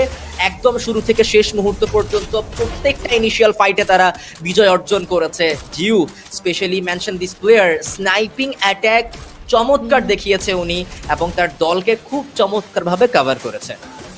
হ্যাঁ, একদমই লাস্ট মুহূর্ত পর্যন্ত টেস্টটা ছিল ভালো অ্যান্ড ওয়াগ প্রমাণ করলো যে প্রত্যেক ম্যাচ ভালো হতে হবে, নট লাইক দ্যাট একটি match okay. And battle royale পয়েন্টের মধ্যে লড়াই চলে, স্ট্যান্ডিং এ লড়াই চলে, তো সেখানে ওয়াগ তারা ট্রাই করছে আবারও ম্যান পাওয়ারটাকে ক্যাচ করে নেওয়ার জন্য। প্রত্যেকটা ভিয়েতনামি স্কোয়াডের জন্য, থাইল্যান্ডের স্কোয়াডদের জন্য এখন এটা অপরচুনিটি। ব্রাজিলিয়ানরা যেভাবে ডমিনেট করছে লবিতে, এটা আসলেই প্রশংসনীয়। তবে টিম স্টার্স এই মুহূর্তে আমাদের সামনে, যেখানে দ্য মোস্ট ভ্যালুয়েবল অ্যাথলিটকে সেটা অলরেডি আমরা দেখে নিচ্ছি। আই গেস খানিকটা বোঝা যাচ্ছে টিমের মধ্যে মোস্ট ভ্যালুয়েবল অ্যাথলিটটা আসলে কে। অ্যান্ড ডিউ সেখানে রয়েছে। ওভারঅল স্কাইলার ইউজেস ছিল তার সাইড থেকে এবং ওভারঅল ড্যামেজ এবং লক্ষ্য করো আরডিএচ এলিমিনেশন পয়েন্ট, 8টি এলিমিনেশন, 4টি অ্যাসিস্টের সাথে নকআউট 7টি এবং 4400 ড্যামেজের সাথে এবার ডিউর অবস্থানটা কতটা ভয়ঙ্কর সেটা তিনি কিন্তু প্রমাণ করলেন স্ট্যান্ডিং এ। অবশ্যই, এবং সেখান থেকে টিম এসআর তার কাছেও 7টি এলিমিনেশন পয়েন্ট আমরা দেখেছি। সাইফা 5টি এলিমস বের করেছে, বারোসের কাছে 2টো এলিমস রয়েছে। অ্যাসিস্টের দিক থেকে উনি সব থেকে উপরে, 8টি অ্যাসিস্ট তার কাছে আমরা দেখতে পেয়েছি। অ্যান্ড ড্যামেজের দিক থেকেও প্রায় সব থেকে বেশি ড্যামেজ সিকিউর করেছে, ডেলিভার করেছে সেখানে এজি ডিউ। খুবই চমৎকার একজন প্লেয়ার। অ্যান্ড ক্যারেক্টার স্কিল নিয়ে যদি আলাপ আলোচনা করি গোল্টু ভাই, তাহলে সেই ক্ষেত্রে আমরা দেখতে পারবো যে এইবারও কিন্তু এজি গ্লোবালের কাছে আমরা প্রায় 2টো সুজিকে দেখতে পেয়েছি। যেহেতু গোল্ড মেকার এগুলো ব্যবহার করা হয়, এগুলো ব্যবহারের ক্ষেত্রে আপনার টোকেন খুবই ইম্পর্টেন্ট, সো দ্যাটস রিজন সুজিটাকে অনেক বেশি পরিমাণে প্রায়োরিটি দেওয়া হচ্ছে বর্তমানে। একদমই অনেক বেশি প্রায়োরিটি দেওয়া হচ্ছে এই ক্যারেক্টারকে। তবে স্কাইলারকে পারফেক্টলি ইউজ করেছে প্রিভিয়াস ম্যাচে ডিউ অ্যান্ড মোকো, ম্যারো অ্যান্ড আরভন। এই প্যাকটাকে অনেক বেশি ইউজ করা হচ্ছে রিসেন্টলি। সেই সাথে রকির কম্বিনেশন অনেক সময় দেখা যায়। আফটার অল ট্যাকটিক্যাল মার্কেট, ইয়াস যেটা বলছিলাম যে টিম বুস্টার টেকটিক্যাল মার্কেট প্রচন্ড বা ইউজেস বেড়েছে আফটার ম্যাটার 51 অ্যান্ড VSK94 এই ওয়েপনটাকে প্রপারলি ইউজ করেছে পুরোটা গল্প জুড়ে, পুরোটা ম্যাচ জুড়ে ডিউ। আমি যে ব্যাপারটা আসলে তোমাকে বললাম যে ফ্যান হতে হয়েছে আরো একবার ডিউর, কারণ তিনি যেভাবে প্রত্যেকটা মুহূর্তে তার স্নাইপিং গুলো প্রোভাইড করছিল, তার প্রেশার গুলো প্রোভাইড করছিলেন তিনি, রিয়েলি অ্যামেজিং। অ্যান্ড এই অ্যামেজিং পারফরমেন্স তার টিমের জন্য যে ভালো কিছু বয়ে নিয়ে এসেছে এটাও সত্য। একটা ভালো এলিমিনেশন পয়েন্টের সাথে একটা huge amount 34 point in a single match, it's completely brilliant. তবে ইয়াস গাইস, এই মুহূর্তে ওয়েপন প্রোগ্রেশন আমরা দেখতে পাচ্ছি, যেখানে খুব ক্লিয়ারলি ভিজুয়াল কোন ওয়েপনটাকে সব থেকে বেশি কোন সার্কেলে ইউজ করা হয়েছে আরডিএস। এবং লক্ষ্য করো লাস্ট মুহূর্তে গিয়ে লাস্ট সার্কেলে M590 ইউজেসটা কিন্তু বেড়েছে প্রথম দিকের তুলনায়। এক্স্যাক্টলি, আমরা সার্কেলের মধ্যে M590 এবং VSK এর ব্যবহারটা কিন্তু সেখানে দেখতে পাচ্ছি এজি গ্লোবালের কাছ থেকে সব থেকে বেশি করা হয়েছে। অ্যান্ড সার্কেল 4-এ কিন্তু কোনো প্রকার ফাইট তারা সিকিউর করেনি। ইচ অ্যান্ড এভরি সার্কেলে 6ষ্ঠ সার্কেল পর্যন্ত যে এজি গ্লোবাল তারা যেই ফাইটগুলো ইনিশিয়েট করেছিল সেখানে সার্কেল 4 একেবারেই পুরো খালি ছিল। সেগুলো নিয়ে আলাপ আলোচনা হবে, বাট তার আগে ওভারঅল স্ট্যান্ডিংটা একবার দেখে নেওয়া যাক। এজি গ্লোবাল আরো একবার তাদের সেই স্থান দখল করেছে 193 পয়েন্ট নিয়ে। সবার উপরে এই দল, দ্বিতীয়তম স্থানে রয়েছে ব্রাজিল থেকে ফ্লুক্সো 192 পয়েন্ট নিয়ে তারা থাকবে, এবং তৃতীয়তম স্থানে ভিয়েতনামি টিম, ভিয়েতনাম থেকে আগত পি স্পোর্টস, তাদেরও পয়েন্টের সংখ্যা 192। বাংলাদেশি দুটো দল রেড হকস এবং রেড ক্লিফ 15 এবং 17তম স্থানে রয়েছে। এবং #12-এর যে একটা সমীকরণ আমরা করেছিলাম অথবা বলেছিলাম, সেই সমীকরণটা ধীরে ধীরে আরো কঠোর হয়ে যাচ্ছে। অনেক বেশি কঠোর হয়ে যাচ্ছে RDH এবং দুটো ম্যাচ শেষেও সেখানে #15টাকে চেঞ্জ করতে পারেনি তারা। আরও গ্রুপের পারফরমেন্সটা এখনো বাকি আছে। এবং thank you so much guys যারা এতক্ষণ পর্যন্ত যুক্ত আছেন আমাদের সাথে। চলছে আরো একবার জানাতে চাই free Fire world series grand final 2025। এতক্ষণ আমি গোল্ডু ভাই যুক্ত ছিলাম RDH এর সঙ্গে, তবে এবার RDH এর সঙ্গে আরো একটা নতুন ফেস কানেক্ট হবে, যুক্ত হবে। এবং আমি স্বাগতম জানাতে চাইবো IFR কে এই স্টেজ এখন এই ডেস্ক তোমার, এবং আমি আবারও যুক্ত হবো কিছুক্ষণ পর। যুক্ত থাকুন আমাদের সাথে। একদমই অনেক বেশি ধন্যবাদ গোল্টু ভাই। যুক্ত হয়ে গেছি অডিয়েন্সে, স্বাগতম জানাই free fire versus global finals 2025 এর আজকের আমাদের অন্য আরো একটি নতুন সপ্তাহতে, যেখানে ব্যাটল রয়্যাল মোড কিন্তু শুরু হয়ে গিয়েছে। সো RDH অনেক বেশি ধন্যবাদ তোমাকেও জানাতে চাইবো, কারণ তুমি কিন্তু আমাদের আসলে সামনে আসলে বলা চলে যে সামনে যে নেক্সট দুটো ম্যাচ আছে সেই দুটো ম্যাচে কিন্তু তোমার ফোকাস আছে। সো জানতে চাইবো প্রিভিয়াস দুটো ম্যাচের ছোট্ট একটা সামারি। এক্স্যাক্টলি, প্রিভিয়াস দুই ম্যাচের মধ্যে আমরা মাল্টিপল টিম থেকে যথেষ্ট ভালো পারফর্ম দেখেছি। সলিডের কাছে একটা বুইয়া রয়েছে, এজি গ্লোবালদের কাছে একটা বুইয়া রয়েছে, এবং সেইখানে কামব্যাক দেখিয়েছে মুভিস্টার R7। ফ্যালকনও যথেষ্ট ভালো পারফর্ম করেছে। বাট সেগুলো নিয়ে আলাপ আলোচনা করার আগে গেম স্কেজিউলের দিকে একবার নজর দিয়ে আসতে চাইবো। গেম নাম্বার 1 এ টিম সলিড, গেম নাম্বার 2 তে এজি গ্লোবাল, তারা বুইয়া সিকিউর করেছে। তৃতীয় ম্যাচ বারমুডা, ফ্রি ফায়ার হিস্ট্রিতে সব থেকে পুরনো ম্যাপ, এবং এই ম্যাপের সম্বন্ধে ইন ডিটেলসে সব থেকে বেশি পরিমাণের ডিটেলস রয়েছে আমাদের টিমসদের কাছে, প্লেয়ার্সদের কাছে। লেটস সি বারমুডাতে দলগুলো কিরকম পারফর্ম করতে পারে। আসলে বারমুডা যখন পুরাতন ম্যাপের কথা বললে আসলে সেখানে আমার একটা জিনিস মনে পড়ছে RDH, এই বারমুডা যেন নিজের ঘরের মতো, নিজের ঘরের রাস্তা চেনাটা যেমন যত সহজ, ঠিক তেমন আসলে বারমুডার এক জায়গা থেকে অন্য জায়গায় আসলে ট্রান্সপোর্ট করা বা এক জায়গাগুলো চেনাও কিন্তু ততটাই সহজ। কারণ প্লেয়ার্স গুলো এতটা বেশি এই ম্যাপে প্লে করেছে যে তাদের আনাচে কানাচে কোন জায়গাতে কতটুকু অ্যাঙ্গেল ক্রিয়েট করে প্লে থেকে ফিনিশ করা যায়, বা কতটুকু আসলে চান্সে আছে পাইপ উইন করার, হাই রিচ থেকে আসলে কতটুকু কাভার পাওয়া যাবে, লো রিচে কতটুকু ডিসঅ্যাডভান্টেজ আছে, সবকিছু কিন্তু তারা খুব ভালো করেই জানে। এন্ড আমি আসলে বলতে চাই রেড হক্স এর ব্যাপারে, আমি জানি audience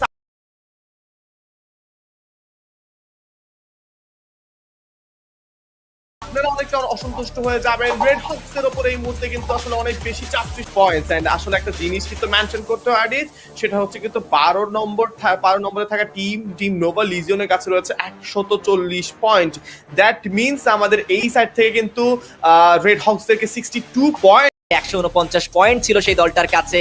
এলিমস 88, average damage 4361। Team Falcon তারা 11তম স্থানে ছিল আমাদের প্রিভিয়াস উইকে, গত সপ্তাহতে। তাদের ওভারঅল পয়েন্ট ছিল 127। দেন এলিমিনেশনের পয়েন্টে যদি কথা বলি 75, এবং এভারেজ ড্যামেজ সেখানে 4551। বুরিরাম ইউনাইটেড ই স্পোর্টস তাদের পজিশন ছিল #10 এ, পয়েন্টের অ্যামাউন্ট 132, এলিম 74, এবং এভারেজ ড্যামেজের পরিমাণটাও কিন্তু খুবই ভালো ছিল। থাইল্যান্ডের দলগুলো IFRS এই দ্বিতীয় উইকে অথবা দ্বিতীয় সপ্তাহে এসে কিন্তু খুব ভালোভাবেই কামব্যাক করছে, এবং ওভারঅল স্ট্যান্ডিংয়ে নিজেদের যে পজিশনটা অথবা জায়গাটা আরো স্ট্রং করে নিচ্ছে। এন্ড স্পেশালি আমাদের কিন্তু এজি গ্লোবাল তারা এখন বেশ ভালো পজিশনে আছে। এইজিদের ব্যাপারে আমরা যদি বলি, এই সেট থেকে অলরেডি কিন্তু আমরা দেখতে পাচ্ছি তাদের একটা বুইয়া এসেছে। লুক এট ডিউ, তিনি কিন্তু আসলে আমাদের বলা চলে যে ফুটবল প্লেয়ার ভিক্টর গায়ে করেছেন মতন কিন্তু সেলিব্রেশন করে যাচ্ছেন। সো লেটস সি যে এবার সে তার মতন একটা টপ নচ পারফরম্যান্স দিতে পারবেন কিনা, লেটস সি। এন্ড এই মুহূর্তে কিন্তু আমাদের জন্য জিওডব্লিউ স্পোর্টস রয়েছে। এন্ড আমরা যদি বলি জিওডব্লিউ স্পোর্টস এর সময় ভালো যাচ্ছে না, তাদের সিএস থেকে বাদ পড়েছেন, এবার ব্যাটল রয়্যালে কিছু একটা করে দেখাতে হবে যেভাবে হোক না কেন।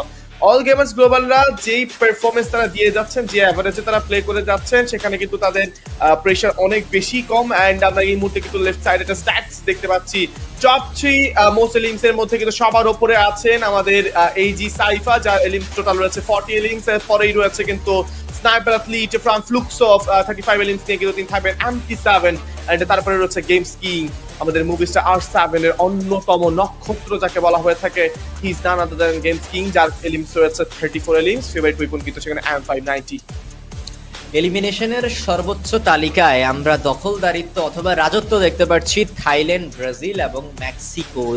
সেখানে তিনটি দেশ থেকে তিনটি player, Saifa, MT7, games king, MT7 sniper দিয়ে যথেষ্ট ভালো পারফরমেন্স ওনার কাছ থেকে আমরা ক্লাস স্কোয়াড ফরমেশনে অথবা ক্লাস স্কোয়াড সেগমেন্টে সেখানে দেখতে পেয়েছি। এর পাশাপাশি উইক 1-এও যথেষ্ট ভালো পারফরমেন্স দেখিয়েছে MT7 জিউকে সাথে করে নিয়ে। ববসের গেমও আমরা ফার্স্ট ম্যাচে অ্যান্ড সেকেন্ড ম্যাচে যথেষ্ট ভালো দেখেছি। বুজিন খুবই চমৎকার একজন প্লেয়ার।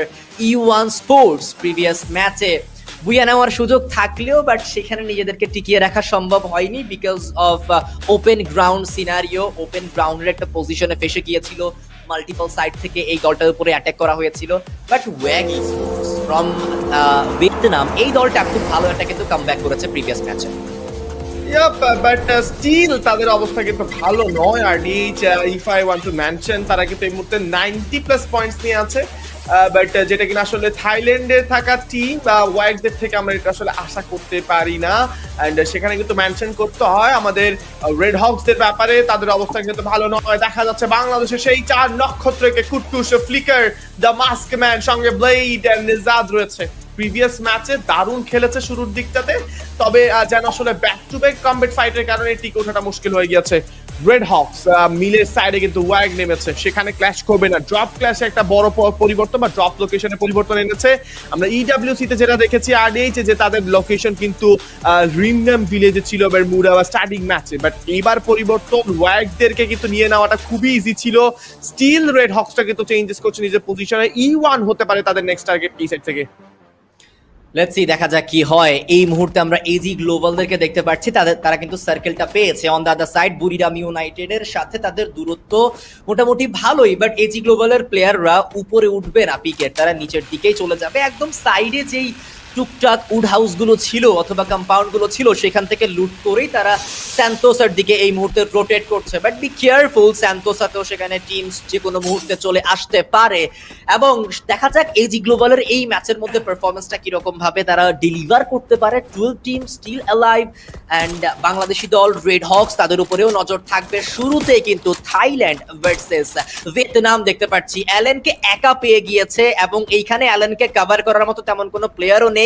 সো সাইফা তার আরো একজন প্লেয়ারকে সঙ্গে করে নিয়ে খুব সহজেই হয়তো বা অ্যালেনকে পিক করে নিতে চাইবে টিম এসআর। পেছন থেকে অনার আক্রমণ এন্ড চার্জ বাস্টেড দিয়ে স্কিলটা পিক করে নিয়েছে। AZ all gamers global right now তারা আছেন এন্ড তাদের প্রথম এলিমিনেশন কিন্তু পেয়ে যাবেন। ওভারঅল এলিমস লিডারে কিন্তু ডিউ কিন্তু তার নামটা লিখে ফেলবেন টপ 5-এ। যদি এই ম্যাচে ডিউ একটা বড়সড় কিল অ্যামাউন্ট গ্র্যাব করতে পারে তাহলে গেমস কিংকে কিংবা MT7 কেও কিন্তু টপকে যাওয়া তার কাছে সম্ভব। দ্যাট মিনস ওভারঅল পুরো স্ট্যান্ডিংস জুড়ে টপ পজিশনে কিন্তু AZ প্লেয়ার গুলোই থাকবে। AZ দের দুটো প্লেয়ার, R7 এর দুটো প্লেয়ার দেখতে পাচ্ছি আমরা। লেটস সি এবার R7 তেমন আসলে কনসিস্টেন্সি ধরে রাখতে পারেন কিনা, টার্গেট কোন একটা দলকে করতে পারেন। But look at the team, R7 কিন্তু এবার একদমই আসলে মাউন্টকে কভার করে ধরে আছেন। ফ্যালকনের উপর আক্রমণের একটা বড় চেষ্টা হতে পারে, বাট কেডোরোরা আগে থেকেই বুঝে গিয়েছেন যে এই সাইডে আক্রমণ আসতে পারে এবং জায়গাটাকে কিন্তু আগে থেকে ছাড়তে হবে। এক্স্যাক্টলি, দেখা যাক মুভিস্টার R7 এই মুহূর্তে তারা অবজারভেটরির একদম উপরিতম স্থানে রয়েছে। রেড হকস 3-1 স্প্লিটেশনটা মেনটেন করছে। কুটুস একটু দূরত্বতে রয়েছে। ক্লক টাওয়ারে থাকা E1 স্পোর্টসদের দিকে নজর ছিল, বাট সেই নজরটা এবার ঘুরিয়ে নিয়ে সলিডদের দিকেও নজরটা দিতে হবে। ব্রাজিলিয়ান দুটো দল দুই দিকে দুই প্রান্ত থেকে কিন্তু আক্রমণ করে যাচ্ছে RH এর উপরে। ক্লক টাওয়ারের দিকেই রোটেট করার সিদ্ধান্ত নিয়েছে E1 স্পোর্টস। তারা জায়গাটি ছেড়ে বেরিয়ে যাওয়ায় পুরো ক্লক টাওয়ারের এখন কন্ট্রোলটা থাকছে RH দের কাছে। On the other side, Movistar R7 versus Falcon. শুরুতে গেমস কিং কে পিক করে নিয়েছে বামে চতুর্দিক থেকে। গেমস কিং এর বাকি প্লেয়াররা এসে কেরোরোকে আক্রমণ করে ফিনিশ করলো। জোকার এলিমিনেশনটা লুফেছে বটে, বাট এই দিক থেকে আবার দেখা যাচ্ছে যে ফ্যালকনের বাকি প্লেয়াররাও কিন্তু এই মুহূর্তে চলে এসেছে কভার করার জন্য। মুভিস্টার R7 সিদ্ধান্ত নিয়েছে তারা ফাইট ইনিশিয়েট করবে না। একটি এলিমিনেশন পেয়েছে, এবার কাটালো স্তুয়া হয়ে রোটেশনে তারা ব্যস্ত হয়ে পড়বে। And এই সাইড থেকে আমরা দেখতে পাচ্ছি যে আমাদের Wag sports the team from Vietnam actually and এবার কিন্তু মেক্সিকানদের এগেইনস্টে যাবেন। লাটাম ভার্সেস ভিয়েতনাম, কি হবে প্রশ্ন সেখানে। লুক এট R7, তারা স্পট করতে পেরেছে ওয়াগ আছে TQ, যিনি কিনা বর্তমানে টপ নচ একটা প্রিডেটর। সেই প্রিডেটরকে কিন্তু আমরা যদি বলি এই সাইড থেকে আসলে বলা চলে যে কোনোভাবে সফল হয়ে উঠতে পারছে না। Games king there pressure. On the other hand COW RH কে এগেইনস্টে গিয়েছেন, ব্লেডকে নক করে ফেলা হয়েছে। ব্লেড এই মুহূর্তে ফিনিশ হয়ে যাবেন এন্ড R7 Esports তাদের প্রথম এলিমিনেশন পেয়ে যাবেন। ওয়াগ স্পোর্টস ব্যাকফুটে যাচ্ছে না এন্ড থান্ডারবোল্টের ব্যবহার কিন্তু করা হয়ে গেছে বা বোল্ট মেকারের ব্যবহার এন্ড সেখানে কিন্তু প্রেসার নিচ্ছেন গেমস কিংরা। 60 এর উপর ড্যামেজ আসতে পারে, গেমস কিংদের হেলথের অবস্থা ভালো নয়। প্রথম নক নিয়ে নিয়েছেন এই সাইডে গেমস কিং, এক্সবোরকে নক করেন, PLS1 নক করেছেন, TQ তিনি কিন্তু হ্যাক্সকে নক করে ফেলবেন। আমাদের M590 এর দৌড়ান, PLS1 এর আউট নক বেরিয়ে আসবে। গেমস কিং সাইরাসকে নক দিয়ে নিয়েছেন, জেলে এগিয়ে যাবেন, ক্লোজের মধ্যে প্রেসার হবে, নক করে নেবেন রাইট চাও, TQ কে ফিনিশ করা হয়েছে। প্রেসার ফর টিম R7 এই সাইড থেকে এলিমিনেট হয়ে যেতে পারে। ফ্যালকনদের এন্ট্রি যেন আরো একটা বড় কিল ফিড খুলে দেওয়ার আসলে সম্ভাবনা রাখছে এই সাইড থেকে। ওয়াগদের সেখানে এক্সবোরকে মাত্র ফিনিশ করা হয়েছে। ভাগ্য ভালো যে PLS1 উনি সময় থাকতে বেরিয়ে গিয়েছে।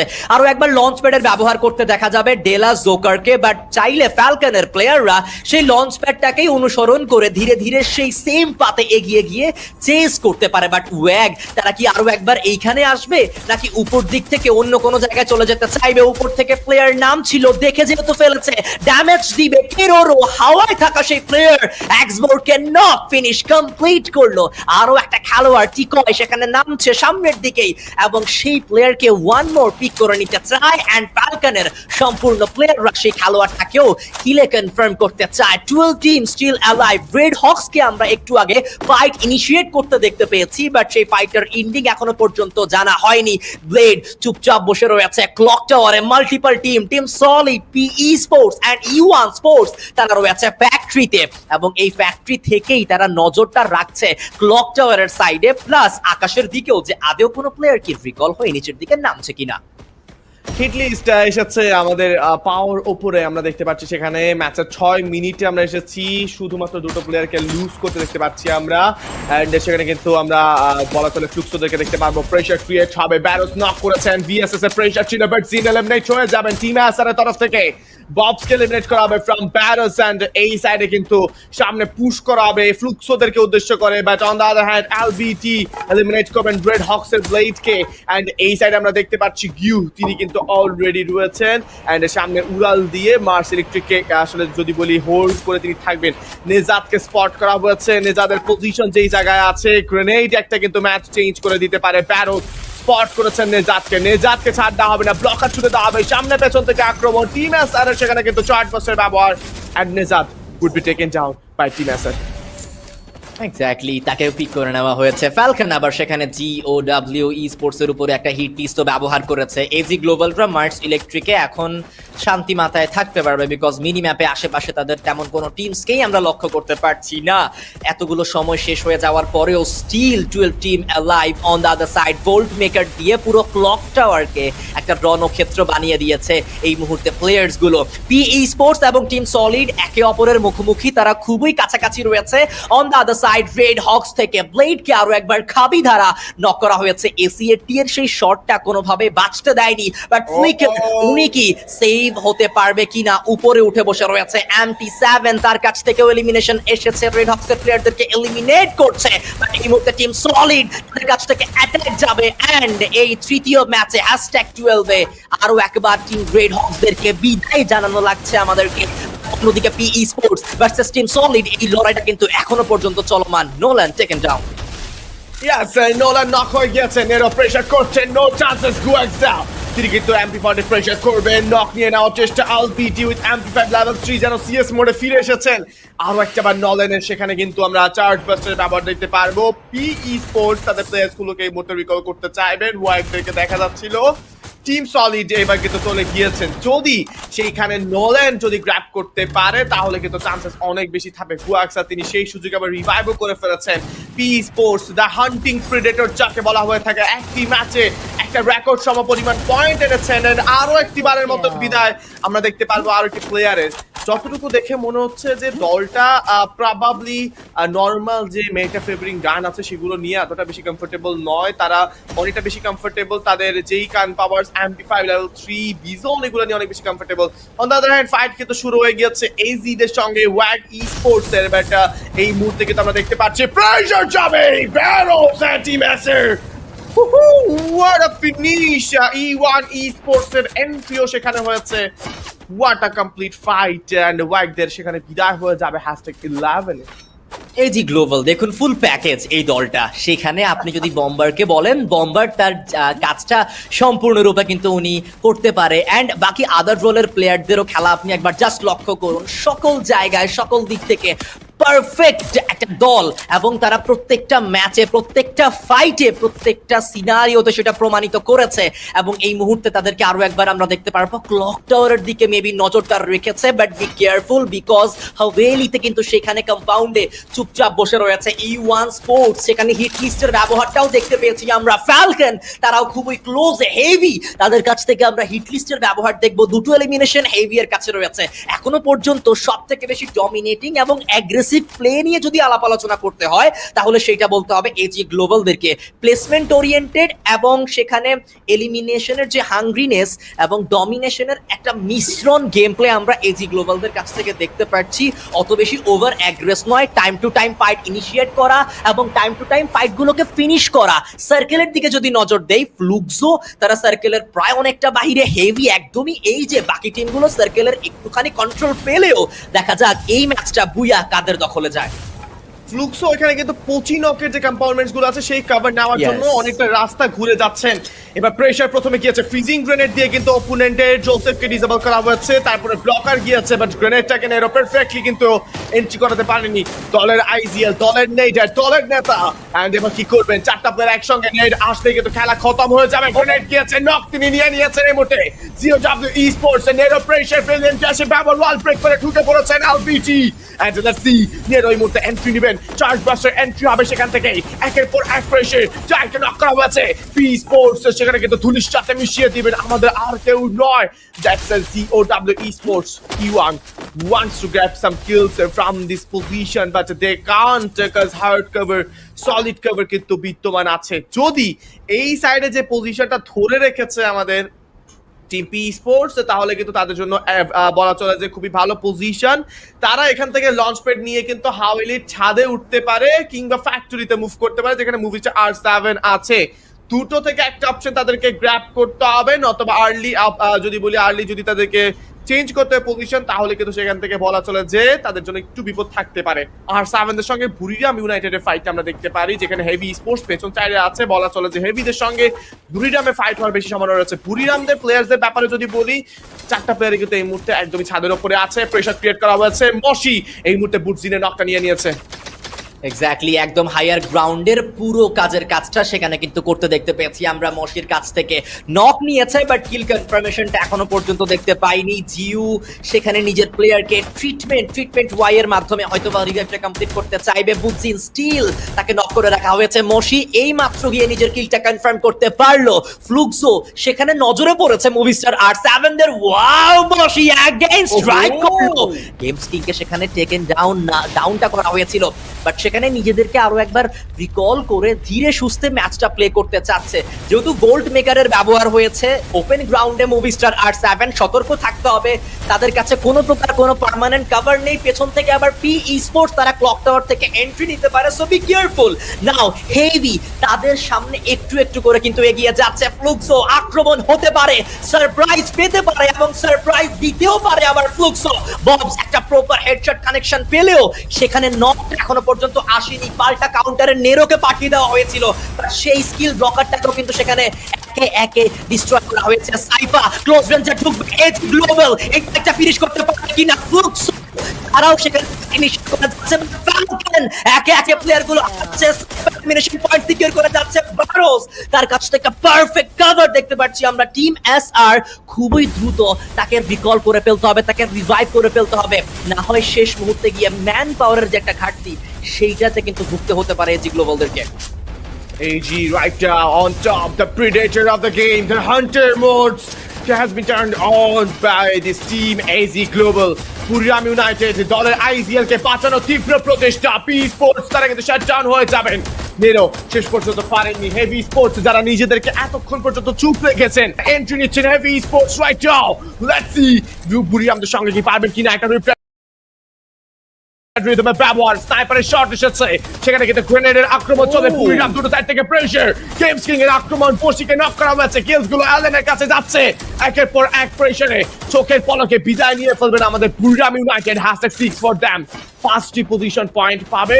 হেভি স্পোর্টসের যে আসলে বলা চলে যেই অবস্থানে তারা আছেন সেখান থেকে লঞ্চ প্যাডের ব্যবহার মাস্ট বি করতে হবে। অ্যান্ড এবার কিন্তু R7 এর সঙ্গে ফাইট শুরু হবে সলিডদের, অ্যান্ড ট্র্যাপকে এলিমিনেট করা হয়েছে। টিম সলিড এলিমিনেট হবে right now, this Brazilian versus late out E1 versus team R7, যেখানে লিওন বলেছিলেন তিনি কিন্তু আসলে রিভেঞ্জ নিতে চান R7 এর সঙ্গে, বাট তিনি কি পারবেন কিনা? এজিরা যে কোনো সময় ঢুকে পড়তে পারে, এন্ড অলরেডি কিন্তু টিম এজি গ্লোবালরা থার্ড পার্টি করা শুরু করেছেন। ডিউ তিনি কিন্তু নক নিয়ে নেবেন পাও 7 এর।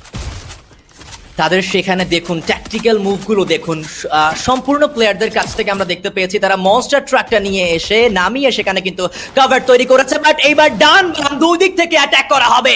E1 স্পোর্টস এর কাছে সুযোগ রয়েছে কিলগুলো লুফে নেওয়ার। হেভির উপরে পুশ করে দিয়েছে জিও, অবস্থানটা অতটাও ভালো নয়। সাইফা তার উপরে কিন্তু এই মুহূর্তে অস্কারের ব্যবহার করা হয়েছিল, বাট ক্লোজ রেঞ্জে এন্ট্রি করবে বিটিনেক্স স্পিন নক করেছে জিও। বিটিনেক্স স্পিন নিজের কিল চক্কন করে নেবে, খাবি এইচপি লুজ করছে from movie star কাছ থেকে একটা গেম স্কিপিং, সেখানে E1 এর উপরে অ্যাটাক করে একে একে প্লেয়ারগুলোকে সিকিউর করে নিচ্ছে সাইফা from AG গ্লোবাল। নিজের দলের অস্তিত্ব টিকিয়ে রাখার সম্পূর্ণ চেষ্টা, মুফাসা কি পারবে এই দিকে টিকিয়ে রাখতে? বাট প্লে জোনে নক হয়েছে টিম এক্সআর, সেই কিলটাও হাতছাড়া করতে দেয়নি। And movie star R7 let's see তারা এই ম্যাচে বুয়েটা সিকিউর করতে পারে কিনা। E1 স্পোর্টস তাদের কাছেও সুযোগ রয়েছে সবথেকে বেশি এই ম্যাচটাকে বুয়েতে রূপান্তরিত করার। Let's see, let's move into fight. Start হয়ে যাবে R7 versus E1 right now. Games King RPG. Let's see, charge হয়ে গিয়েছে। বিটিনে close the entry. টাইম টার্নারের ব্যবহার কিন্তু করে দেওয়া হবে এই সাইডে বিটিনের তরফ থেকে। প্রেশার সোকার বিটিনকে নক করেছে, but no chances right now. This is Bitin show where the Booyah goes to the Brazil. Team E1 Esports right now. শেষ পর্যন্ত আরো একটি ম্যাচে এই সাইড থেকে কিন্তু ব্রাজিলের কাছে গিয়েছে E1 Esports। এই সাইড থেকে কিন্তু তারা তাদের কাঙ্ক্ষিত সেই বুইয়া পেয়ে যাবেন। Tram team solid, 2 team E1 এই সাইড থেকে দেখতে পাচ্ছি পুরো ম্যাচ জুড়ে ব্রাজিল হয়ে যাচ্ছে। দ্বিতীয় ম্যাচ এজিদের দখলে ছিল, তৃতীয় ম্যাচে এসে এইজিরা লাস্ট মোমেন্টে ভালো প্রেশার কিন্তু পেয়েছে। তবে আগে আসলে যে জিনিসটা মেনশন করতে হয় ম্যাচের ব্যাপারে এখনই বলতে হবে, লাস্ট ফাইটের দিকে যে যখন E1 লঞ্চ প্যাডে ব্যবহার করে এই সাইডে আসে, টাইম টার্নের ব্যবহারটা করে হার্ড কভার রেখে, সেখানে আমরা যদি বলি যে দেখো এইজি গ্লোবালরা কিন্তু হেভিদের অ্যাগেন্সে ফাইটে যেতেই হবে। হাই গ্রাউন্ডে ছিল দেখে E1রা খানিক থেকে তো কম তারা আসলে বলা চলে যে প্রেশার কিন্তু আসলে দিতে পেরেছে এইজিদের ওপর। অ্যান্ড এইজিরা সেখানে কিন্তু দেখো যে হেভি স্পোর্ট যখন ছিল তাদের ওপর আক্রমণ চালিয়েছিল, বাট সেখানে কিন্তু রেজাল্ট এমনভাবে বেরিয়ে আসেনি। R7 আবার সেখানে এন্ট্রি নিয়ে ফেলে। তো ওভারঅল মিলিয়ে কিন্তু লাস্ট মোমেন্ট পর্যন্ত আমরা দেখতে পেয়েছি রেজাল্ট কি এসেছে। পাও 7 Bitin Bitin Leon and female athlete বম 7 মিলে কিন্তু এই সাইড থেকে বুইয়া চলে যাবে E1 Esports এর কাছে। 3 ম্যাচের মধ্যে আমরা প্রায় 2টো ম্যাচের মধ্যে কিন্তু ব্রাজিলিয়ান টিমদেরকে বুইয়া নিতে দেখতে পেয়েছি। First match team solid, last এই তৃতীয় ম্যাচটা কিন্তু সেখানে E1 তার বুইয়াটা সিকিউর করেছে। ইটস আমার মনে হয় এভারেজ পুরো খেলাটাই হচ্ছে টাইমিং এর খেলা। আপনি যদি সঠিক সময়ে সঠিক সিদ্ধান্ত নিতে পারেন তাহলে আপনি ম্যাচের মধ্যে ভালো রেজাল্ট কিন্তু বয়ে নিয়ে আসতে পারবেন। E1 স্পোর্টসকে আপনি দেখুন, তারা জাস্ট পারফেক্ট টাইমে লঞ্চ প্যাডটার ব্যবহার করে পেছনে গিয়েছে এজি গ্লোবালদের। সেখানে একটা পাথরের কভার ছিল, দুর্দান্ত নলেজ সেখানে তারা কিন্তু ব্যবহার করেছে। অ্যান্ড যখন কিনা হেভি, এজি গ্লোবাল, R7 এই দলগুলো যখন ফাইট করছিল, E1 স্পোর্টস জাস্ট নিজেদের পজিশনটা হোল্ড করে সেইখান থেকে অ্যাঙ্গেলে যে প্লেয়ারগুলোকে পেয়েছে জাস্ট সেই প্লেয়ারগুলোকেই পিক করেছে। আদারওয়াইজ তারা কোনো ওভার অ্যাগ্রেস করেনি, ভেতরে ঢুকে যায়নি, জাস্ট এই যে বসে বসে অপেক্ষা করেছে। বিকজ তাদের সেখানে মাইন্ডসেটটা তখন এমনই ছিল যে we have enough eliminations maybe, and আমাদের শুধুমাত্র এখন জাস্ট বুইয়াটা সিকিউর করতে হবে। দ্যাটস রিজন জাস্ট হোল্ড করলো, অ্যান্ড শেষে একটা চমৎকার বুইয়া কিন্তু গ্র্যাব করে নিয়ে আসলো। সেই হোস্টেল হাউস যেন আজকের দিনে একটা বড় ভাগ্য বদলের জিনিস হয়ে গিয়েছে। অ্যান্ড রেড হক্সের ব্যাপারে বলছিলাম, ভালো যায়নি রেড হক্সের প্রিভিয়াস ম্যাচ, একদমই ভালো নয়। স্প্লিটেশন যেন রেড হক্সের মধ্যে একটা বড় ভাঙন। এই ম্যাচ শেষ করে অল গেমার্স গ্লোবালদের কাছে 24টি পয়েন্ট এসেছে। E1 এর কাছে সেই মুহূর্তে কিন্তু যুক্ত হয়ে যাবে বুইয়া, তবে তারা পেয়ে যাবেন 21 পয়েন্টস। R7 মুভিস R7 তারা পেয়ে যাবেন 21 পয়েন্টস। পি স্পোর্টস এর কাছে দেখো 10টি পয়েন্টের গ্যাপ কিন্তু সেখানে ছিল। পি স্পোর্টস 11 পয়েন্টস, টিম সলিডের কাছে 11, হেভি স্পোর্টস পেয়ে যাবে 10টি পয়েন্টে। বুরিয়াম ইউনাইটেড স্পোর্টস এখানে কিন্তু দেখতে পাচ্ছি তারা 9টি পয়েন্ট পেয়ে গিয়েছেন। টিম ফ্যালকনসের কাছে 8টি, ফ্লুক্সোর কাছে 3টি point, wag and GOW sports দুটো ভিয়েতনামি টিম সেখানে মাত্র 2টো পয়েন্ট আনতে পেরেছে। অ্যান্ড রেড হকস বাংলাদেশের লাল সবুজের পতাকা টেবিলের একদমই তলানিতে একটি মাত্র পয়েন্ট নিয়ে, যেখানে AEG global back to back দুটো ম্যাচে প্রায় বলা চলে আরডিএইচ 50+ পয়েন্ট, সেখানে রেড হকসের 3টি ম্যাচে সবে মাত্র 7 পয়েন্ট। একটি পয়েন্ট নিয়ে এই ম্যাচ থেকেও তারা কিন্তু একদম নিচে দেখতে পাচ্ছি আমরা এখনো পর্যন্ত, যেটা আপনি মেনশন করলেন, রেড হকসের 7টি পয়েন্ট মাত্র এসেছে। অ্যান্ড যদি এইভাবে চলমান থাকে তাহলে হয়তোবা সেই স্বপ্ন ভঙ্গ হতে আর বেশি দূর আমাদেরকে যেতে হবে না। বাট তার আগে আলাপ আলোচনা করব স্ট্যান্ডিংস নিয়ে। আজকের দিনের সবার উপরে এখনো পর্যন্ত রয়েছে all gamers global from Thailand 68 point তাদের কাছে উইথ 1 বুইয়া। অ্যান্ড দ্বিতীয়তম স্থানে রয়েছে team solid with 49 point from Brazil with 1 booyah. And hashtag করে দেখা যাচ্ছে মুভিস্টার R7 দেরকে, তাদের কাছে রয়েছে 47 পয়েন্ট। কোনো প্রকার কোনো বুইয়া তাদের কাছে নেই, বাট মেক্সিকোর এই দলটা বারে বারে খুবই চমৎকার পারফরমেন্স কিন্তু শো করে যাচ্ছে ইচ এন্ড এভরি গেমে। আমি আসলে মাঝখানে আরো 3টে টিম বাদ দিয়ে ওয়াইগের কথা বলবো। দেখো তারা কিন্তু 3 ম্যাচ শেষ করে 25 পয়েন্ট আনতে পেরেছে। স্ট্রাগল করছিল যে দলটা, সেই দলটার কাছে 25 point, that's enough good. And Heavy Sports struggle করছে বেশ বেশি। ফ্লুক্সো তাদেরও ঠিক একই অবস্থা। And GOW Sports 15 total points, but Red Hawks sadness দিয়ে ভরপুর। রেড হকসদের কাছে এলিমস এসেছে 6, প্লেসমেন্ট পয়েন্ট এসেছে 1, অ্যান্ড টোটাল মিলিয়ে কিন্তু 7 আমরা দেখতে পাচ্ছি এই সাইড থেকে। অ্যান্ড যেভাবে হোক না কেন জাম্প করতে হবে, কারণ আরডিএইচ দেখো যে পয়েন্টের গ্যাপটা কিন্তু ক্রমই বেড়ে যাচ্ছে, যেটা কিনা কভার করাটা রেড হকসের জন্য নেক্সট ম্যাচ গুলোতে একটু টাফ হয়ে যাবে।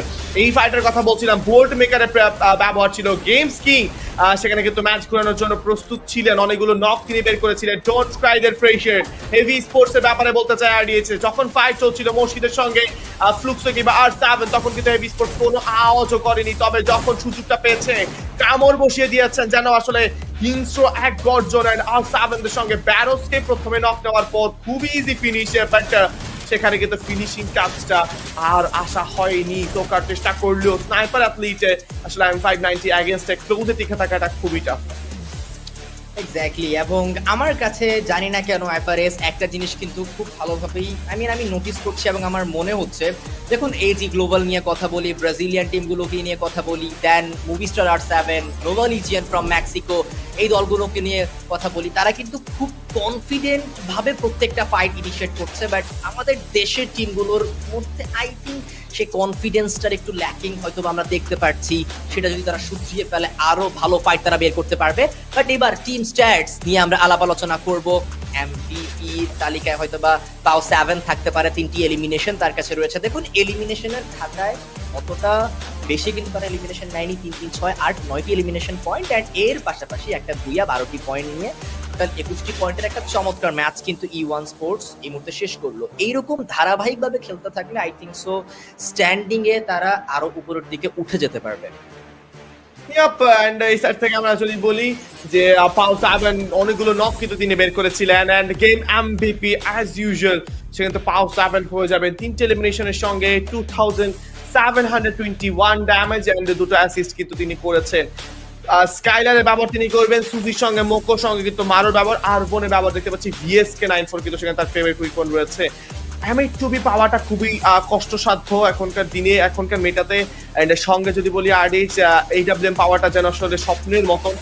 এন্ড যেটা আসলে পুরো ই স্পোর্টস এর বা এই যে আমাদের ইন্টারন্যাশনাল লবিতে M8 আসলে ব্লু জোন ক্যাপচার করলে পাওয়া যায়, নতুবা আসলে খুব অল্প সময় পাওয়া যায়। তো সেখানে VSK 94 খুবই অল্টারনেটিভ ভাবে ভালো কাজ করে, কার 98 এর থেকে বেটার কাজ করে। এন্ড টেকনিক্যাল মার্কেট বা টিম বুস্টারের কারণে কিন্তু সুজি ব্যবহার করতে হয়, টোকেনে কিন্তু অনেক বেশি প্রয়োজন। সঙ্গে কিন্তু রাফায়েলের আসলে ব্যবহারটা আমরা এই সাইড থেকে দেখতে পাচ্ছি না। এক্স্যাক্টলি। অ্যান্ড সার্কেল অ্যানালাইসিস নিয়ে যদি আমরা কথাবার্তা বলি, শুরুতেই আমরা ফ্যালকনদেরকে অনেকটা বাহিরে দেখতে পেয়েছিলাম। ফ্লুক্সোরা অলওয়েজ সার্কেলটা মেনটেন করলেও লাস্টের দিকে তারা মার্সেলের পেছনের দিকে চলে এসেছিল। ফ্যালকন দেখুন কতটা লেটে তারা সার্কেল এন্ট্রি করেছে। অ্যান্ড অলসো মুভিস্টার R7 এই যে গ্লোবালের পজিশনটার দিকে যদি নজর দেন তাহলে দেখবেন তারা খুব খুব অল্প স্বল্প রোটেশন কিন্তু সেখানে করেছে, অত বেশি রোটেট তারা করেনি। So circle prediction is too much important, এবং সেইখানে এজি গ্লোবাল খুবই ভালো সার্কেল প্রেডিকশন দেখিয়েছে। ফ্যালকন এত দূরে সার্কেলের এতক্ষণ বাইরে থাকার সত্ত্বেও তারা ভেতরে এসেছে। মুভিস্টার আর7 অলসো E1 স্পোর্টসের যে রোটেশনটা ছিল, that is fantastic. First circle কিন্তু বলা চলে যে অনেক বেশি ফাইটস আমরা দেখতে পেয়েছি। হেভি স্পোর্টস, ফ্লুক্সো, আমাদের E1 এবং বুরিরাম ছাড়া প্রায় প্রত্যেকেই কিন্তু কিল পেয়েছে। রেড হকসও কিন্তু সেখান থেকে কিল পেয়ে গিয়েছে। মুভিস্টার আর7 প্রথম সার্কেলের পর সেখানে কিন্তু ফোর্থ সার্কেলে কিল আসে 3টে, লাস্ট সার্কেলে 1টি। অ্যান্ড সলিডদের ব্যাপারে কিন্তু একই, প্রথম দ্বিতীয় সার্কেলে পাওয়ার পর চতুর্থ সার্কেলে গিয়ে কিন্তু তাদের কাছে কিল চলে আসে। ফ্লুক্সোদের কিল শুধুমাত্র সেকেন্ড সার্কেলে 1টি এসেছে, তবে তারা কিন্তু একদম আসলে বলা চলে পোডিয়াম পর্যন্ত ফিনিশ করতে পেরেছে বা ট্রাই করেছে। অ্যান্ড এইজিদের কথা যদি বলি, প্রত্যেকটা সার্কেলে 4-3টে করে কিল আনা, that's huge for a single team. And let's see যে এই সাইড থেকে নেক্সট ম্যাচে যেটা আমরা দেখতে পাচ্ছি যে রেড হকসের যাত্রাটা কিন্তু কোনো একটা সময় এসে থেমে যাচ্ছে। এই যেন আসলে বলা চলে না যে আরেই আসলে মজার ছলেই বলি, সেটা হচ্ছে ধরো অনেকগুলো কিভাবে বুঝাবো যে অনেকগুলো মানুষ একসঙ্গে আছে, সবাই একসঙ্গে লাইক পৃথিবীতে এসেছে, এবং একটা সময় সে কিছু একটা সিঙ্গেল একটা মানুষের আসলে হায়াত চলে গেল বা একটা সময় সে তার যাত্রা শেষ করলো। রেড হক্সের অবস্থাটা এমন যে সবাই তাদের যাত্রাটা একদম শেষ পর্যন্ত নিয়ে যেতে পারছে, তবে রেড হক্স পারছে না। একটা সিঙ্গেল টাইম এসে যেন হঠাৎ ফিনিশ হয়ে যাওয়া, যেন হঠাৎ করে আসলে শেষ হয়ে যাওয়া। রেড হক্সের এমন পারফরমেন্স আমরা কখনোই আশা করিনি, কারণ আমরা জানি রেড হক্স কি করতে জানে, কি করতে পারে। অ্যান্ড আশা করি যে শেষ 3টে ম্যাচে একটা বড় চমক আমরা দেখতে পারবো। এক্স্যাক্টলি, আমরা আশা করতেই পারি তাদের কাছ থেকে খুবই চমৎকার পারফরমেন্স আমরা আপকামিং গেমগুলোতে দেখতে পারবো। এবং আদার যে মাল্টিপল টিমগুলো রয়েছে তারাও কিন্তু একটা গেম যদি অন্যরকম যায়, প্রিভিয়াস ম্যাচটাতে তারা খুব ভালোভাবে কিন্তু কামব্যাকটা করে নেয়। লেটস সি আপকামিং যেই ম্যাপগুলো রয়েছে সেই ম্যাপগুলো কিন্তু অনেক বেশি সেখানে নজরে রাখতে হবে টিম রেড হক্সকে, সেই ম্যাপ অনুযায়ী তাদেরকে পারফরমেন্সটা দেখাতে হবে।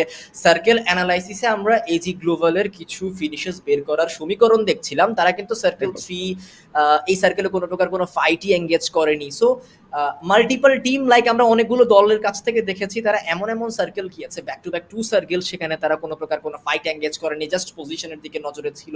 সো এই দিকেও নজর দিতে হবে। অ্যান্ড লেটস সি আপকামিং যেই ম্যাচেসগুলো রয়েছে অথবা পরবর্তী যে ম্যাচেসগুলো রয়েছে সেগুলোতে টিম রেড হক্স কীরকম ভাবে পারফর্ম করতে পারে। পয়েন্টের প্রয়োজনীয়তা কিন্তু সময়ের সাথে সাথে অনেক বেশি পরিমাণের বেড়ে যাচ্ছে। একদম। অ্যান্ড এই সাইড থেকে কিন্তু আমরা এই সাইড থেকে একটা বলা চলে যে খুব ছোট্ট একটা বিরতিতে চলে যেতে চাইবো। অডিয়েন্স কেউ কোথাও যাবেন না, সঙ্গেই থাকবেন আমাদের সঙ্গে। 3টি ম্যাচ শেষ হয়েছে, ফিরবো আরো 3টি ম্যাচ নিয়ে, সঙ্গেই থাকুন। ধন্যবাদ।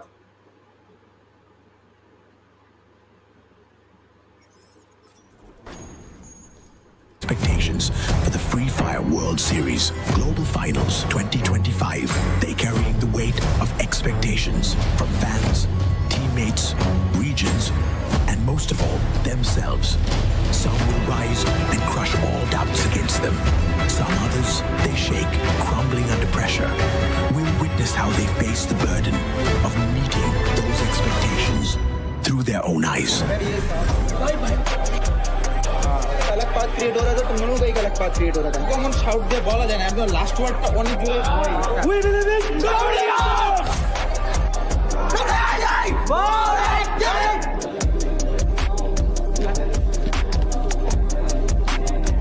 একটা ছাদে করো, একটা ছাদে নামছে আরে আমার চাও না সুদান আর কই ইন্টার করতে পারি chạy chạy anh em bắn anh em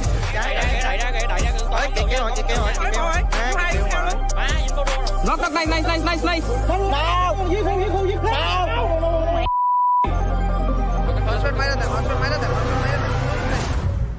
WAG and Red Hawks came in with massive support from their fans, but ended the day at the bottom of the standings. For some teams, day one was a harsh reality check. For others, it's just a smooth start beginning of their campaign.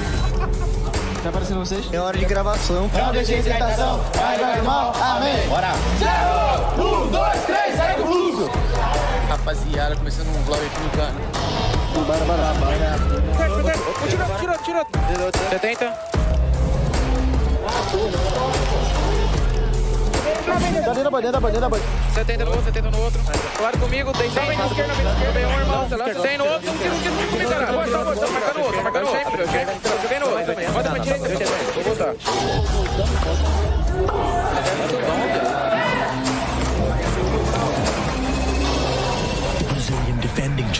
wins, Fluxo crushing all doubts against them with a 178 points performance. Fluxo dominated day 2, and now it's up for everyone playing in day 3 to keep up. ไปดูงานระดับโลก มันรีบติดอะไรอ่ะ We have a gift to you, so it's gonna give you lucky today. Oh, really? This is our gift for you. Esse é o nosso presente. Oh, thank you so much. I hope You like it? Of course, I'm gonna like it. Alright. Say hello. Yeah. Jelasin sama Lim, jagoan sama Lim di step. One day, one voice, one body, Eagles, go! มีสกิลอะไร2อ่ะสกิล2อ่ะมีอะไรอันนี้กูกดอันนี้ได้นะอันนี้ได้นะเข้าใจปะ We love you, everyone. So, Ingat, tidak ada orang yang cuma punya satu tugas. Apa yang terjadi di 3 minggu ini itu juga karena kau. Viva! Ya udah gua ambil sini aja. Kita potong-potong. Jagain aja. Dimas, bro. Tarik kanan, Cok. Kanan naik, Cok. Fokus Arsenal. Fokus kanan lagi. Oh, beda tim. Winning Kanan banget, 3.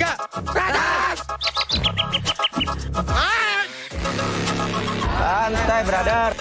มาไปเป๊ปโดดมาเจอเลยซ้าย อะไรอย่างนั้นโมโหกูโดดเล่นกับเพื่อนนะแกโอ้กูเล่นนี่นะแกรู้นะแกพอดีป้าตัวหน่อยช่วยเดี๋ยวโดนแข่งให้กูช่วยได้ไหมช่วย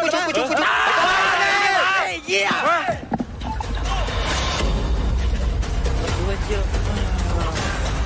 Tiga lagi, Dit. Oh, benar.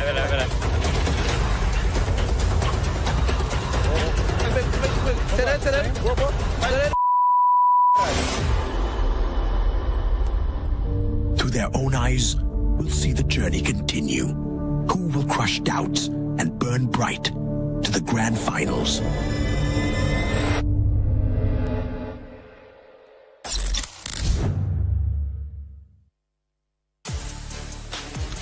All right, survivors, we're halfway through today's matches, but to spice things up a little before we continue, let's have a bit of a chat with one of AG's players. We have Du over here.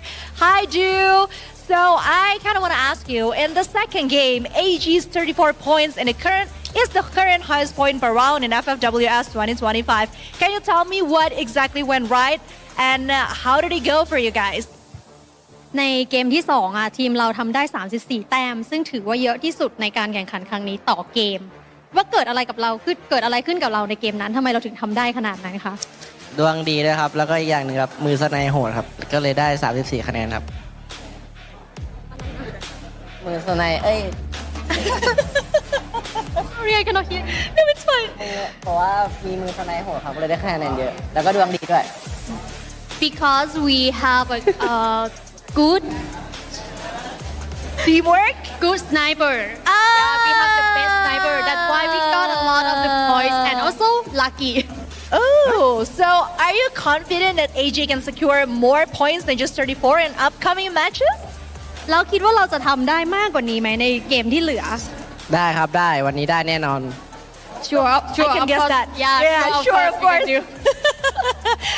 Sounding very confident. Okay, on to the next question, which is also the last. AG is currently number 1 in the overall standing. How confident are you in maintaining that spot for the knockout stage?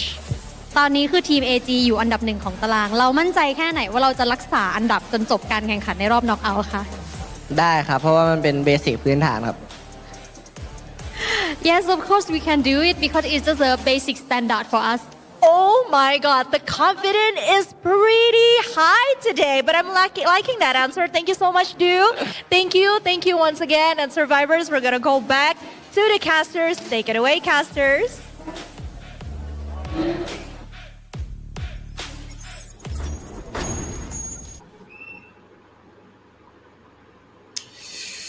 খুবই চমৎকার একটা interview সেখানে কিন্তু আমরা দেখলাম। And due উনি বলছে যে এটা তাদের বেসিক গেমই, তারা সেই বেসিক গেমে খেলেই এতদূর পর্যন্ত চলে এসেছে। কনফিডেন্স সেটা খুবই হাই, উনি কিন্তু সেটা দেখাচ্ছিল। অ্যান্ড কেনই বা কনফিডেন্স এতটা উঁচু মানে থাকবে না, কারণ তারা উইক 1-এও যথেষ্ট ভালো পারফর্ম করেছে, উইক 2-তেও যথেষ্ট ভালো পারফর্মার, স্টিল এখনো পর্যন্ত ওভারঅল স্ট্যান্ডিং এ সবার উপরে তাদের অবস্থান। সো এইভাবে চলমান থাকলে একটা টিমের কনফিডেন্স তো অবশ্যই উপরে থাকবেই। একদম অ্যান্ড আসলে ব্রেকের সাইডে একটা স্টার্টিং আমরা যেটা দেখেছি ব্রেক কন্টেন্টে, সেখানে শুরুতে একটা জিনিস বলতে হয়, ওয়াগ অ্যান্ড রেড হকসদেরকে নিয়ে এতটা হিউজ সাপোর্ট নিয়ে আসা দলটা হতাশ হয়ে যাচ্ছে, নিজেরা হতাশ করছে তাদের ফ্যান্সদেরকে। সামহাও ভিয়েতনামি টিম ওয়াগ সেভাবে জ্বলে উঠতে পারছে না, রেড হকস বাংলাদেশ থেকে সেভাবে জ্বলে উঠতে পারছে না। কারণটা কি সেটাও কিন্তু আমরা আসলে বুঝে উঠতে পারছি না। বাট রেড হকসের জন্য আমার কাছে মনে হচ্ছে স্প্লিটেশনটা অনেক বেশি আসলে ইস্যুস ক্রিয়েট করছে, আমি যদি ভুল না বলি। আরডিএস তুমি আমার সাথে একমত হওয়ার কথা। আমরা যদি দেখি যে প্রিভিয়াস যেই ডেতে আসলে রেড হকসটা খেলেছে, সেদিন কি হয়েছিল অ্যাকচুয়ালি, যেই সব ম্যাচেসগুলোতে রেড হকসটা শুরুর দিকে কনসিস্টেন্টলি আসলে পারফেক্ট জোন রোটেশনস নিচ্ছিল, পারফেক্টলি তারা যেভাবে আসলে যদি বলি যে আমাদের কি বলবো যে আমাদের টিম গেমের মতন বা একসঙ্গে থেকে থেকে যে জোন রোটেশনগুলো নিচ্ছিল, তাদেরকে তো একদম পোডিয়াম পর্যন্ত তাদের ম্যাচটা তারা গড়াতে পেরেছে। সো আজকের দিনের শেষ 3টা ম্যাচে কিন্তু এমন কিছু একটা ফলো করা প্রয়োজন। টিম গেম অবশ্যই প্রয়োজন, এত বড় একটা গ্লোবাল স্টেজ, সেখানে আপনার টিম গেমই আপনাকে অনেক দূর পর্যন্ত এগিয়ে নিয়ে যেতে অনেক বেশি সহায়তা করবে, এবং আমরা সেই টিম গেমটাই দেখতে চাইবো রেড হকসের কাছ থেকে আপকামিং ম্যাচেসগুলোতে। এবং ইতিমধ্যে আমরা প্রায় 3টি ম্যাচ কিন্তু শেষ করে ফেলেছি আইএফআরএস, অ্যান্ড আমাদের আপকামিং যে 3টি ম্যাচ সেখান থেকেও যথেষ্ট ভালো পারফরমেন্স আশা আমরা করতেই পারি আমাদের দেশীয় দল টিম রেড হকসের কাছে। প্রিভিয়াস ম্যাচে E1 sports timing placement everything যথেষ্ট ভালো পারফরমেন্স তারা দেখিয়েছে। এজি গ্লোবাল কনসিস্টেন্টলি পারফর্ম করে যাচ্ছে। মুভিস্টার R7 ফ্রম মেক্সিকো, তারাও কিন্তু কনসিস্টেন্টলি পারফরমেন্স এখনো পর্যন্ত কিন্তু দেখিয়ে যাচ্ছে।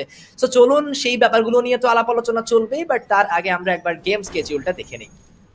ইয়েস, গেম স্কেডিউলটা দেখে নিতে চাইবো এই মুহূর্তে। পরবর্তী ম্যাচে সোলারা নতুনত্ব সেই ম্যাপে আসলে জানান দিতে হবে টিমদেরকে। কিছু জিনিস রয়েছে, কিছু জায়গা রয়েছে যেখানে কিনা আসলে বড়ই চমকপ্রদ। প্রথমে বলতে চাইবো সুপার স্লাইডের ব্যাপারে। সোলারাতে আপনি যখন কোনো ড্রপ ক্ল্যাশে এঙ্গেজ হবেন, আপনি সুপার স্লাইড ব্যবহার করলে কিন্তু খুবই ইজিলি আসলে ফল ব্যাক করতে পারবেন, নিজের দলকে বাঁচাতে পারবেন। তবে সুপার স্লাইড আপনাকে যেখানে নিয়ে যাবে, সেখানে যদি কোনো টিম থাকে তাহলে কিন্তু আপনার আর নিস্তার নেই।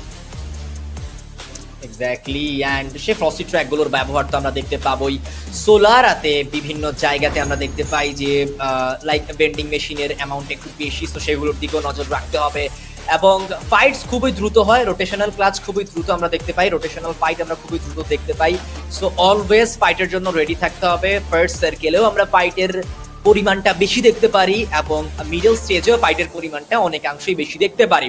ফ্লুক্সো তারা কিন্তু আজকের দিনে এখনো পর্যন্ত মোটামুটি ভালোই পারফরমেন্স তাদের কাছ থেকে দেখতে পাচ্ছি। দ্বিতীয়তম স্থানটা এখনো পর্যন্ত এই দল থেকে কেউ নিয়ে নিতে পারেনি। 192 পয়েন্ট নিয়ে এখনো পর্যন্ত সবার উপরের তালিকায় রয়েছে এই দলটা। On the other side Movistar R7, তাদের কাছ থেকেও আমরা কনসিস্টেন্টলি পারফর্ম করতে দেখতে পেয়েছি। ওয়াগ ইস্পোর্টস একটি ম্যাচ যথেষ্ট ভালো গিয়েছে, বাকি ম্যাচগুলোর দিকে হচ্ছে এখন নজর থাকবে যে ওয়াগ ইস্পোর্টস এই ভিয়েতনামি দলটি কিরকম পারফরমেন্স করে। বাট আইএফআরএস একটা জিনিস কিন্তু মেনশন করতে হচ্ছে যে মেক্সিকান টিমগুলোর অথবা মেক্সিকো থেকে যে টিমগুলো আগত হয়েছে তাদের পারফরমেন্স কিন্তু যথেষ্ট ভালো তারা দেখাচ্ছে। মেক্সিকান আর লাটাম থেকে যারা এসেছে তারা কিন্তু খুবই ভালো করেছে। প্লেয়ার কোচে আমরা চলে আসবো। পাও 7 তিনি জানান দিচ্ছে on the team that's all talk but no show. I think it should be P Esports. We appreciated against them a lot in screams. They love to talk even when they lose. Though honestly they are not that good. And যদি বলি যে এই side থেকে একটা বড় সড়ো statement কিন্তু পাও ছুড়ে দিচ্ছেন P Esports এর জন্য।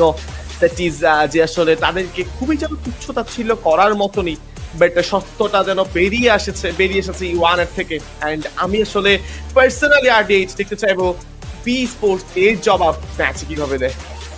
অলরেডি পি স্পোর্টস তারা কিন্তু অনেক ভালো পজিশনে রয়েছে। দেখুন উইক 1 এর লাস্ট ডেতে তারা 110 পয়েন্ট সিকিউর করেছে। ইনফ্যাক্ট আজকের দিনেও one of the most consistent টিমগুলোর মধ্যে তাদের নামও আসে।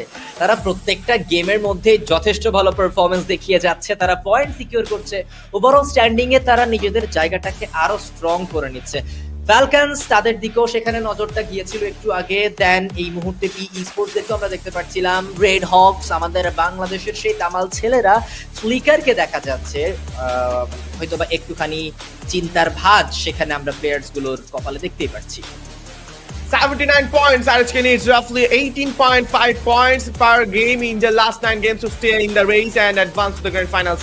RHK প্রত্যেকটা ম্যাচে রাফলি 80 থেকে 90 পয়েন্ট করে কিন্তু সিকিউর করতে হবে শেষ 9টা গেমে।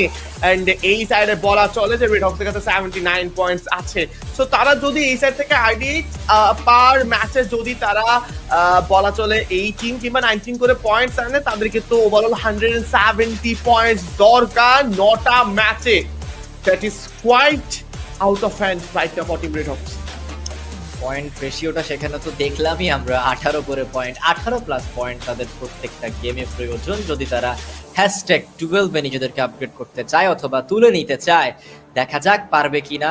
একটা পয়েন্ট রেশিও সেখানে তো আমরা দেখতে পেয়েছি এবং সেই পয়েন্ট রেশিও ওয়াইজ যদি খেলতে পারে রেড হকস, ভালো কিছু আমরা আশা করতে পারি এবং সেইটা আমরা আমাদের পরবর্তী ম্যাচ সোলারাতেই দেখতে পারবো। রেড হকস যদি একটা ভালো কামব্যাক দেখিয়ে 20 or 25 পয়েন্টস এর মতো সিকিউর করতে পারে সোলারাতে, আশা করব কি সকলেই সেখানে একটু হলো হ্যাপি হবে। মুভিস্টার R7 গেমস কিং উনি ওনার সে বারংবার সাইনগুলো শো করছে এবং উনি যে হ্যাপি তার দলের পারফরমেন্স থেকে, সেটাও উনি দেখাচ্ছে যে আমরা এতটা স্ট্রং পজিশনে বর্তমানে এসে পৌঁছেছি, আমাদেরকে পেছনে ফেলে আপকামিং নিচে থাকা যেই টিমগুলো রয়েছে তারা কোনোভাবে হয়তো বা উপরে যেতে পারবে না। অ্যান্ড লেটস সি দেখা যাক মুভিস্টার R7 তাদের কনসিস্টেন্সি কি আদৌ ধরে রাখতে পারে কিনা। Yep, and I would also say যে আসলে ফ্লুক্সো এই মুহূর্তে কিন্তু অ্যাডভান্স টু গ্র্যান্ড ফাইনালস ধরা যায়।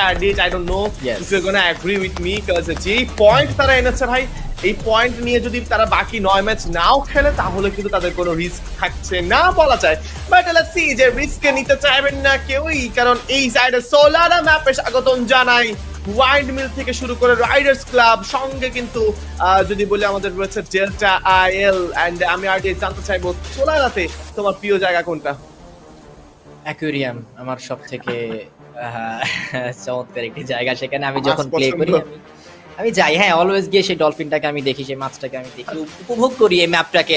বাট এইবার আমরা ম্যাচের নিয়েও আলাপ আলোচনা করব, দেখবো ফ্লাইট পাথটাকে মিডল অফ দ্য ম্যাপ এবং ডেল্টা আইসল্যান্ডের সাইডে কি আদৌ কোনো টিম যাবে কিনা। ইয়েস, মুভিস্টার R7 থেকে একটা প্লেয়ারকে আমরা যেতে দেখতে পাচ্ছি অ্যান্ড রেড হকস তারা উইন্ড মিলের সাইডে চলে গিয়েছে, তেমন কোনো দল আশেপাশে নেই। বাট গেমস কিং সহকারে তার আরো কিছু প্লেয়ার হয়তোবা দ্রুতই সেই সাইডটাতে চলে যেতে পারে।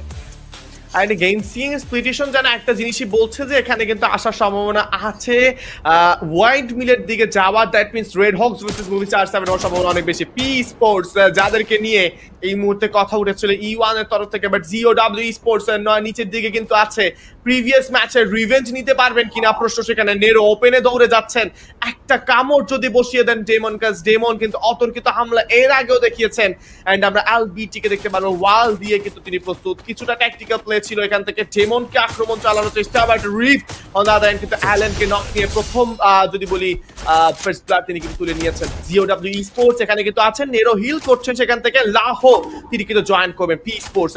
এই সাইডে আমার কাছে মনে হয় যদি নেরো পেছন থেকে খানিকটা ড্যামেজ দিতে পারেন, LBT ক্লোজে কাজটাকে শেষ করতে যাবেন, অথবা লাহোই মধ্যে ক্লোজে এন্ট্রি নিয়ে ফেলতে পারেন। ওভারঅল ড্যামেজ লিডার্সে পাও 7 যিনি কিনা পি স্পোর্টস এগেইনস্ট স্টেটমেন্ট ছুড়ে দিয়েছেন, তিনি কিন্তু এই সাইড থেকে সবার উপরে আছেন। এন্ড কেনোরো রিপকে প্রথম নক করবেন, অনেকটা দূরে কিন্তু রিপ নেমেছিলেন, সেখানে কাজটা হয়েছে বাট তিনি ফিনিশ হয়েছে। একটা স্কিল ছুড়ে দেওয়া হবে নেরো বা ক্রায়ো মাইন্ড কিন্তু গিয়েছে, বাট যেই জায়গায় ছুড়ে দেওয়া দরকার ছিল পারফেক্টলি কিন্তু ডিপ্লয় হয়নি, কারণ সামনে কিন্তু কম্পাউন্ডমেন্ট আছে। এক্স্যাক্টলি, গো স্পোর্টস এর দুটো প্লেয়ার এই মুহূর্তে কম্পাউন্ডার একদম দ্বিতীয়তম ফ্লোরে থাকবে, তাদের উপরেও সেখানে আক্রমণটা করা হয়েছে। এইচপির খানিকটা ঘাটতি দেখা যাচ্ছে। পি স্পোর্টস এই লড়াইটাকে খুবই সহজে তারা নিয়ে নিতে চাইবে, ভেতরে এন্ট্রি করলো, মিলি ওয়েপন দিয়ে সেখানে নক করা ট্রাই, বাট তার আগেই নোল্যান্ড সেখানে কিন্তু নকটা বের করে দিয়েছে। কিলটা কনফার্ম করা হলো 1v1 ফাইট। এলবিটি উইনচেস্টার দিয়ে ফিনিশটা সেখানে কিন্তু কমপ্লিট করলো নেরো, এবং নোল্যান্ডকে সেখানে রিভাইভটা তো দিয়ে দেওয়া হবে। নোল্যান্ড অলরেডি রিভাইভ, দেন নেরোকেও কিন্তু সেখানে রিভাইভ করে ফেলা হয়েছে। হেড টু হেড ব্যাটেলে, কমব্যাট ব্যাটেলগুলোতে আপনার পি স্পোর্টসকে এর আগেও অনেক বেশি শক্তিশালী দেখতে পেয়েছি, আজকের দিনে এই ফাইটগুলোতে অনেক বেশি স্ট্রং তারা।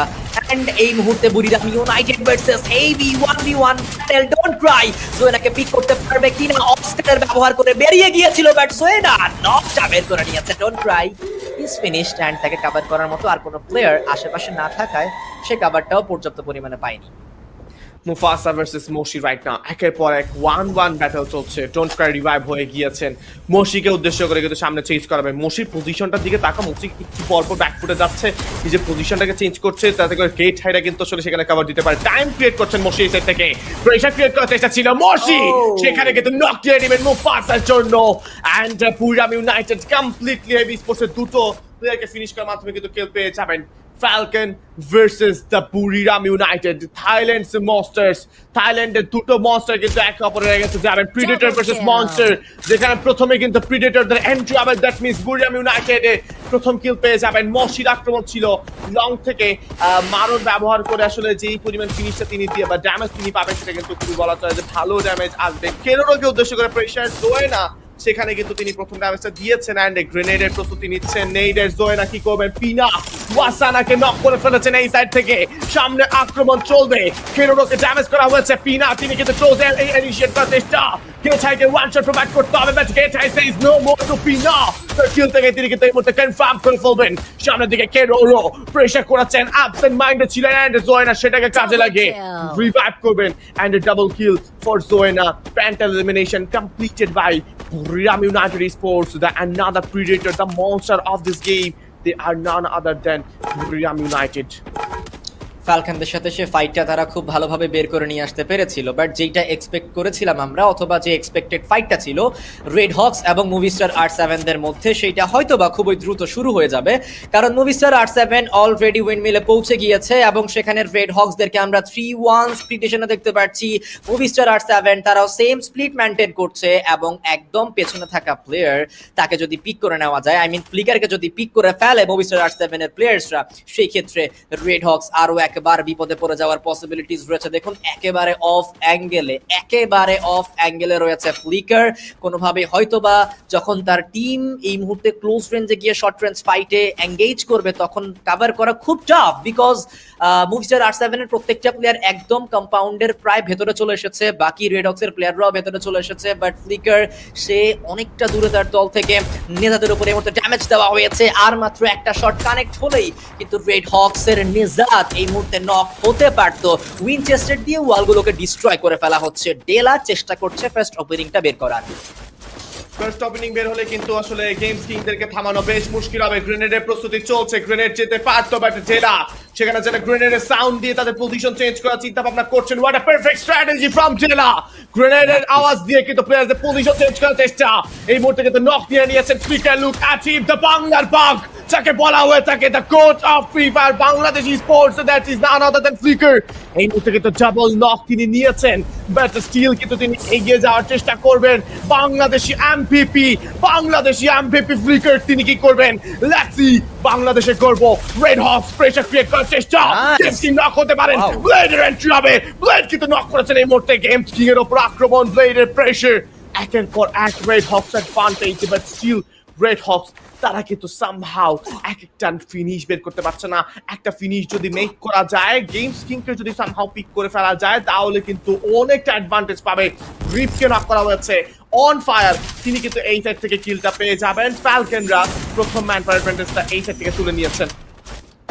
ইয়েস এক্স্যাক্টলি, এবং ইউএভিটাকেও কিন্তু সেখানে ডিস্ট্রয় করে ফেলা হয়েছে। গো ই স্পোর্টস তারা ফ্যালকনের অন ফায়ারকে দেখা মাত্রই সেখানে কিন্তু ফিনিশটা কনফার্ম করলো। একটা কিল অবশ্যই অন ফায়ার ফ্যালকনের জন্য পিক করতে পারলেও পরবর্তীতে আর অত বেশি সুযোগ দেওয়া হয়নি।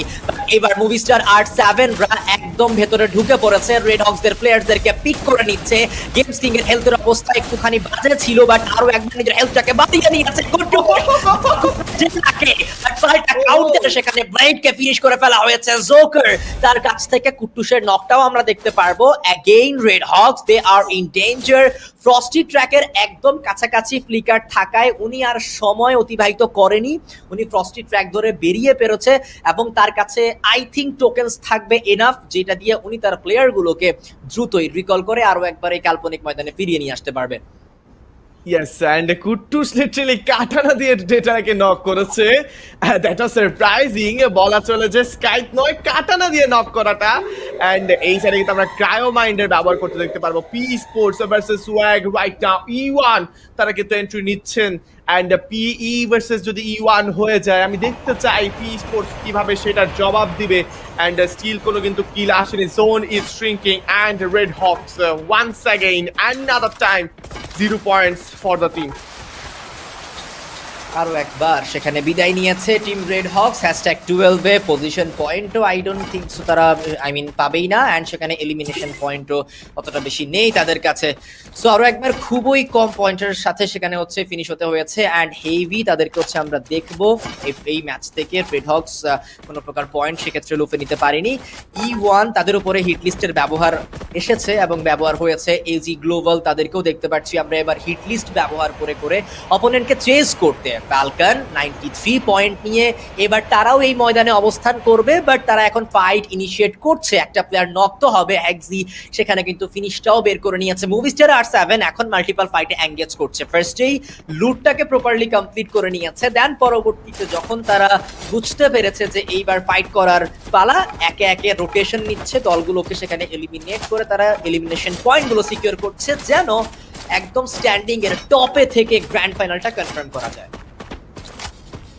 Yes, and look at the points 98 and 163.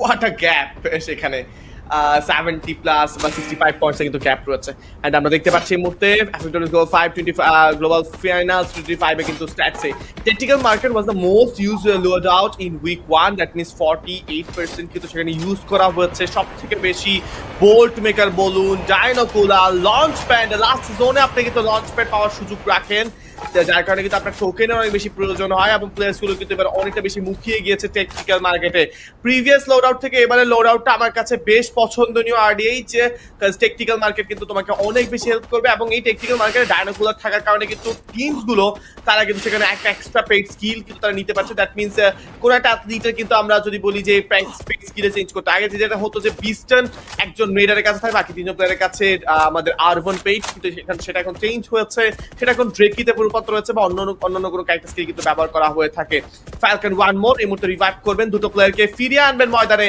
Red Hawks এর ব্যাপারে বলছিলাম যেটা কিনা প্রায় অসম্ভব এই মুহূর্তে রেড হকস এর জন্য ফাইনাল কমপ্লিট করা বাট লেটস সি অসম্ভবকে সম্ভব করে ফেলা পসিবল হবে কিনা এই দলটার জন্য এক্স্যাক্টলি নাও আমরা এজিদেরকে দেখতে পাচ্ছি একদমই তারা এজে বসে থাকবে এই মুহূর্তে নদীটা পাড়ি দিয়ে অপর প্রান্তে যাওয়াটা খুবই ইম্পর্টেন্ট সার্কেলটাকে তারা গ্র্যাব করতে হবে অথবা তারা ডান দিক থেকে রোটেট করে ইজিলি সার্কেলে এন্ট্রি করতে পারে my bad not easily because সেই রোটেশন পাথে Movistar R7 and Go Esports দুটো দলে কিন্তু বসে রয়েছে এজি গ্লোবালের জন্য সিচুয়েশনটা অনেক বেশি critical on the other side হেভিকে আমরা দেখবো তারা কিন্তু হিট লিস্টের শিকার হয়েছে এবং হিট লিস্টের শিকার করেছেও অপোনেন্টকে FFWS Global Finals 2025 week 2 এর day 1 এই মুহূর্তে আমরা রয়েছি ও মোশি গেট আক্রমণ করলো ফালকনদের অবস্থায় এক করে প্লেয়ারকে পিক করে নেওয়া হচ্ছে কিলগুলো কনফার্ম করে নিয়েছে বুরিরাম ইউনাইটেড এইরকম কামব্যাকই দেখতে চেয়েছিল এই দলটার ফ্যান্সরা 8টি এলিমিনেশন পয়েন্ট এই মুহূর্তে পুরো দলের কাছে থাকবে on the other side team solid তারাও কিন্তু আক্রমণটা চালিয়েছে ফ্যালকন থেকে শেষ যে প্লেয়ারটি ছিল তাকেও পিক করতে চেয়েছিল বাট সে সময় মতো ফ্রস্টি ট্র্যাক ব্যবহার করে বেরিয়ে যাওয়ায় তার দল এখন সেফ বাট কতক্ষণই বা সেফ থাকতে পারবে লেটস সি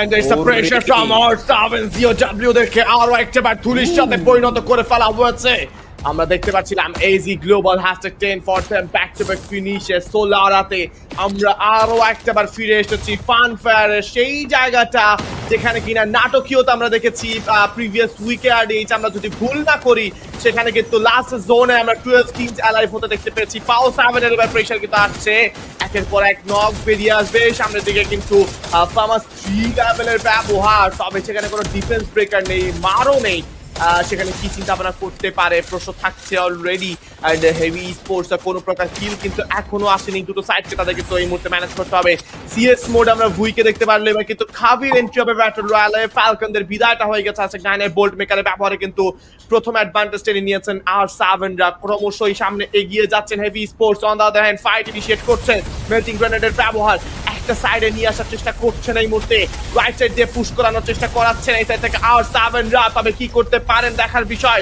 হিল ইউএভির ব্যবহার করতে করা হচ্ছে, ব্লু ওয়াল ইউএভির যে ব্যবহারটা আছে এই ওয়ালকে আসলে এই মুহূর্তে হিল আপ করে ফেলা যায়, সেটা ব্যবহার কিন্তু চলবে। পি স্পোর্টস থেকে থেকে শাটডাউন করে ফেলা হবে #8-এ। বুরিরাম ভার্সেস R7 রাইট নাও, গ্রেনেডের প্রস্তুতি কিন্তু চলবে। জোয়েনার তরফ থেকে গ্রেনেড থ্রো করা হয়েছে, ভালো ড্যামেজ ছিল, জোকারকে নক করে ফেলা হবে right now from Buriram United. আর একটা pressure goal to get high, কেলস কিং এ নিয়ে নিয়েছে মশি প্রেসার, এন্ড এই মুহূর্তে কিন্তু জেলাকে এলিমিনেট করে ফেলা হবে। And look at Buriram United, the predators, the nightmares of this game, তারা কিন্তু শাটডাউন করে ফেলবেন এই সাইড থেকে আরো একটি দলকে। ট্র্যাপের M79 নক হয়েছে হেভি প্লেয়ার দেন নিক Z7 কে দেখেছি আমরা M590 দিয়ে নকগুলো বের করতে। VT9 অ্যান্টি লঞ্চার নিয়ে অপেক্ষা করছে, একে একে অ্যান্টি লঞ্চারের শটগুলো প্রোভাইড করবে। 27 17 39 ড্যামেজ সিকিউর করা হয়েছে, বোল্ট মেকার দিয়েও নকগুলো বের হচ্ছে।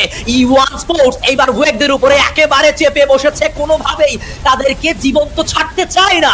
এখান থেকে এলিমিনেশন গুলো সিকিউর করে তারা নিজেদের স্থানটা ওভারঅল স্ট্যান্ডিং এ আরো উপরের দিকে নিয়ে যেতে চায়, বাট হেভি তারা অফিসে এই কাজটা করতে দিবে কিনা। টিম সলিডের অবস্থানটাও অত বেশি দূরে নয়, কাছাকাছি দেখা যাচ্ছে। বক্সের কাছ থেকে উইনচেস্টার দিয়ে নক দেখা গিয়েছে। VT9 ক্লোজ রেঞ্জে নিবে এন্ট্রি, লিওন তার কাছ থেকে এলিমিনেশন গিয়েছে। সাইনাস M79 দিয়ে VT9 কে নক করলো, but instant reviving process complete করেছে E1 স্পোর্টস। ওয়েগ তাদের M79 এর ব্যবহারের সেই সিদ্ধান্তটা ভালো ছিল, প্রেসার E1 দের উপরে because heavy is here.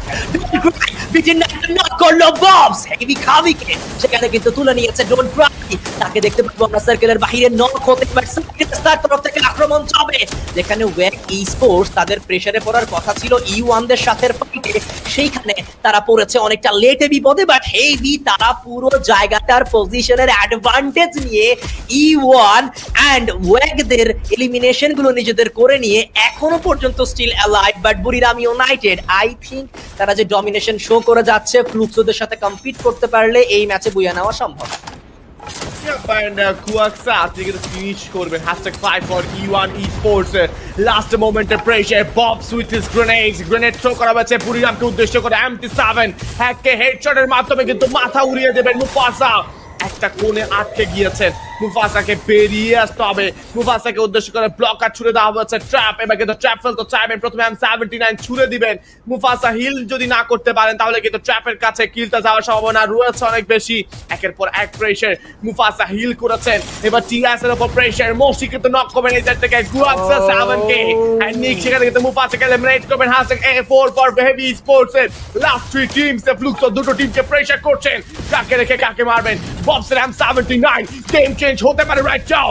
M7 taken down right now, সামনে pressure, Bobs versus team solid. মোয়াসানা করেছেন এই মুহূর্তে M7 কে finish, and right now the team Brazil versus Booyah United, Predators versus the Calm Monsters. কে finish করবেন কাকে? গুয়াক্সা মুশিকে নক করে ফেলেছেন। Buriram right now on danger. Exactly, Buriram United তারা এবার আক্রমণটা করবে। টিম সলিডের দুটো প্লেয়ার নক, দুটো প্লেয়ারকে ফিনিশ করা গেলে বুরিরাম ইউনাইটেড এই ম্যাচটা বুয়াতে রূপান্তরিত করতে পারবে।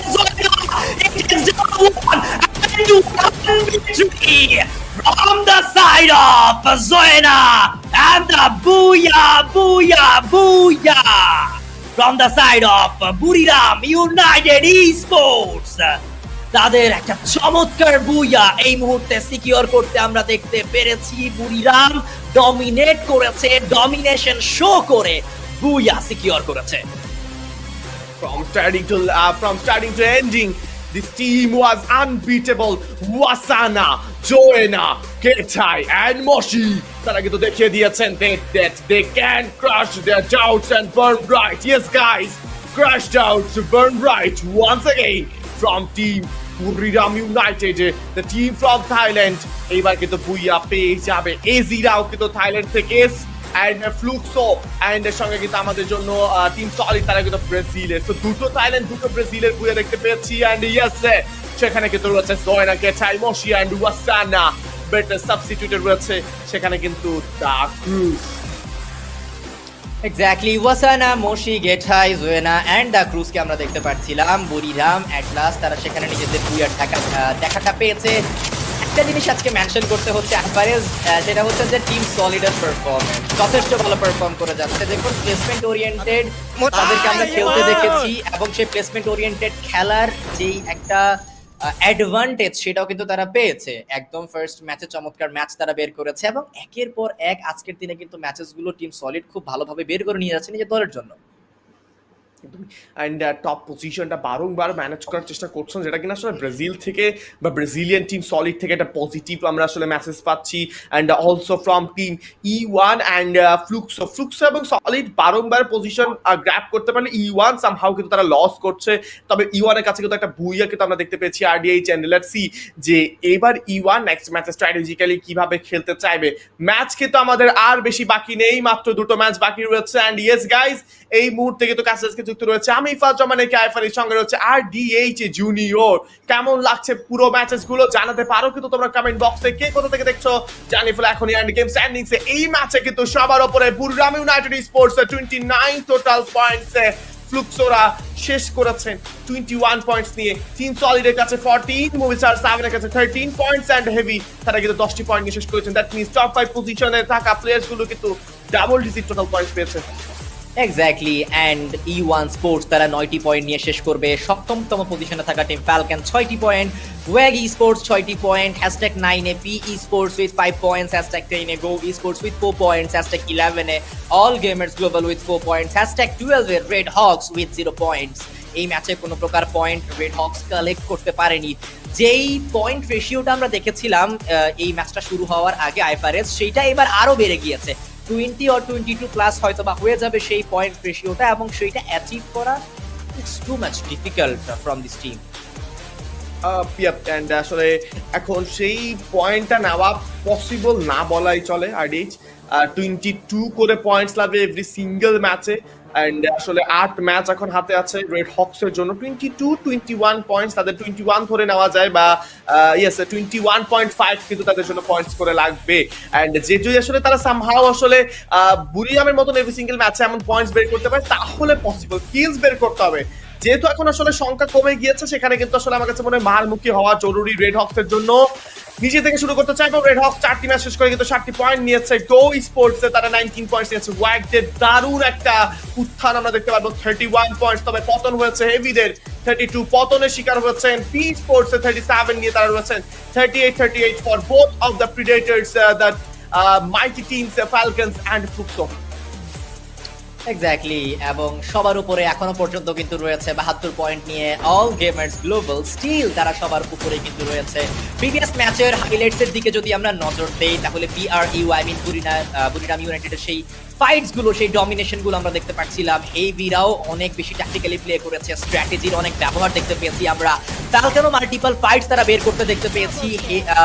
বুরিরামের সাথে ফ্যালকনের ফাইট হয়েছিল, পরাজিত হয়েছিল ফ্যালকন। অ্যান্ড লাস্টের দিকেও আমরা গোল্ড মেকারের ব্যবহার দেখতে পেয়েছি। R7 উপরেও ভালো ডমিনেশন শো করেছে বুরিরাম ইউনাইটেড। অ্যান্ড একে একে সম্পূর্ণ সকল দলকে ফিনিশ করার পরে শেষে টিম সলিডদের সাথে ফাইট ইনিশিয়েট করে জোয়েনার সেই ক্লাচটা বের করার পরবর্তীতে আমরা একটা চমৎকার বুইয়া বুরিরাম ইউনাইটেডের কাছ থেকে দেখতে পেয়েছি।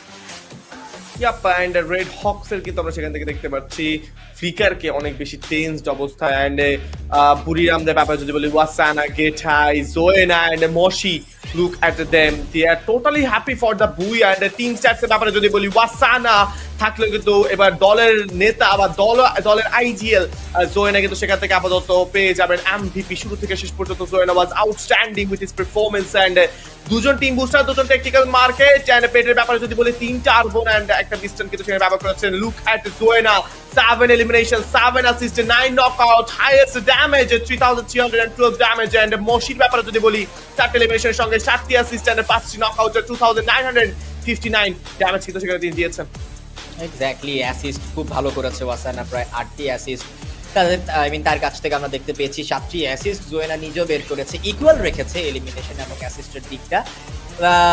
Game MVP I mean most valuable player নিয়ে যদি আলাপ আলোচনা করা হয়, দ্যাট ইজ BRU জোয়েনা, যার পারফরমেন্স এই ম্যাচে ছিল অনেক ভালো। এলিমিনেশন 7টি সিকিউর করা হয়েছে, ড্যামেজের পরিমাণ 3312, অ্যাসিস্ট বের করেছে 7টি। ব্যবহারকৃত যদি ক্যারেক্টারগুলো নিয়ে আলাপ আলোচনা করি, A124 স্কিল ব্লকিং এর ক্ষেত্রে অনেক বেশি কার্যকরী। অ্যালভারো অ্যাজ এ নেডার উনি সেটা ব্যবহার করেছে, 3টি গ্রেনেড হয়ে যখন ছোড়া হয় একটি গ্রেনেড। সুজি যেহেতু ট্যাকটিক্যাল মার্কেট তার কাছে, তাই সুজিটাকে ব্যবহার করেছে। মোকো প্লেয়ারের সেখানে পজিশনটা স্পট করার ক্ষেত্রে অনেক বেশি কার্যকরী হয়। পিস্টন পেট থ্রোয়েবল গুলোকে অনেক লং রেঞ্জে থ্রো করার ক্ষেত্রে কিন্তু অনেক বেশি ভালো কাজে দেয়। দেখতে পাচ্ছি বুরিয়াম ইউনাইটেড এবার হয়তো বা কোচের সঙ্গে কিছু আলাপ আলোচনা করবেন ট্যাকটিক্যাল কিছু চেঞ্জেস এর জন্য। জোয়েনা এই মুহূর্তে থিঙ্ক করছেন কি করা যায়। আমি আসলে এই জোয়েনাকে দেখে একটা জিনিস মনে রাখতে চাই, আইডিয়াস মনে করাতে চাই আসলে আরসিদের সঙ্গে পুরগাটরির সেই ফাইটটা আমাদের উইক 2-তে যেটা আসলে হয়েছিল আমরা যদি বলি, অ্যান্ড সেই ফাইটে কিন্তু জোয়েনার IGL এর দক্ষতা কিন্তু পারফেক্টলি আমরা দেখতে পেয়েছি। অ্যান্ড এই মুহূর্তে সার্কেল অ্যানালাইসিসের ব্যাপারে যদি বলি, সার্কেলটা অনেকটা প্রথম দিকে কিন্তু নর্দার্ন সাইডে শিফট হচ্ছে, যেটা কিনা অ্যাজ ইউজুয়াল সোরাতে সবথেকে বেশি দেখা যায়। প্রথম সার্কেলে পি স্পোর্টস এর 2টো এলিমিনেশন, ফ্লুক্সোদের 2টো, ফ্যালকনদের 3টে। তবে লুক অ্যাট বুরিয়াম ইউনাইটেড 5টা এলিমিনেশন কিন্তু সেখানে তারা পেয়েছেন। একের পর এক প্রেশার ফ্লুক্সোরা অ্যান্ড হেভিদেরকে কিন্তু আমরা দেখতে পাচ্ছি সেখানে কিন্তু লেট জোন এন্ট্রি করতে। অ্যান্ড আরো একটা বার রেড হকসরা যেন ওই যে একটা কথা বলেছিলাম গত ম্যাচের শেষে, আরডিএইচ হঠাৎ যেন পথিমধ্যে হারিয়ে যাওয়া 12 বন্ধুর মাঝে একটি যেন রেড হকস হয়ে গিয়েছেন। এক্স্যাক্টলি। অ্যান্ড বুরিরাম ইউনাইটেড তাদের রোটেশন দেখছিলাম আইফারেজ আমি, অ্যান্ড স্পেশালি হেভিদেরটা, তারা পুরো ওয়েস্টার্ন সাইডটা মনে হচ্ছিল যে তারা সেখানে ঘুরে ফেলেছে। এবং যদি সার্কেলের ফাইট নিয়ে আমরা আলাপ আলোচনা করি, ফার্স্ট সার্কেলে মোটামুটি ভালোই ফাইট এঙ্গেজমেন্ট আমরা দেখতে পেয়েছি। সার্কেল 3তেও অনেক বেশি লড়াই করা হয়েছে, অ্যান্ড সার্কেল 4এও অনেক বেশি লড়াই করতে আমরা দেখতে পারবো। বুরিরাম ইউনাইটেড সার্কেল 2তে কোনো প্রকার কোনো ফাইটই তারা ইনিশিয়েট করেনি। ফ্যালকন শুধুমাত্র একদম শুরুর সার্কেলে 4টি এলিমিনেশন নিয়েছিল, এর পরবর্তীতে বাকি সার্কেলগুলোতে আর এলিমিনেশন পয়েন্ট সিকিউর করতে দেখা যায়নি। বাট ফ্লুক্সো তারা কিন্তু এলিমিনেশন পয়েন্ট অনেক বেশি পরিমাণে সিকিউর করেছে ইচ এন্ড এভরি সার্কেলে। Circle 1, circle 2, circle 3 and circle 4-এ আমরা 5টি এলিমিনেশন সেই দলটার কাছ থেকে দেখতে পেয়েছি। বুরিরাম ইউনাইটেড তারা শুরুটা একদম অনেক বেশি অ্যাগ্রেসিভনেস দেখালেও মাঝখান দিকে একটুখানি শান্ত হয়েছিল, বাট আরো একবার শেষের দিকে এসে অ্যাগ্রেসিভ মোডটা কিন্তু অন করে দিয়েছিল। একদমই বুরিরাম ইউনাইটেড যখন জোয়েনা গেছাই ওয়াসানাদের মতো প্লেয়ার্স আছে সেটা চলবে। অ্যান্ড ইউয়ান স্পোর্টস সামহাউ আসলে হচ্ছে না, কেন হচ্ছে না প্রশ্ন সেখানেই। And look at a heavy আসলে সেখানে আমরা দেখতে পাচ্ছিলাম যে 3টে এলিমিনেশন, একটা আসলে স্পোর্টস সার্কেলের মাঝামাঝি দেশে কিন্তু পেয়েছেন তারা এই সাইড থেকে। এইজিদের জন্য প্রিভিয়াস ম্যাচটা তেমন ভালো যায়নি, অ্যান্ড সলিড তারা চেষ্টা করেছিলেন আর একটা বুইয়ার জন্য, বাট পসিবল হয়নি এই সাইড থেকে। অ্যান্ড ইউয়ানরাও কিন্তু চেষ্টা করেছিল সেখান থেকে। দ্যাটস আমরা এই মুহূর্তে ওভারঅল স্ট্যান্ডিংসটা দেখে নিতে চাইবো। অ্যান্ড ওভারঅল স্ট্যান্ডিংস এই মুহূর্তে সবার উপর আছে এইজি গ্লোবাল 221 পয়েন্টস নিয়ে। অ্যান্ড লুক অ্যাট ফ্লুক্সো, সেখানে কিন্তু তারা 216 পয়েন্টস নিয়ে আছেন থার্ড পজিশনে। মুভিস আর 7 এক ধাপ উপরে উঠে যাবেন 214 পয়েন্টস নিয়ে। পি স্পোর্টস কিন্তু সেখানে তারা রয়েছে 208 পয়েন্টস। ইওয়ানদের জন্য 200 তারা কমপ্লিট করেছেন। যে স্টেটমেন্ট আমার এই মাত্র কিন্তু স্টেটমেন্টের কথা মনে পড়লো আইফারেজ।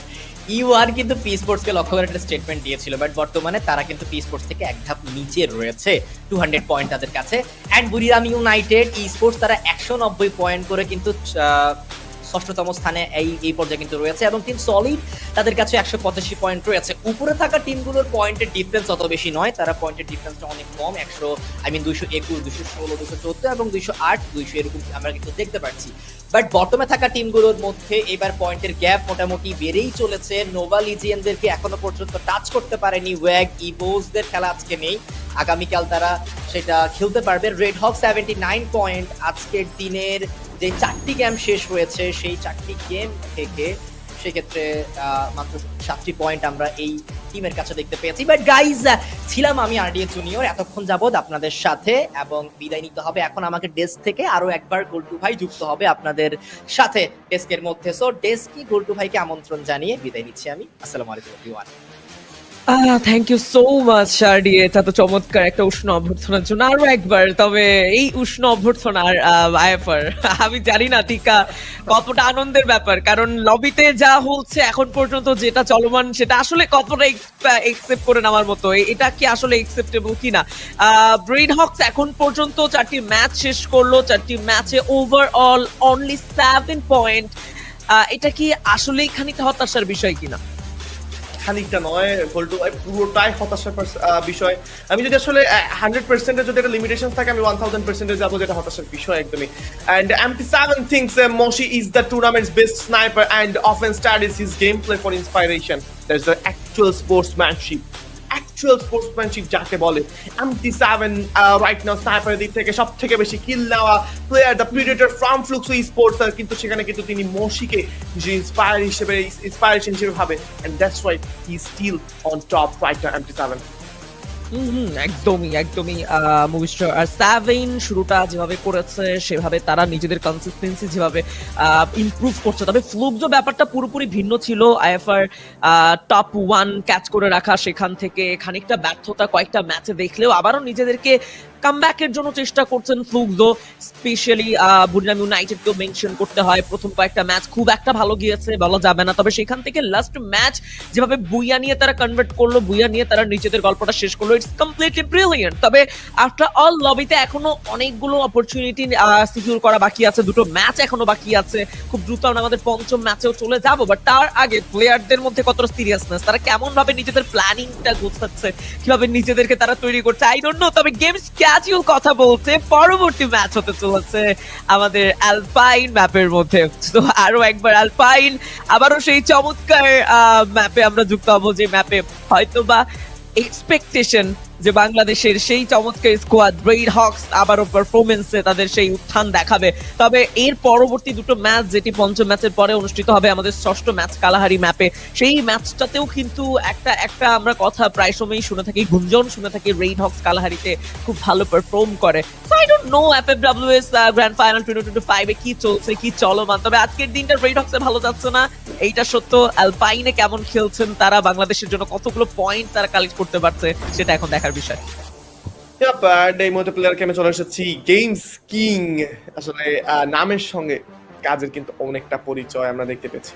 প্রিভিয়াস ডেতে সিএস মোডে গেমস কিং ছিল যেন পুরোই হান্টার, এন্ড আমরা দেখতে পাচ্ছি এই মুহূর্তে কিন্তু ওয়াগদেরকে, look at Wag, they are right now totally আসলে স্ট্রেস যে তাদের পারফরমেন্স নিয়ে। টিকিউর ব্যাপারে যদি বলি, আমরা তাদেরকে দেখতে পেয়েছি টিকিউর ব্যাপারে যে তিনি কতটা আসলে ডেঞ্জারাস, বাট ব্লেড নে যা দ্য কুট্টুস ফ্লিকার, বাট ফ্লিকার কেন যেন আসলে চোখে মুখে হতাশার ছাপ, চোখে মুখে যেন চিন্তার ভাব, যেন কি করছে।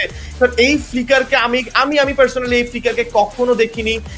গোল্টু ভাই, আমরা যারা আসলে বাংলাদেশের অডিয়েন্স আছে, আমরা জানি ফ্লিকার কি করতে পারে। ফ্লিকার স্কিলের ব্যাপারে যদি বলি, flicker is out of nowhere, তিনি কিন্তু যে কোনো মুহূর্তে গেম চেঞ্জ করে দিতে পারে, যেটা কিনা গত ম্যাচে মুভিস্টার 7 এর সঙ্গে করেছেন। পারফেক্ট ফ্ল্যাঙ্কিং পজিশন, স্টিল রেড হকসটা কিন্তু সেখান থেকে একটা বাজে সিনারিওতে আসলে বলা চলে সেই ফাইটটাকে শেষ করেছে।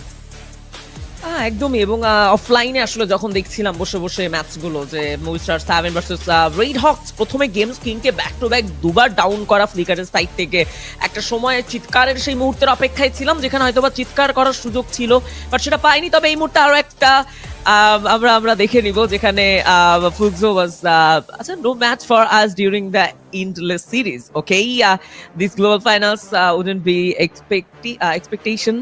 They are the world champion right now, but we are going for আচ্ছা আমি এখানে একটা ব্যাপার আসলে মেনশন করতে চাইবো আইএফআর, যে লাইক এই ব্যাটল গুলো না, যে আপনার থেকে আমি আপনার মুকুট ছিনিয়ে নিব, জাস্ট ছিনিয়ে নিব, এটাকে ছিনিয়ে নেওয়া বলা যেতে পারে, রাইট? সো এই যে একটা লড়াই চলে একজনের থেকে আরেকজনের মুকুট ছিনিয়ে নেওয়া, এবং ইন্টারন্যাশনাল লবিগুলোতে ফ্লুক্সো, মুভস্টার 7 বলো বা ব্রাজিলিয়ান টিমগুলো থেকে, প্লাস আমি মেনশন করতে চাই আরো কিছু টিম যেমন ফ্যালকন খুব ভালো খেলছিল স্পোর্টস ওয়ার্ল্ড কাপে, এখন পর্যন্ত সেই অর্জন আমরা পাইনি। সো এই যে ব্যাপারগুলো, নিজেদের কাছ থেকে কনফিডেন্ট গুলো, এগুলো আমরা এখন পর্যন্ত বাংলাদেশি স্কোয়াড গুলোর কাছ থেকে পাচ্ছি না সেইভাবে ছিনিয়ে নেওয়ার ব্যাপারটা, গর্জনটা। যদি এক্সপেরিয়েন্স অবশ্যই পিছিয়ে থাকবে বাংলাদেশের এই ছেলেগুলো, তবে আফটার অল আমার মনে হয় যে স্পোর্টস ওয়ার্ল্ড কাপের পর অডিয়েন্স FFWS গ্র্যান্ড ফাইনাল 2025 এ তাকিয়ে রয়েছে তাদের দিকে। হৃদয় ভাঙার গর্জন কি দিতে পারবেন কিনা রেড হকস। ল্যাটসি এন্ড আলপাইন কিন্তু এই মুহূর্তে স্টার্ট হয়ে গিয়েছে আমাদের জন্য। আলপাইন স্নোফলের মতন জায়গা, কিংবা আমাদের স্টেডিয়াম, বক্সিং জিমের মতন এরিয়াস গুলো রয়েছে। রেড হকস কোথায় যাবে? আমার কাছে পার্সোনালি মনে হচ্ছে গোল্টু ভাই, যে এই সাইডে রেড হকসরা যে এই যে অ্যাকচুয়ালি নিজেদের জব লোকেশনের বাহিরে নামছে, এইটা যেন তাদেরকে খুব বেশি আসলে প্রেসারে ফেলছে। But look at flicker, mask ছাড়া এসেছেন, তবে কি যেন এক ঘূর্ণিঝড়ের এক পূর্বাভাস আমরা পাচ্ছি কিনা গোল্টু ভাই? এক্স্যাক্টলি, ফ্লিকার যে নামটা আসলে আমাদের একটা গর্বের ব্যাপার, যে আমাদের গর্বের একজন অ্যাথলেট ফ্লিকার, সেই প্লেয়ারটিকে এখন পর্যন্ত সেভাবে গর্জন করতে দেখিনি। প্রত্যেকটা ম্যাচেই তার বেশ কিছু ভুল চোখে পড়ছে এবং খানিকটা হতাশ। তবে এইবার ভিন্ন একটা ল্যান্ডিং পজিশনে আমরা লক্ষ্য করছিলাম, ডকের দিকে রয়েছে রেড হক্স ফুল লাইন আপ নিয়ে। যদিও ফ্লুক্সো তারা হয়তো অনেকটাই ডিস্টেন্সে থাকবে, বেস ক্যাম্প বলো বা আশেপাশে এই সারাউন্ডিং এরিয়া থেকে রোটেশন নেওয়ার জন্য যথেষ্ট সময় আছে প্লেয়ারদের, এবং রেড হক্স সেদিকে অনেকটা সময় পাবে নিজেদের রিসোর্সে ফোকাস দিতে। যদি P1 Esports ভার্সেস মুভিস্টার 7, তাদের মধ্যে একটা ব্যাটল শুরু হবে। শুরুতেই রেইল রোডে রয়েছে আমরা ডেলা গেমস কিং, তার আপার গ্রাউন্ডে থাকবে এলবিটি, তিনি লোয়ার থেকে প্রেসার দিতে পারে, তবে জোকার প্রথম প্লেয়ারকে তুলে নিতে চাইবে। এবং অন্যদিকে ফ্লুক্সো যারা এইজি গ্লোবালকে টার্গেট করেছে, ফ্লুক্সো ভার্সেস এইজি গ্লোবাল, এই ব্যাটল আবারও জানান দিচ্ছে যে ফ্লুক্সোদের পঞ্চম ম্যাচের শুরুটা বেশ ভালোভাবেই হচ্ছে। একদমই বলা যায় না যে ফ্লুক্সো হার মেনেছে, তবে মুভিস্টার 7 এবার হার মানার গল্পে তাদের নামটা ভেসে আসতে পারে, কারণ P1 Esports তারা যথেষ্ট সিরিয়াসলি রোটেট করছে। গেমস কিং ফিনিশ করবে না, এন্ড পরিসংখ্যান কথা বলছে যে ফ্লুক্সো সব থেকে বেশ ভালো খেলেছে কিন্তু আলপাইনে। এন্ড লেটস সি সেটা কি আরো একটা বার হবে কিনা, আরো একটা বার দেখতে পারবো কিনা আমরা। PE স্পোর্টস এর একটা ফাইট স্টার্ট হয়ে যাবে, hacks versus Noland right now. পেছনে লাহো ছিল, তবে টেরা তাকে ঘুম পাড়িয়ে দিয়েছেন। হ্যাক্স এবার যাবেন সামনে, কাটানা ইউজ করার চেষ্টা, যেখানে কিনা আমরা প্রিভিয়াস ম্যাচে দেখতে পেয়েছি। তবে এবার কিন্তু নোল্যান্ডকে দেখতে পারবো MP40 হাতে নিয়ে। গেমস কিং এবার নোল্যান্ডকে নক করেছেন, R7 কিন্তু পি স্পোর্টসদেরকে প্রায় এই সাইড থেকে বিদায়ের পথ রেখেছে। তবে কি গো স্পোর্টস এবার কি তারা নতুন আক্রমণের শিকার হবেন কিনা? TS, ইয়েস, তাদের কথা আমরা বলছি এই মুহূর্তে। TS নিক 27 রাইট পজিশনে কিন্তু তিনি আছেন, তবে অনেকটা বেশি ওপেন স্পেস হয়ে যাচ্ছে। R7 এইবার কিন্তু হান্টিং মোডে চলে যাবেন GOW স্পোর্টসকে ফিনিশ করার জন্য। Yes, GOW টিমটা বারংবার প্রেসার ফেস করছে আজকের দিনে, টু বি অনেস্ট। তবে লং থেকে এবার প্রেসার টিম সলিডের সাইড থেকে যাবে। সাবিন অলরেডি শর্ট রেঞ্জ একটা প্লেয়ারকে ড্যামেজ দিতে চেয়েছিল, তবে দুটো প্লেয়ার নয়, তিনটে প্লেয়ার এবার বক্স লুজ করতে বসেছে। ওয়াও, ফ্যালকন লং থেকে ভালো কিছু কামব্যাক পারফরম্যান্স দেখাচ্ছে। ফিউশন ধরে একটা নতুন ফিউশনের শুরু, এবং সেই ফিউশন থেকেই আবার হয়তো বা ফ্যালকনদের যাত্রাটা শুরু হবে আজকের পঞ্চম ম্যাচে। অলরেডি 3টে এলিমিনেশন পয়েন্ট রয়েছে অন ফায়ার, কেরোরো, পিনা এন্ড লিমিট 0, লিমিট 7। প্রত্যেকটা অ্যাথলেট যথেষ্ট সিরিয়াস হয়ে উঠেছে লাস্টের মুহূর্তে এসে, যেখানে এখন পর্যন্ত বেশ কিছু টিম তারা সাইলেন্ট রয়েছে। স্পেশালি মেনশন করতে হয় সেই ডক থেকে এখনো রেড হক্স এর কোনো গর্জন পাইনি আমরা। এলিমিনেশন পয়েন্টের গ্যাপটা অনেক বেশি, মার্জিনটা অনেক বড়, এবং এই বিগ মার্জিনটাকে ছোট করতে হলে এখন ডমিনেট করে খেলতে হবে আইএফআর। রেড হক্স যদি এই মুহূর্তে ডিসিশন নেয়, তারা সেফ খেলবে, তারা ডিফেন্সিভ মুডে খেলবে, প্রত্যেকটা ম্যাচে 5-10 পয়েন্ট নিয়ে তারা সেভ করবে, সার্ভাইভ করবে, তাহলে আমার মনে হয় গ্র্যান্ড ফাইনালের লবিতে খেলার স্বপ্নটা অনেকটাই সংকীর্ণ হয়ে যাবে। এবং অন্যদিকে গেমস কিং শর্ট রেঞ্জে যদিও একটি প্লেয়ারকে চার্জ করছিল তারা, তবে ডেলা তিনি হার মানার পাত্র একদমই নয়। পাল্টা আঘাত তার সাইড থেকেও আমরা পাচ্ছিলাম। GOW কোনোভাবেই যেন এই ফাইটটাতে সফলতা পাবেন এটা বোঝাই যাচ্ছে। It's completely easy busy moment. Mister 7 6 elimination শুধু নয়, ম্যান পাওয়ারের সেই শক্তিটাও দেখিয়েছে। তবে আইডিয়াস কি মনে হচ্ছে যে 10-15টি পয়েন্ট যদি এখন সিঙ্গেল ম্যাচে কালেক্ট করে রেড হক্স, তারপরেও কি সেই স্বপ্নটা দেখার সুযোগ পাবে বাংলাদেশের অডিয়েন্স যে রেড হক্স বা বাংলাদেশের স্কোয়াডরা খেলছে গ্র্যান্ড ফাইনালে? সমীকরণ বলছে সে যেন এক অপূর্ণ স্বপ্ন থেকে যাবে রেড হক্সের জন্য। আমার কাছে প্রশ্ন যে EWC খেলে আসলাম আমরা FFWS বাংলাদেশ খেলছি, রেড হক্স এবার আসলে সঙ্গে RC-দেরকে নিয়ে খেলছে, তবে একটা বুইয়াও কিন্তু এখন পর্যন্ত বাংলাদেশি দল দেখা পাইনি। গো টেমনকে দেখতে পারবো LBTর এগেইনস্টে। এবার জোসেফের ব্যবহারটা কিন্তু কাজে উঠে আসেনি। Look at go sports and falcon, they are competing এই মুহূর্তে একে অপরের এগেইনস্টে পয়েন্টের জন্য, যদি আমরা ভুল না করি। ওয়াইডদেরকে যদি বলি এই সাইড থেকে গোল্টু ভাই 104 পয়েন্টস কিন্তু তাদের কাছে এবার কমপ্লিট হয়েছে। তবে ক্লিয়ার ভিশন স্পোর্টস, ইভোলস, রেড হক্স আর সিরা কিন্তু সেখানে এখনো 100টি পয়েন্ট ছুঁতে পারেনি। বাট এই মুহূর্তে কিন্তু B3কে আমরা দেখতে পাচ্ছি। ডোন্ট ক্রাই, সেখানে কিন্তু সাইড থেকে আক্রমণ এসেছে আমাদের জন্য। না, ক্রায়োমাইন্ডের ব্যবহার হবে, গ্রেনেডের আক্রমণ চালানোর চেষ্টা, ব্যাকফুটে চলে যাচ্ছে, ব্যাকফুটে যেন প্রেসার ক্রিয়েট করা হচ্ছে, এই জন্য অ্যাট্রাক্ট করার চেষ্টা। ডোন্ট ক্রাই যেন কাঁদিয়ে ছাড়বেন। ভিতিনকে নক করেছেন, ফিনিশ করেছেন। এবার XP তার গ্রেনেডের আক্রমণের পালা।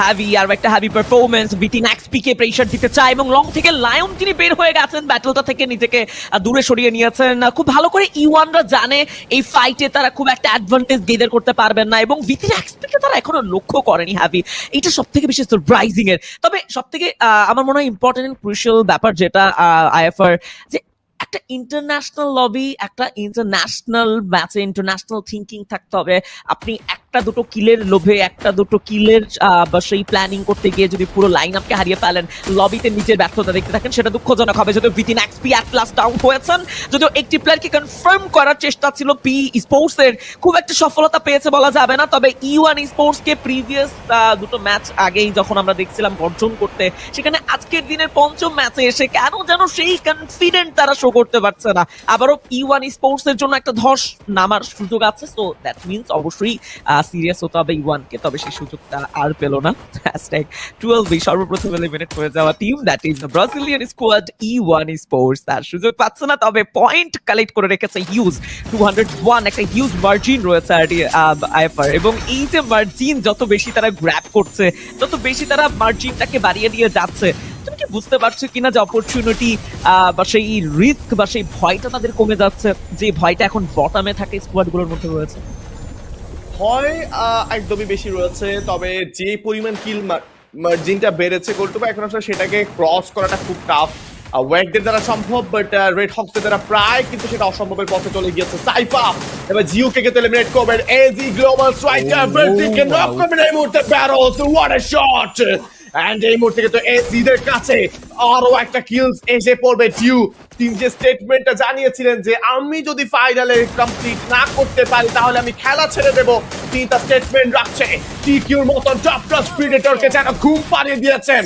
That's 11 for Waggy Sports and ঘুম পাড়ানি মাসি পিসির গান শোনাচ্ছেন এই মুহূর্তে ফ্যালকন ছাড়া কেউ নয় এই সাইড থেকে দুটো দলের বিদায় এই মুহূর্তে পি স্পোর্টস সার্ভাইভ করছে but look at E1 where are they now E one sports তবে ওয়াককে হারাতে হলো আফটার অল পিছিয়ে যাওয়া স্কোয়াড গুলো যেন সেই অপরচুনিটি আর পাচ্ছেই না উপরে উঠে আসার ওয়াগের পয়েন্ট গ্যাপও কিন্তু আইএফআর কম নয় যেখানে অন্যান্য স্কোয়াড প্রায় 200 ক্রস করে চলছে সেখানে ওয়াগ এখনো 104 এটা একটা ইউজ গ্যাপ তবে রেড হকস একটা এলিমিনেশন কালেক্ট করেছেন দ্যাট মিনস তারা 80টি পয়েন্ট টাচ করেছে যেটা এখনো তাদেরকে 14 নম্বর পজিশনে পৌঁছাতে সাহায্য করবে না কারণ 14 নম্বর পজিশন যে টিমটি স্কোয়াড বা যেই দলটি ধরে বসে আছে তাদের কাছেও 95 পয়েন্টের একটা মার্জিন সো 95 পয়েন্ট কালেক্ট করার জন্য এখনো 15টি পয়েন্টের একটা গ্যাপে রয়েছে রেড হকস সো 4টি ম্যাচ শেষে এখনো সেই 15 নাম্বার পজিশন 15তে বসে থাকা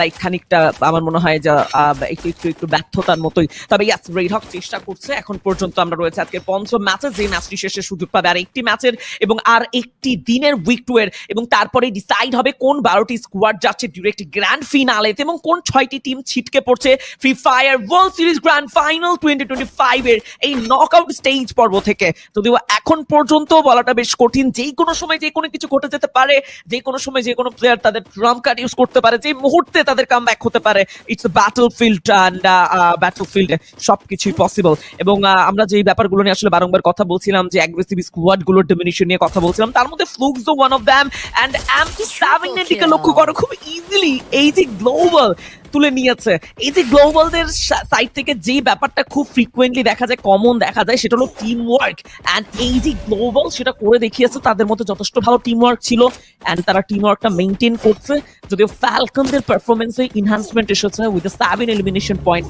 এখন টেবিল টপে এই ম্যাচের এইজিদেরকে দেখতে পাচ্ছি পজিশন চেঞ্জ করতে তারা ফিউশনের সাইডে আসবে ফ্যালকন হতে পারে তাদের next target but let's see যে এইজি এবার কোন জায়গা থেকে রোটেশনটা তারা মেইনটেইন করবে ভালো কিছু রোটেশন তারা নিচ্ছেন জোনের বাইরে বেশ সময় ধরে কিন্তু তারা স্টে করছেন but they need to go to the zone as soon as possible AG Cypher and FXMP7 tied for the most eliminations in week 1 with 34 eliminations 2.8 per match Saifa এবং MP7 প্রথম উইক শেষ করে দুজনের এলিমিনেশন ছিল 34 and সেখানে কিন্তু আমরা যদি বলি যে প্রত্যেকটা ম্যাচে এভারেজ 3 করে কিল কিন্তু এই দুটো অ্যাথলিট এনেছে একটা পিওর গেম প্লে, পিওর অ্যাথলিসিজম যেটাকে আমরা বলে থাকি গোল্টু ভাই, সেটাই বলা হচ্ছে। দুটো প্লেয়ার যেন দুটো দলের জন্য একটা power house top notch performance তারা দেখিয়েছেন। এজিদেরকে 5টি কিলের সঙ্গে আমরা দেখতে পাবো। এবার কিন্তু ভ্যান ব্যবহার করছেন ফ্যালকনদের এগেইনস্টে এগিয়ে যাওয়ার জন্য, বাট কি প্ল্যানিংটা তারা করছেন আই ডোন্ট নো। টিম আর প্রবাবলি এই সেট থেকে কোনো কি প্ল্যানিং করেছেন কিনা, ভেহিকল নিয়ে এবার কিন্তু জোনে যাওয়ার প্রচেষ্টা তারা করছেন, যেটা কিনা অনেক বেশি রিস্কি হতে পারে। অনেক বেশি রিস্কি হতে পারে, তবে ইওয়ান স্পোর্টস এর বিদায়ের পর যেখানে আসলে ব্যাকের অপরচুনিটি প্রত্যেকটি স্কোয়াডের কাছে রয়েছে, সেখানে অপরচুনিটিটা আসলে কারা ইউটিলাইজ করছে। যদিও এই মুহূর্তে ফ্যালকন তাদের ফ্রন্টেই হয়তো বা টিম সলিড থাকবেন, এবং অন্যদিকে বেশ কিছু জায়গায় আমরা রোটেশন দেখছি, যেমন হ্যাভিদের কথা মেনশন করতে হয়, তারাও কিন্তু রোটেশনে ব্যস্ত। তবে মধ্যখানে যদি প্রেশারটা ফেস করে টিম সলিড, তবে সেখানে একটা চমৎকার থার্ড পার্টি এঙ্গেজ করার সুযোগ পাবে ইজি। তবে ইজি সেই থার্ড পার্টির অপেক্ষায় বসে নেই, তারা অলরেডি অ্যাকশন শুরু করেছে ফ্যালকনদের এগেইনস্টে। এন্ট্রি নিয়েছে, আমরা সাইফাকে দেখতে পাচ্ছিলাম শর্ট রেঞ্জে, তিনি এন্ট্রি নিয়ে নিয়েছেন অলরেডি সাইফা, এবং ফ্রন্টে থাকা অন ফায়ার পিনা, এন্ড সেখানে লিমিট X7 থাকছে। ওভারঅল পুরো ঘিরে ফেলার একটা গল্প, একের পর এক লঞ্চার ব্রেইনের সবকিছুর প্রেশার যেন এবার ফ্যালকনকে দিশারা করছে। ফ্যালকন খুব ভালো করেই জানে যে কোনো ক্রুশাল পয়েন্ট থেকে কিভাবে উঠে আসতে হয়, যেহেতু এখন পর্যন্ত খুব দুর্দান্ত একটা ম্যাচ অতিবাহিত করতে ফ্যালকন। তবে কিছুটা প্রেশার এবার পিনাকে ফেস করতে হচ্ছে। সাইফা, টিম এসআর, ভ্যারুসের কথা বলি, প্রত্যেকেই মোটামুটি খানিকটা অ্যাগ্রেসিভ মোডেই আছে, তারা অ্যাগ্রেসিভ রোটেট করছে। ফ্যালকন ফাইট অ্যাভয়েড করবেন, টেকনিক্যালি খেলার চেষ্টা ইগনিসকে এই ম্যাচে ইউজ করতে দেখলাম আমরা। তো আফটার অল আইএফআর এই ব্যাপারটা আমার মনে হয় বেশ সারপ্রাইজিং, যে বিআর মোডে কিন্তু খুব একটা ইগনিস দেখা যায় না, তবে ইগনিস ইউজ করা, সেখানে অপোনেন্ট স্কোয়াডকে ভিন্ন মাত্রায় ড্যামেজ দেওয়ার একটা চেষ্টা, ভিন্ন চিন্তা ভাবনা, এগুলো আমার মনে হয় যে নতুনত্ব অ্যাড করে ম্যাচের মধ্যে। বাট তুমি যদি আসলে গোল্টু ভাই দেখেন, আপনি যদি আসলে এই সেট থেকে ব্যবহার করতে পারেন ইগনিসকে পারফেক্টলি, আপনি পুরো গেমের টার্নিং পয়েন্ট এনে দিতে পারবেন। এমটি সাবের একের পর এক নক বেরিয়ে আসছে, ডাবল নক কিন্তু ক্রিয়েট করেছেন এই মুহূর্তে। ফ্লুক্সো থেকে দেখতে পাবেন বেডজিনের চার্জ, মুফাসা নক হয়ে যাবেন, বেডজিনের আবারও একটা আক্রমণ সামনে ধরেছেন এই মুহূর্তে।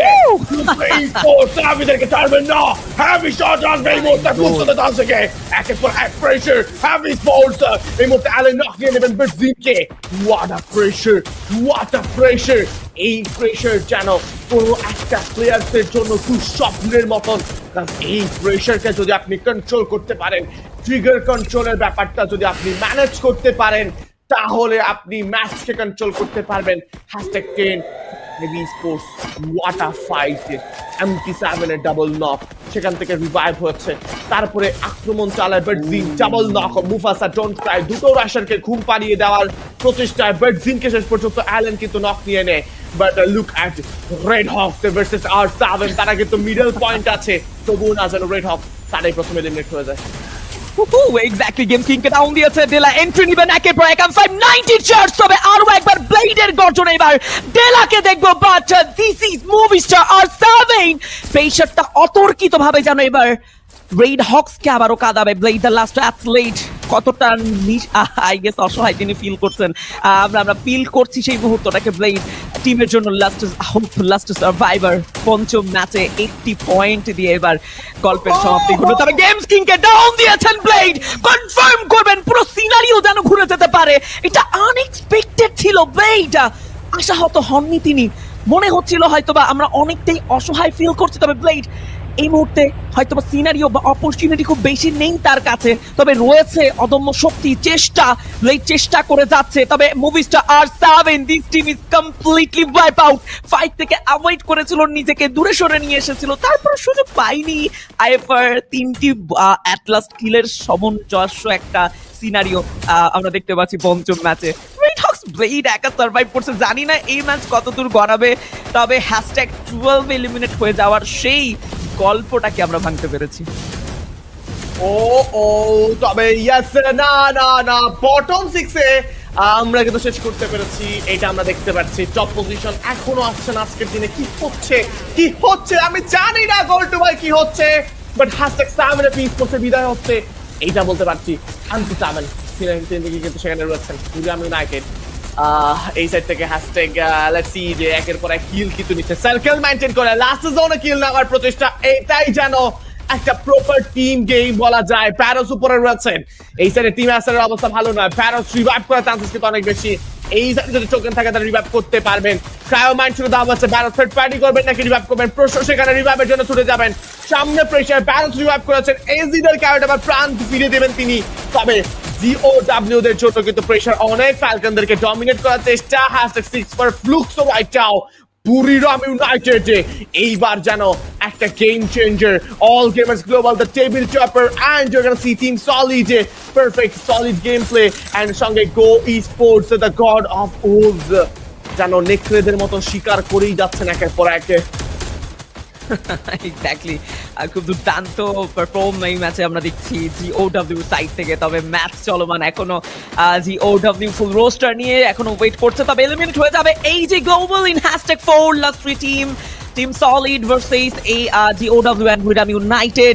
In the previous match আমরা Booyah United এর কাছ থেকে একটা ম্যাজিক্যাল Booyah দেখেছি, একটা ম্যাজিক্যাল পারফরম্যান্স পেয়েছি। তবে আরো একটা ম্যাজিক্যাল পারফরম্যান্সের জন্য প্রস্তুত এখন 27% রেশিও নিয়ে এই ম্যাচটা Booyah নিতে চাইবেন। লং থেকে প্রেসার আসছে, টিম সলিড অনেকটাই প্রেসারাইজ এবং অনেকটা এইচপি লুজ করছেন প্লেয়ারগুলো। ট্র্যাপ থেকে শুরু করে আমরা হক থেকে শুরু করে প্রত্যেকটা অ্যাথলিটকে দেখছি এইচপি লুজ করতে করতে এখন প্রায় নিঃস্বের পথে। তবে এই দুই পাশে প্রেসারটা টিম সলিডের জন্য খানিকটা নতুন নয়, তারা এক্সপেক্ট করেছিল এমন কিছু তারা ফেস করবে। তবে অলরেডি হাফ সুযোগ বুঝেই ডাউন দিয়েছে Booyah ইউনাইটেডের একটি প্লেয়ারকে, এন্ট্রি নিয়েছেন জিওডব্লিউ। একের পর এক প্রেসার, গ্রেনেড, M590 সবকিছু মিলিয়ে যেন এইবার দুপাশ থেকেই গল্পের সমাপ্তির একটা ব্যাপার।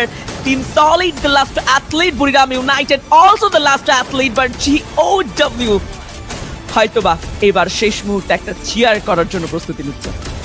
POW, the team from Vietnam right now এগিয়ে যাবেন ব্রাজিলদের এগেইনস্টে, সলিডকে ঘুম পাড়িয়েছেন, and the Booyah for the god of wolves, POW Esports, the Vietnamese pride এই মুহূর্তে কিন্তু করে ফেলেছেন তাদের সেই কাঙ্ক্ষিত Booyah, top notch performance and last moment hunting mode যেন তাদেরকে সেই Booyah দেখা দিয়েছেন। জায়ান্ট রিপের ডেমন আকুই হ্যান্ডের সঙ্গে কিন্তু তাদের টিমমেটে রয়েছেন এই সাইড থেকে।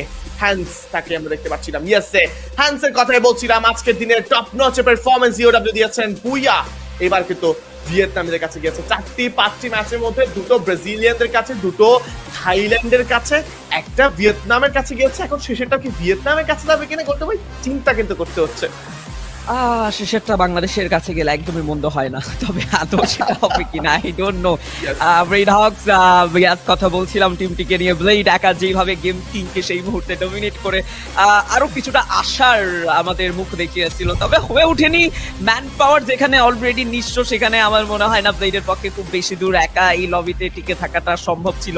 তবে এই মুহূর্তে আমরা Booyah স্ক্রিনে দেখতে পাচ্ছিলাম টিম জিওডব্লিউ স্পোর্টস কে, to be honest Demon, Hans এবং ডায়ানকে সাথে নিয়ে কমপ্লিটলি আনবিটেবল এবং একদমই কামব্যাকের কথা যদি বলি, তবে জিওডব্লিউ তাদের কান্ট্রির জন্য একটা বিগ অ্যাচিভমেন্ট প্রত্যেকটা মুহূর্তেই কালেক্ট করতে চায়।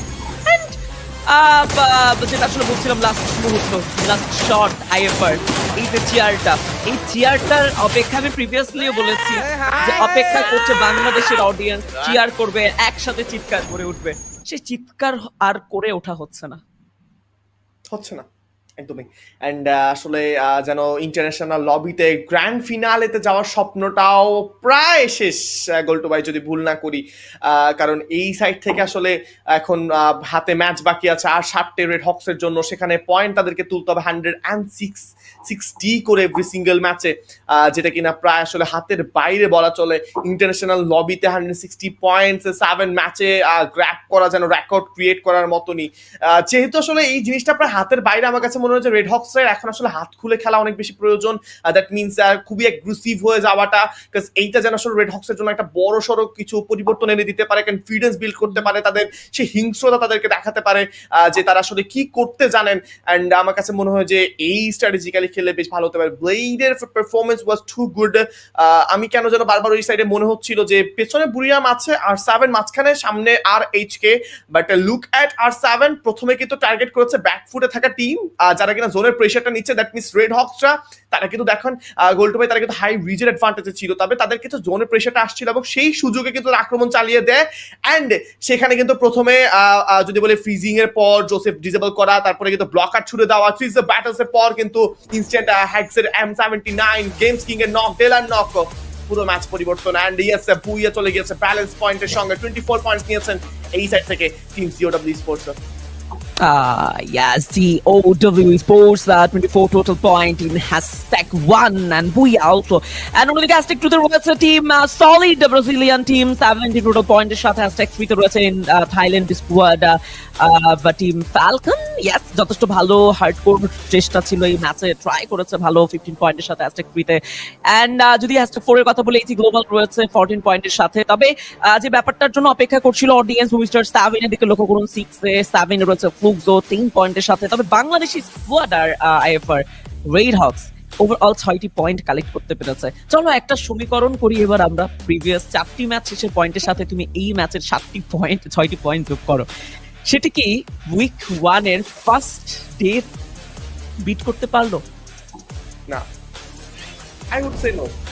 প্রথম উইকের প্রথম ডেতে দেখো 24 পয়েন্টস গোল টু বাই বাট আজকের দিনে কি হচ্ছে এটা আমি আপনি খুব ভালো করে দেখতে পাচ্ছি অ্যান্ড ইয়েস যেখানে আসলে অল গেমার্স গ্লোবালদের ব্যাপারে যদি বলি সেখানে কিন্তু তারা রয়েছে 86 পয়েন্টস নিয়ে সেকেন্ড পজিশনে টিম সলিড 80 71 ফর মুভিস আর 74 Buriram United Falcons got 50 for E1 48 for Fluxo the team from Brazil.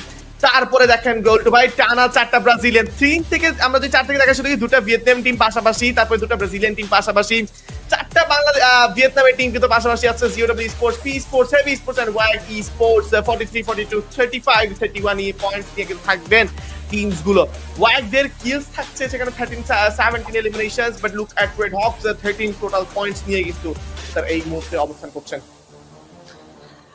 Yes, exactly. The bottom squad Red Hawks 13 পয়েন্টের সাথে রয়েছে ফার্স্ট উইক 1 ডে 124 পয়েন্ট সেটা এখনো বিট হয়নি তবে এখন অনেকটা গ্যাপ তবে স্ট্যান্ডিং যাই বলুক না কেন শেষ ম্যাচ কালাহারি অপেক্ষার প্রহর গুনছি একটি বুইয়ার স্বপ্ন এখনো দেখছি আমরা এবং হাইলাইট যেটা কথা বলছে প্রিভিয়াস ম্যাচে যথেষ্ট দুর্দান্ত খেলেছে জিওডব্লিউ তবে শুরু থেকে বেশ মারকুটে ভঙ্গিতে ছিল আমাদের ফ্লুক্সো থেকে শুরু করে ফ্যালকন ট্রাই করেছে ভালো চেষ্টা ছিল ভালো বুরিরাম ইউনাইটেড শেষ মুহূর্ত পর্যন্ত তারা ওয়েট করছিল নিজেদের ট্রিগার কন্ট্রোল করছিল তবে টিম সলিডের সাথে সে ব্যাটেলের পর থেকে যখন আসলে সুযোগ সন্ধানী জিওডব্লিউ অ্যাজ এ থার্ড পার্টি হিসেবে এন্ট্রি নিল তারপরেই একে একে বুরিরাম ইউনাইটেড এবং টিম সলিডের লাস্ট প্লেয়ারকে বিদায় জানিয়ে একটা ম্যাজিক্যাল বুইয়া নিজেদের খাতায় ছিনিয়ে নিয়েছে জিওডব্লিউ।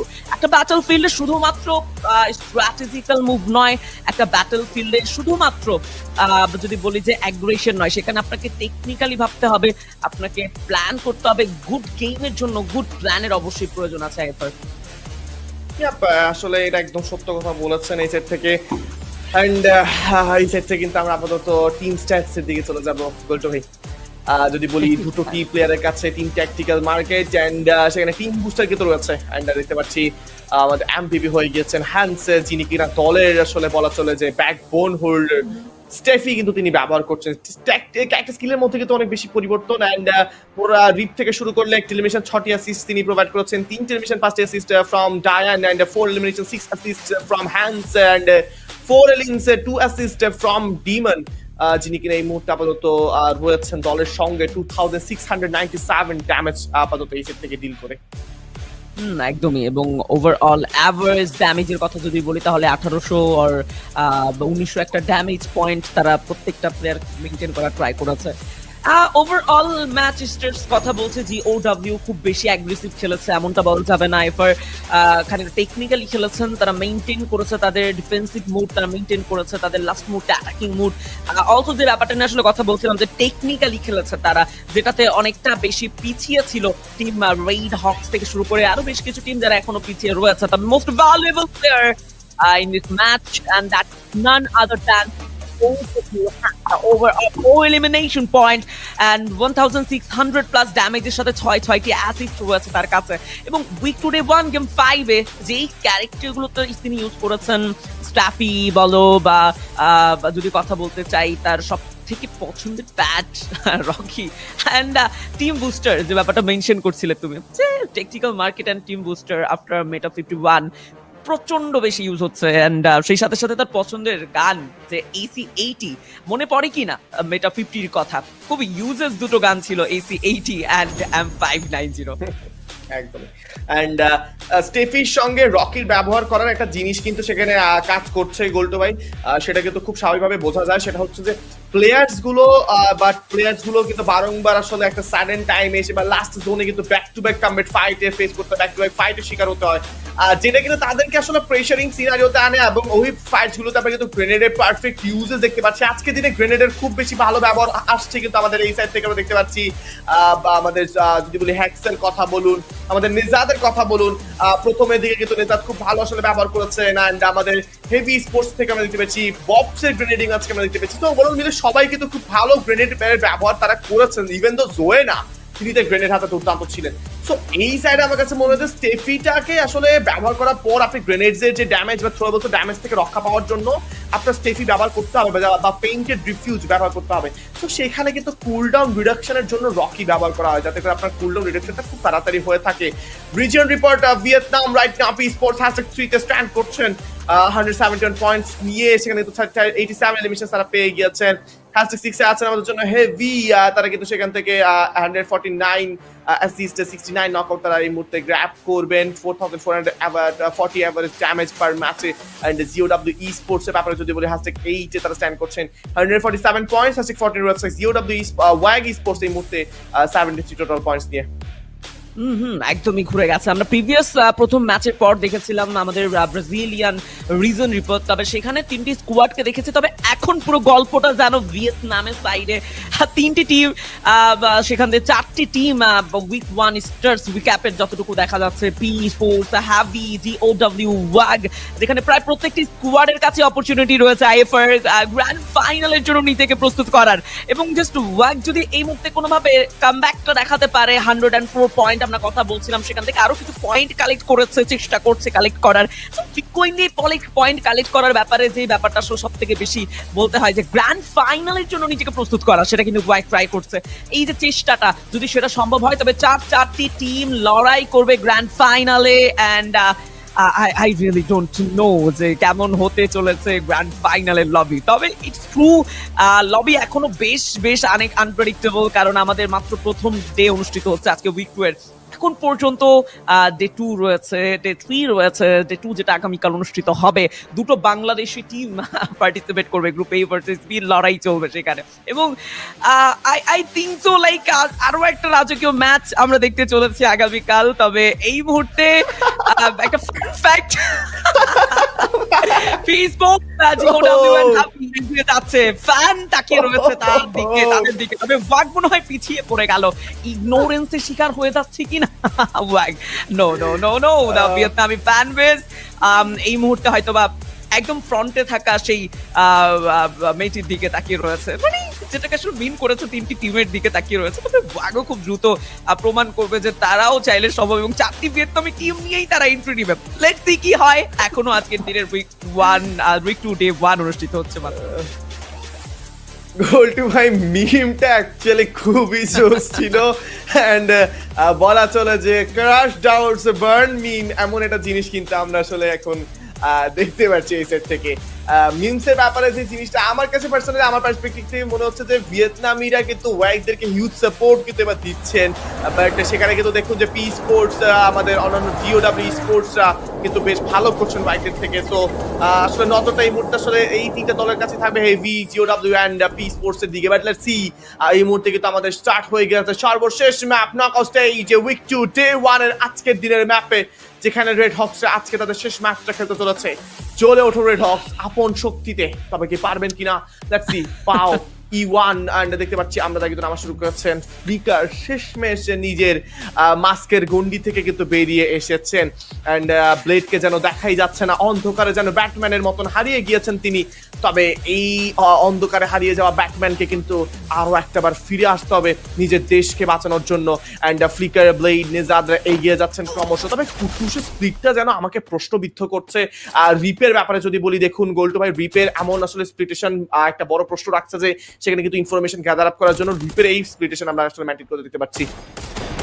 এক্স্যাক্টলি। তবে শুরু হয়েছে ব্যাটল, শুরুতেই প্রথম মিনিটেই জিওডব্লিউ ভার্সেস ফ্লুক্সো। তবে এন্ট্রি নিতে পারে যে কোনো সময় সেখানে ফ্যালকন একটি প্লেয়ারকে হাঁটি পা করে এগিয়ে আসতে দেখছি। তবে এন্ট্রিতে অলরেডি ডেমন চার্জ শুরু করেছে, বাব থাকবে তার ফ্রন্টে। একের পর এক শটগুলো বুলেটগুলো যেন ছিন্ন বিচ্ছিন্ন করছিল বক্সকে। অ্যান্ড গুড বাই তো দিতে হচ্ছে আপাতত। তবে পেছন দিক থেকে যেই ভয়ের বা যেই ব্যাপারটার আশঙ্কায় ছিলাম যে ফ্যালকন প্রেশার দিতে পারে, অ্যান্ড রাইট নাও মনে হচ্ছে অন ফায়ার যেভাবে লাফাতে লাফাতে তিনি এন্ট্রি নিয়েছে তেমন অ্যান্ড হ্যান্ডসকে সেখানে আদৌ সেই বুলেট প্রোভাইড করে ড্যামেজ দিয়ে তার অবস্থানটা তিনি রিভিল করবেন কিনা একদমই জানা নেই।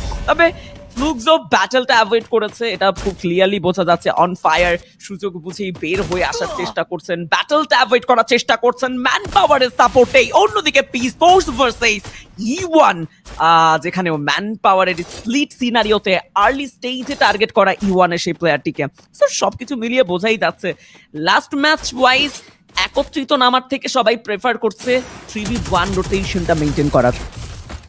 একদমই। অ্যান্ড ডিমনকে আমরা দেখতে পাচ্ছি মোটামুটি এলিমিনেট হয়ে যাবে রো তরফ থেকে। অ্যান্ড ফ্যালকন এইবার কিন্তু বলা চলে রাজত্ব ধরার চেষ্টা, বাট পারবেন কিনা এই সাইড থেকে প্রশ্ন রয়ে যাচ্ছে আমাদের কাছে।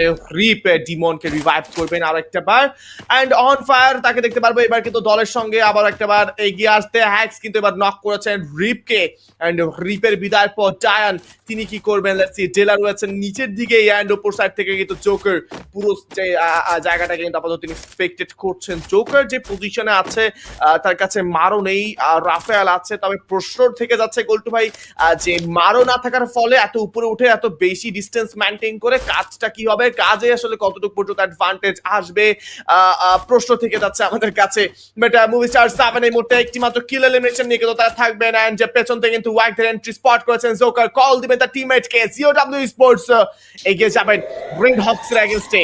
এবার ফাইট হওয়ার সম্ভাবনা ছিল, বাট জায়ান তারা কিন্তু পেছন সাইডে আবার একটা বার রেড হকস রিফাইনারিতে এতটা আর্লি যেন একটা বড় প্রশ্ন রাখছে আমাদের কাছে যে এতটা কেন আর্লি রোটেশন আজকে রেড হকস নিচ্ছেন।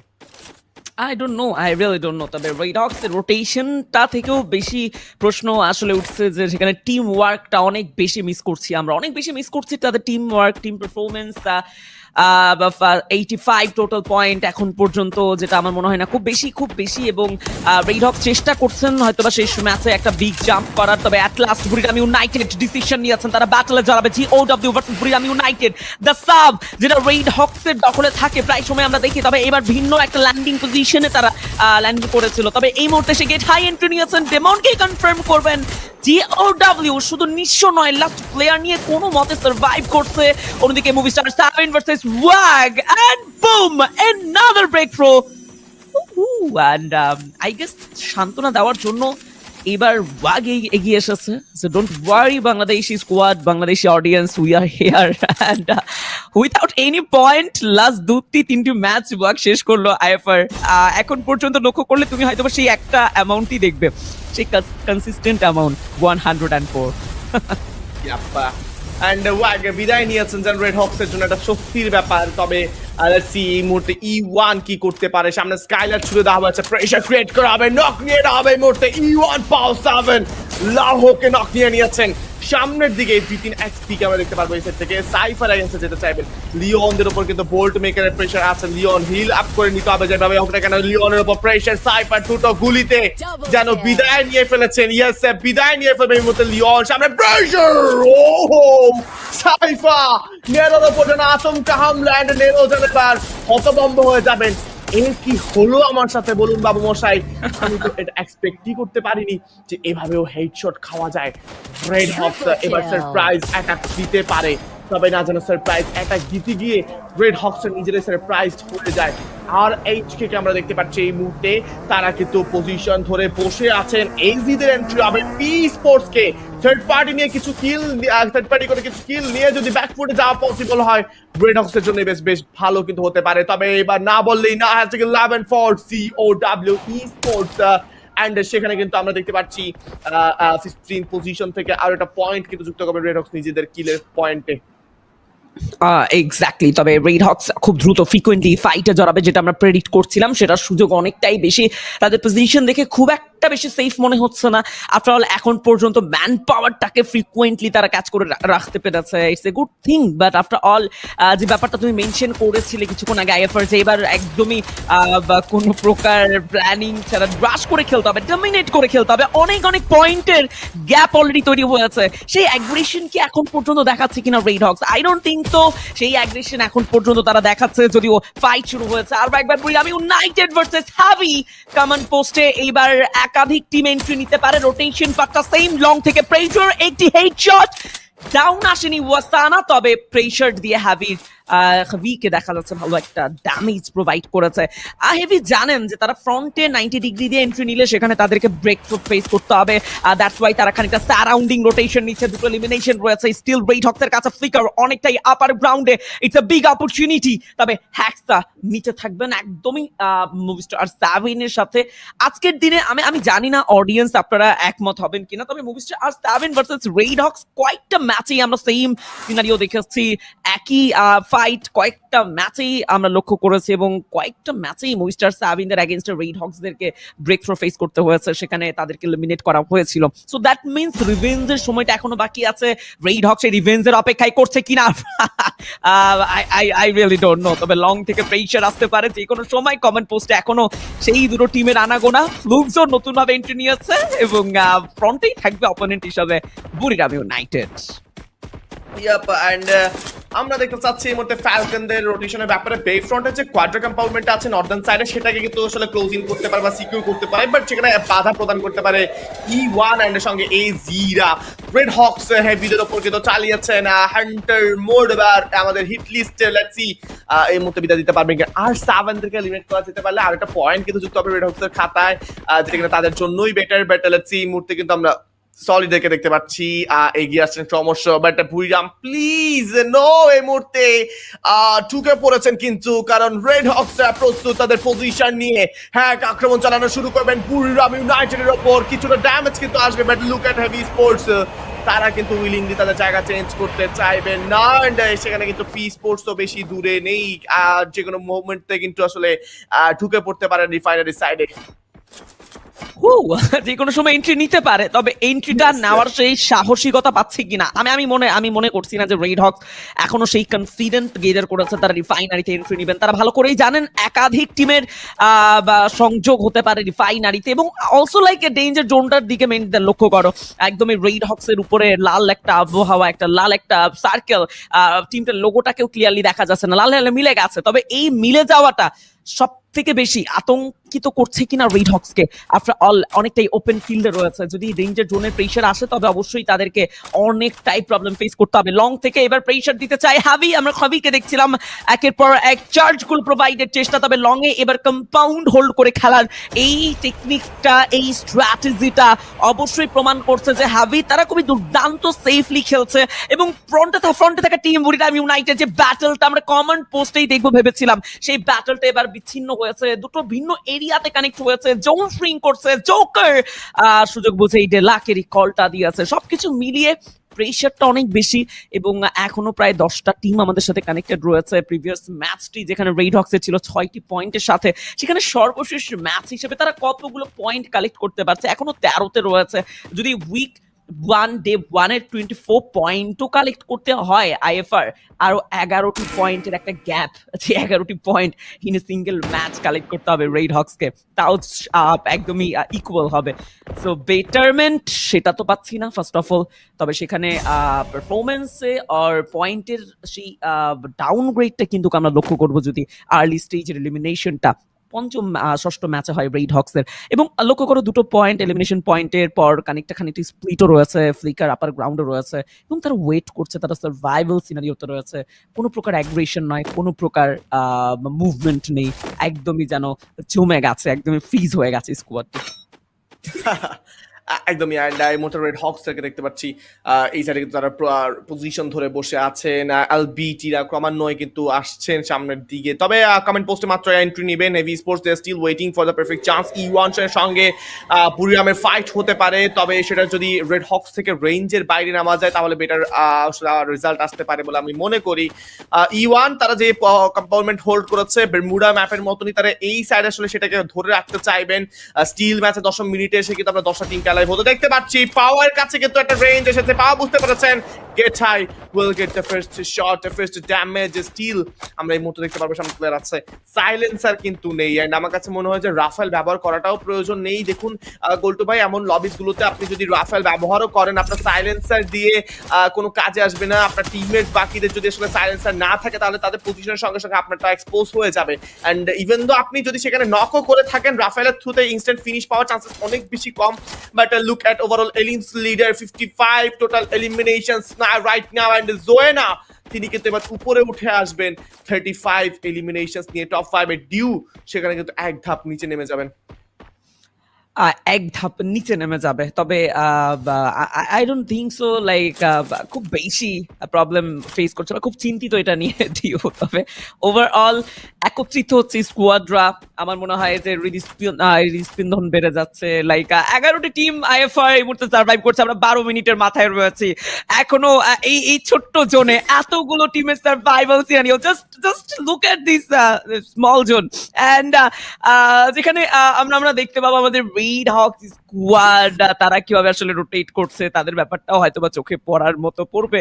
আফটার অল ফ্লুক্সো, MT7, জিউ, ববস এন্ড বুজিন প্রত্যেকেই একটা আসলের মধ্যে নিজেদেরকে ক্যাপচার করে রাখতে চায়, একটা সারাউন্ডিং ব্যাপার, নিজেকে যেন সেভ করার জন্য একটা কম্পাউন্ড পায়, সেই জন্য নিজেদেরকে সেই জায়গাটাতেই তারা স্টে করে রেখেছে। এবং রোটেট করার যে ব্যাপারটা, যে ওপেন ফিল্ড ধরে রোটেট করতে হবে, যথেষ্ট ভেবে চিন্তেই কিন্তু স্টেপগুলো নিতে হবে। ফ্রন্টে কয়েকটা টিমই তাদের দিকে তাকিয়ে থাকতে পারে, সো একদমই হঠাৎ করে একটা রোটেশন হঠাৎ করেই যদি ওপেন ফিল্ডে চলে আসে সেখানে ব্যর্থতা, সেখানে প্রেসার অবশ্যই ফেস করতে পারে ফ্লুক্সো, দ্যাটস ওয়াই স্টে করছেন। অন্যদিকে রেড হকস আপার গ্রাউন্ড রয়েছে, IFR it's a big opportunity, এবং আমার মনে হয় এই পজিশন এই অপরচুনিটি ফেস করার পরেও পাওয়ার পরেও যদি রেড হকস সেখান থেকে কালেক্ট করতে না পারে পয়েন্ট, এটা দুঃখজনক হবে। খানিকটা প্রেসার ফেস করছেন মনে হচ্ছে প্লেয়াররা রেড হকসের, খানিকটা ড্যামেজ তো পেয়েছেন। তবে যদি কথা বলি, এখনো কোনো টিমকে প্রপারলি এলিমিনেট করা, এখনো কোনো টিমের উপরে পুরোপুরি ঝাঁপিয়ে পড়া আমরা পাইনি এই টিমটির কাছ থেকে। ফ্লুক্সো অ্যাট লাস্ট ডিসিশন নিয়েছে, আর ওয়েট করা যাবে না, জোন পুশ দিচ্ছে, প্রেসার দিচ্ছে, হ্যাভি এন্ড পি স্পোর্টসের সাথে একত্রিত একটা ব্যাটল হতে পারে। তবে এই এন্ট্রিটা কতটা ভয়ঙ্কর হবে, পেছন দিক থেকে এন্ট্রি হয়েছে ফ্লুক্সোর, সামনেই থাকবে হ্যাভি স্পোর্টস, এন্ড ইয়াস আমরা প্রস্তুত দ্য ব্রাজিলিয়ান টিম ফ্লুক্সোর আরো একটা বিগ ম্যাচ দেখার জন্য। তবে ঘুরে যেতে পারে যেই কোনো সময় সিনারিও, কারণ সবগুলো টিম এখন একত্রিত হবে, এন্ড আবারও একই স্টেটমেন্ট থাকবে আমার, যে রেড হকস এর কাছে অপরচুনিটি কিছুটা হলেও বেঁচে এই ম্যাচে। আমরা R7 থেকে দেখতে পাচ্ছি TS এর এগেইনস্টে যাওয়ার চেষ্টা, এন্ড ইয়েস এই মুহূর্তে কিন্তু R7 এর প্রেসার উপর বেশি এসেছে। রেড হকস ভুল করছে, R7 এর দুটো প্লেয়ারকে অ্যাজ সুন অ্যাজ পসিবল নিয়ে নিতে হবে, বাট এজিরা কিন্তু সেখানে প্রেসার করছেন। রেড হকস নামতে পারবেন কিনা প্রশ্ন রয়ে যাচ্ছে, ওয়ালে ব্যবহার কত পর্যন্ত কভার দিবেন। TS যেখানে প্রেসার বেশি রেড হকস সেখানেই যাচ্ছেন, যেখানে প্রেসার যাবে এই মুহূর্তে টাইম টু ইউজ হবে রেড হকস তার থেকে নেজাতকে হেডশট প্রোভাইড করবে from AZ Barrels, and flicker কেউ নক নিয়ে না হয়েছে। সোয়েনা, what a decision from Red Hawks, এই মুহূর্তে কিন্তু অবস্থা ভালো নয়। ব্লেড প্রবাবলি তিনি বেঁচে যেতে পেরেছেন, তবে হেলথের অবস্থা খুব খারাপ। R7 দেরকে এইবার বিদায় দিয়ে দেওয়া হচ্ছে, এন্ড নো মোর টাইম আমরা দেখতে পারবো এই মুহূর্তে কিন্তু বোল্ট মেকারের ব্যবহার। Look at the pressure, look at the scenario, AZ versus team solid. ব্লেডের এন্ট্রি এবার কি করতে পারে, লেটস সি। ব্লেড কিন্তু রয়েছেন আমাদের সামনে, সেখানে বুরিরাম ইউনাইটেড স্টিল কিন্তু ট্রাইংটা চলেই যাবে। ব্লেড তিনি কি পারবেন কিনা রাইট নাও, ডিউকে নক করে ফেলা হয়েছে। ওয়াসানা ক্লোজার বাট জিন তিনি যাবেন E one against Brazil versus Brazil. Let's see এটা বুটিনের প্রেসার হবে সামনের দিকে, বুটিন ভার্সেস বিটিন, what a clutch right now, #9 from Team Red Hawks and #8 for E1 Esports, AZ versus Booyah United right now. And blade at last ছেলেটি চেষ্টা করেছে শেষ মুহূর্ত পর্যন্ত যেভাবে এন্ট্রি নিয়েছিল, তবে এটা সেটা কঠিন ছিল। তবে আমরা লাস্ট মুহূর্তে রয়েছি, লাস্ট জোনের দিকে রয়েছি। এই প্রত্যেকটা টিমই তাদের মধ্যে লড়াই করছে, ফ্লুক্সো ভার্সেস ফ্যালকন এবং অন্যদিকে টিম সলিড ভার্সেস এইজি। ব্যাটলটা এখন চলমান, on fire. Oh my god, falcon একের পর এক প্রেসার দিচ্ছে ফ্লুক্সোর উপরে এবং বেশ কিছু প্লেয়ার লুট করে ফেলেছেন। অন্যদিকে ববস হঠাৎ করে এন্ট্রি নিয়েই ফ্যালকনের পুরো লাইন আপটাকে বিতাড়িত করেছে। #7 last 16 team solid, another opportunity brother, and heavy zone হয়তো বা বেশ এবার কাদা হতে পারে টিমটিকে। অনেকটাই আপার গ্রাউন্ডে রয়েছে এবং একটি টাওয়ার ক্যাম্প করে রাখা, ধরে রাখা এবার মুফাসাকে কতটা ভোগান্তিতে ফেলছে বোঝাই যাচ্ছে। তবে এই যে গ্লোবাল গল্পের সমাপ্তিটা ঘটলো #5 অপরচুনিটি আর রইল না শেষ মুহূর্তে, তবে বিদায় নিয়েছে হাবিল last 3 squad. Team solid versus Fluxo versus P esports, and #4 হারিয়ে যাওয়া team that is Buriram United.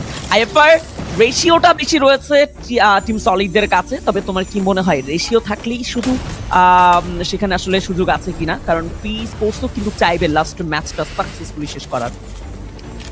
P sports এর কাছে চান্সেস বেশি। যদি ফ্লুক্সোর সঙ্গে সলিডের ফাইট শুরু হয়ে যায়, সলিড সেখান থেকে কিছুটা হলো ড্যামেজ পাবে, কিছুটা হলেও কিন্তু প্লেয়ার লুজ করার সম্ভাবনা থাকবে।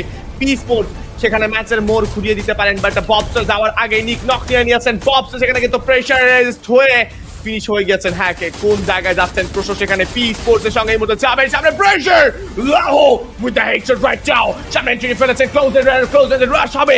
আলবেনি charge around 79, it's a finish. What I said before, that P Esports got the chance, they will dominate, they will get the Booyah. P Esports from Team Vietnam, it's a finisher. What a perfect match, what a perfect fight from this team. বলতে ভাই যেটা বলছিলাম, 6টি ম্যাচে সেখানে কিন্তু যদি বলি দুটো বুইয়া গেছে থাইল্যান্ডের কাছে, দুটো বুইয়া ব্যাক টু ব্যাক, দুটো বুইয়া ভিয়েতনামের কাছে, দুটো বুইয়া ব্রাজিল, থাইল্যান্ড অ্যান্ড ভিয়েতনাম। এদের জন্যই আজকের পুরো দিন লেখা ছিল। ভিয়েতনাম P1 Esports, আমরা P Esports এর কথা বলছিলাম। আইএফআর আমি মেনশন করেছিলাম ratio is not important, confident, the last zone pressure, last zone technique সবকিছু আসলে শেষ জোনের উপরেই ছেড়ে দিয়েছিলাম। তবে P Esports তারা করে দেখিয়েছে, P1 Esports, P Esports তার জায়গা থেকে সেই পারফরমেন্স তারা দেখিয়েছে। ওভারঅল P Esports এর কাছে যে কনফিডেন্ট ছিল, এই বুইয়া তারা ডিজার্ভ করতো এবং তারা সেটা ছিনিয়ে নিয়েছে। ওভারঅল এলভিটি বলো, লাহোর কথা বলো, নোল্যান্ড, নিরো প্রত্যেকেই চমৎকার সাপোর্টিভ রোলে খেলেছে।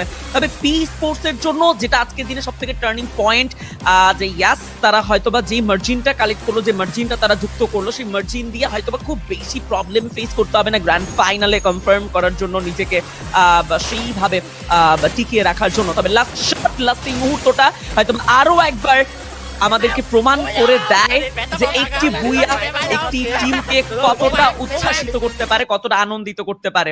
এবং সেই আনন্দ আমরা দেখেছি তাদের ফেসে, সেই আনন্দ দেখেছি প্রত্যেকটা অ্যাথলেটের স্মাইলে। এবং আমার মনে হয় আমরা খুব মিস করছি স্মাইল, আমরা মিস করছি এই ফেস। আই থিঙ্ক তুমি বুঝতে পেরেছো আমি কি মেনশন করতে চাইছি। Red Hawks, the last match, the position, আমি জানি না এইভাবে নিচে নেমে আসা লেফট সাইড দিয়ে ওপেন ফিল্ড ধরে জোনের প্রেসারের সাথে এটা আসলে কতটা যৌক্তিক ছিল। তবে ইয়াস, প্রেশারটা একদমই যেন বাজেভাবে ফেস করতে হয়েছিল অ্যাট লাস্ট তাদেরকে। প্লেট কোনো মতে নিজেকে দূরে নিয়ে এসেছে, সেখানেও আর গল্পের খুব একটা ইতি তারা টানতে পারেনি, লম্বা করতে পারেনি, সেখানে ইতিটা টানতে হয়েছে ব্লেডকে। বাট এইবার শেষ হয়ে গেছে দুটো পয়েন্টের সাথে হয়তোবা। আসলে আমি প্রশ্ন রাখতে চাই নিজের কাছে, রেড হক্স এর কাছে। আমি জানি না আসলে গোল্ড কে কি ভাববে, বাট তারা কিন্তু গেম স্ট্যান্ডিংস একবার দেখে নিব, তারপরে প্রশ্নটা করছি। গেম স্ট্যান্ডিংসে 21 পয়েন্টস নিয়ে এবার কিন্তু রয়েছে আমাদের জন্য পি স্পোর্টস, সেখানে কিন্তু 17 for team solid, 16 for Fluxo. আবার দুটো ব্রাজিলিয়ান টিম পাশাপাশি, দুটো থাইল্যান্ডের টিম পাশাপাশি, বুরিরাম অ্যান্ড অল গেমার্স গ্লোবাল দেরকে দেখতে পাচ্ছি আমরা 14 and 13, 8 for heavy, 7 for falcons, 6 for movies, 7, 5 for E1, 4 for Red Hawks, and ZOW Esports, 2 only for them and WAG সেখানে শেষ করবেন 0 পয়েন্ট নিয়ে। ভিয়েতনামের দুটো টিম আবারও পাশাপাশি শেষ করেছে। তবে বুইয়া কার কাছে গিয়েছে? ইয়েস, পি স্পোর্টস এর কাছে গিয়েছে, যে কথাটা আমরা বলছিলাম। অ্যান্ড যেই প্রশ্নটা আমি আসলে রাখতে চাচ্ছিলাম গোল্টু ভাই, এটা আপনার কাছে হয়তো এক্সপেক্টেড, যে দেখুন রিফাইনারিতে আমি অনেকক্ষণ ধরে স্টে করছি, আমার কোনো রোটেশন নেই, আমি জানি যে আমার দ্বারা এখন পসিবল নয় আমার আসলে গ্র্যান্ড ফিনালে কোয়ালিফাই করাটা, that's too much impossible for me, but কেন আসলে রেড হক সেখানে এতক্ষণ ধরে একটা জায়গাতে স্টে করা, অ্যান্ড টিম সলিডের অ্যাগেন্স্টে কিন্তু আমরা দেখতে পাচ্ছিলাম বুরিয়ামের ফাইটটা কিছুক্ষণ ধরে আসলে হওয়ার সম্ভাবনা ছিল, স্টিল সেখানে অ্যাপ্রোচ করা হয়নি, দ্যাটস গুড, বাট জোনের মধ্যে আসলে জোন শ্রিঙ্কিং মোডে আছে না নামাটা, অ্যান্ড সেখানে নিচে 3টে টিম আছে, তাদের এগেনস্টে গিয়ে আসলে নিচে ল্যান্ডিং পজিশনে যাওয়া, ইভেন তো জোকার যেখানে ছিল সেখানেও তো কিন্তু তারা আসলে আক্রমণ চালিয়ে বা টাইম টার্নের ব্যবহার করে কিন্তু ফিনিশ করার চান্সেস ছিল, সেটাও না করে কিন্তু একদম ওপেনে গিয়ে পড়েছেন, ফুটুসের ওপর আক্রমণ, নেজাদে কিন্তু নাম থেকে নক হয়ে পড়ে গিয়েছেন, ফ্লিকারের ওপর কিন্তু সেখানে জয়না তারা থেকে ফিনিশ এসেছে। সো আই ডোন্ট নো কি প্ল্যানিং সেখানে তাদের কাছ থেকে কাজ করেছে, এটা একদম আসলে অজানায় থেকে যাবে। অ্যান্ড 6টি ম্যাচ শেষ করে আজকে কেউই কিন্তু 100টি পয়েন্ট ছুঁতে পারেনি, তবে একটি পয়েন্টের আক্ষেপ যেন এইজি গ্লোবালদের কাছ থেকেই যাবে, একটি মাত্র বুইয়া 59 এলিমিনেশনস 40 টোটাল প্লেসমেন্ট নিয়ে কিন্তু 99 পয়েন্টস দিয়ে তারা শেষ করছে। Look at team solid 44 placement point, what a perfect podium finish for this team. Wow, yes, exactly 97 total point এর সাথে রয়েছে hashtag 2-তে 3-তে রয়েছে বুরিরাম United with 84 total point, not bad in 6 match, আমার মনে হয় এটা একটা হিউজ পয়েন্ট মার্জিন। তবে সেখানে hashtag 4 এ রয়েছে মুভিস্টার 77 পয়েন্টের সাথে 5 এ রয়েছে Fluxo the Brazilian team 64 point, hashtag 6 A P Esports 63 point, not bad. Sabina রয়েছে team Falcon 60 point, E1 hashtag 8 55, the OW Sports the Vietnamese team hashtag 9 45 point, hashtag 10 এর রয়েছে Habi 43, WAG hashtag 11 31, but সর্বশ্রেষ্ঠ team last but not the least Red Hawks the Bangladeshi squad only 17 point overall 6 match, খুবই দুঃখজনক। তবে এই 17টি point সেটা যে অনেকটাই কম 6টি ম্যাচ এবং উইক 2 ডে 1 অনুযায়ী, সেটা হয়তো আমরা প্রত্যেকে ফিল করছি। অপরচুনিটি আর একটি মাত্র দিনের, তবে গেম হাইলাইটস এই মুহূর্তে আমাদের সামনে। প্রত্যেকটা মুহূর্ত বেশ ট্রিগারের ছিল, প্রত্যেকটা মুহূর্ত বেশ ক্রুশিয়াল ছিল, কঠিন ছিল, এবং একের পর এক থ্রোয়েবল, প্রেশার, বুলেট, প্রত্যেকটা গ্রেনেড, প্রত্যেকটা মুহূর্ত যেন বেশ আমার মনে হয় হৃদস্পন্দনকে হাইক করে দেওয়ার মতো ছিল। তবে ওভারঅল পি স্পোর্টস তারা করে দেখিয়েছে, লাস্ট মুহূর্তে গিয়ে যেভাবে টেকনিক্যালি তারা ম্যানেজ করেছে মুহূর্তটা, ইটস এ গুড। তবে আইএফআর যে প্রশ্নটা তুমি ছুড়ে দিয়েছো, যে প্রশ্নটা আসলে ছুড়ে দিয়েছিল, আমার মনে হয় এই প্রশ্নটা শুধু তোমার একার নয়, অডিয়েন্স সবারই, এবং এই প্রশ্ন হওয়াটাও আমার মনে হয় খুবই যৌক্তিক। অনেকটা সময় তারা একটা প্লেসে স্টে করছিল। যাই হোক, টিম স্টেটস এই মুহূর্তে আমাদের সামনে। P Esports এই মুহূর্তে আমি হয়ে গেছে লাহো then sniper, but look at his character skills, Nero ব্যবহার করেছেন রাশারদেরকে হেল্প করার জন্য, নেইডের the IGL of the team, তিনি কিন্তু A124 এর সঙ্গে সুজি ব্যবহার করছেন, একটা দলে দুজন সুজি ইউজার থিভার ব্যবহার কিন্তু আমরা দেখতে পাচ্ছি, and perfect game play execution, character skill execution কিন্তু সেটা ছিল। 3টে এলিমিনেশন, জবে মাত্র 5443 damage, and look at Nero 2টো এলিমিনেশনস 2211 ড্যামেজ দিয়ে। গোল্টু ভাই, এই যেন আসলে আমাদের মধ্যে আসলে একটা পটচিত্র আমরা দেখতে পাচ্ছি, এমন আমাদের মধ্যে অনেক বেশি হয়ে থাকে যখন আমরা আসলে আমাদের বন্ধুদের সঙ্গে গেম খেলি, এই জিনিসটা অনেক বেশি বেস করি যে তার এলিমিনেশন কম ড্যামেজ দিবে। এটা আসলে পুরো জিনিসটা যেহেতু টিম গেম, সেখানে কিন্তু আসলে খুব স্বাভাবিকভাবে বলা যায় যে যত বেশি কিলি হোক না কেন বা যার কাছে কম ড্যামেজে কিল হোক না কেন, তিনি কিন্তু আসলে ম্যাটার করছে তার প্রত্যেকটা কিলি। এন্ড লাহো the M V P 3 eliminations, 2707 damage and 5 অ্যাসিস্টের সঙ্গে কিন্তু ম্যাচ শেষ করেছেন। টেকনিক্যাল মার্কেটে ব্যবহার সেখানে কিন্তু আমরা দেখতে পারবো। এক্স্যাক্টলি, এবং দ্য মোস্ট ভ্যালুয়েবল আর ইউজেস গান এই মুহূর্তে আমরা লাহোর সাইড থেকে পাবো VSK94, অ্যান্ড খুব দুর্দান্ত কিছু স্ন্যাপিং চার্জ আমরা পেয়েছি তার থেকে, লং থেকে খুব দুর্দান্ত সাপোর্টিভ রোলে খেলেছে, 2700 প্লাস ড্যামেজ কালেক্ট করেছে ইন এ সিঙ্গেল ম্যাচ। আইফার নট ব্যাড, এবং আই থিঙ্ক সো এই যে কনসিস্টেন্সি পি স্পোর্টসের কাছে নতুন কিছু নয়, তারা হাইস্ট যে margin in a single day 100+6+ I guess এরকম একটা অ্যামাউন্ট ছিল, বা ঠিক খেয়াল নেই, তবে এই যে বিগ মার্জিন, সেই রেকর্ডটা কিন্তু এখনো পি স্পোর্টস এর কাছেই। সো এটা নতুন কিছু একদমই নয়। পি স্পোর্টস তারা জানেন পয়েন্ট কিভাবে কালেক্ট করতে হয়, কিভাবে কামব্যাক করতে হয়, কিভাবে নিজের মার্জিনটাকে বাড়িয়ে নিতে হয়। উইক 2 ডে 1 যেভাবে শেষ হোক না কেন, পরবর্তী দিনে দেখবে যে প্রেডিক্ট করা যায় পি স্পোর্টস আরো দুর্দান্ত পারফরমেন্স দেখানোর চেষ্টা করবে, বাট এখনো বলা যাচ্ছে না বাকি টিম যারা রয়েছে তাদের অ্যাগ্রেশন কতটা ইমপ্রুভ করবে। ওভারঅল অপোনেন্ট স্কোয়াডরা যত বেশি পয়েন্ট কালেক্ট করবে, অপোনেন্টরা যত পয়েন্ট কালেক্ট করবে, বাংলাদেশি স্কোয়াডদের জন্য যেন রিস্ক বা গ্র্যান্ড ফাইনালে যাওয়ার স্বপ্ন তত বেশি ক্ষীণ হয়ে আসবে। চিহ্ন হয়ে আসবে নাকি থাকবে না, আই ডোন্ট নো গোল্টু ভাই। তবে এই মুহূর্তে আপাতত আসলে এই সাইড থেকে যে ম্যাচটা আমরা দেখেছি, এই সাইড থেকে আমরা চলে যাবো রুম অফ প্রেশারে একটা ছোট্টখাটো ইন্টারভিউ দেখতে। গোল্টু ভাই, Yes. All right. Thank you so much, casters. We're here in the room of pressure for our usual interview. And today we have Tahui from WAG. So, Yoon-Sol, do you want to do the honors and shoot the first question? Yes, thank you, Conchita. Okay, so let's jump into the questions immediately. As of now, WEG sits at 13 in the overall standings with 104 points. Yeah. How do you feel about the team's performance so far? Xin chào Tây Quý, thì đến với câu hỏi đầu tiên là tính tới thời điểm hiện tại WEG đang ở thứ hạng 13 với tổng bảng điểm là 104 điểm. Thì không biết là Tây Quý cảm thấy như thế nào về màn trình diễn của đội mình tính tới thời điểm hiện tại ạ? Dạ, tụi em thấy chỉ là ngu thôi ạ. So far, we feel very disappointed about ourselves and very sad about this. Alright, so what do you think went wrong? Thì không biết là đã có chuyện gì xảy ra với đội tuyển của mình vậy ạ? Chắc do tụi em nghĩ là tụi mình hay á, nên là chọn sai lối chơi từ ngày 1 nên là tụi em gãy luôn. Understand. WEG, they overrated themselves. Overrated themselves. So that's why in the first day from the beginning, they played a wrong play style, completely wrong for the team. So that's why they fell off. Okay, since we're in the room of pressure, I'm really sorry, but I think we need to ask something a bit more spicy, and I've been noticing this on the social media as well. Lately, the community has been quite critical of WAG's performance. They've been saying that the team focuses more on content instead of competition. What's your thought on that? Đến với câu thứ hai thì có vẻ như là giờ gần đây mọi người ở trên mạng xã hội thường hay bảo rằng là WEG tập trung vào cái việc làm content, làm media hơn là tập trung vào việc thi đấu. Thì không biết là suy nghĩ của Tây Quý như thế nào về vấn đề này vậy ạ? Dạ, em nghĩ mấy cái content trên mạng đó chỉ là một phần giúp hình ảnh tụi em đi lên thôi, chứ 100% không ảnh hưởng về vấn đề thi đấu à. So for the content, it is WEG is a very famous team in Vietnam because they do the content very well. But overall, we can be sure 100% that making content does not relate to our competition stuff because content is a needed thing, right? Yeah, it will push true. up your image teams. Yeah, and it will build our team become better so we can pull the sponsor closer more.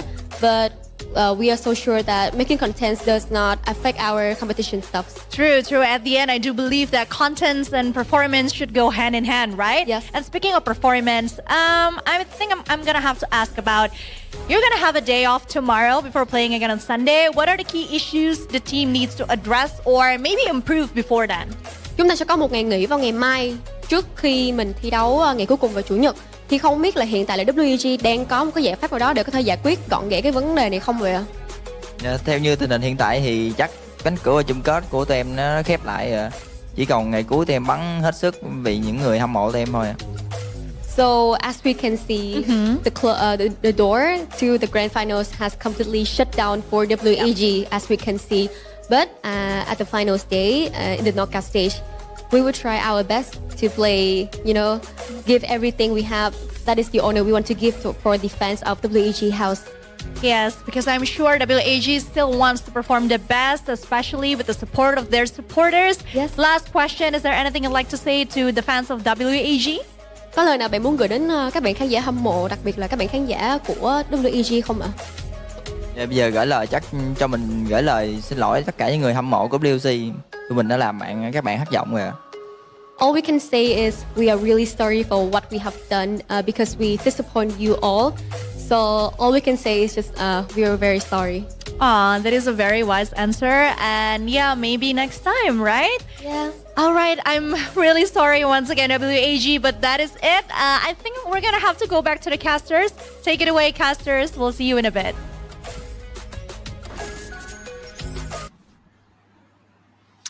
Exactly. We are very sorry. একদমই দুঃখিত। এই সরিটা আসলে আমার মনে হয় যে এরপরে আর কিছু আসলে বলার থাকে না। WAG একটা চমৎকার ইন্টারভিউ তো দিয়েছেই, তবে নিজেদের ভুলগুলো তারা স্বীকার করেছে, তারা যে খানিকটা ওভাররেটেড ছিল। অ্যান্ড ওভারঅল তাদের পরবর্তী ম্যাচগুলো ভালো হবে, নেক্সট টাইম তারা আরো বেটার করবে, সেই আশ্বাসটুকু তাদের ফ্যান বেসদের উদ্দেশ্যে ছিল। ওভারঅল এই আশ্বাসটুকুই কি সব থেকে বড় ব্যাপার আইফার, নাকি সেখানে অবশ্যই আশ্বাসের সাথে সাথে প্রস্তুতি প্রয়োজন, সেখানে আশ্বাসের সাথে সাথে প্রয়োজন অদম্য ইচ্ছা শক্তি? I don't no. তবে আশ্বাস আমরাও দেখছি, আমরাও আশ্বাস প্রত্যেকটা মুহূর্তে পাচ্ছি যে আমরা হয়তো ভালো কিছু পাবো, তবে হয়তোবা সেটা কতটুকু সফল হবে I don't no. But yes, red Hawks তাদের জায়গা থেকেও আজকে পারফরমেন্সে ভালো একটা ধস্ত নেমেছে। অ্যান্ড আসলে আশা থেকে যাবে, স্বপ্ন থেকে যাবে, তবে সেই স্বপ্নকে পূরণ করতেই হবে একটা দিন, কারণ বাংলাদেশিরা আসলে আমরা খুবই ভালো করে জানি যে কিভাবে আমরা স্বপ্ন পূরণ করে এসেছি, আমরা স্বপ্ন পূরণ করতে অদম্য।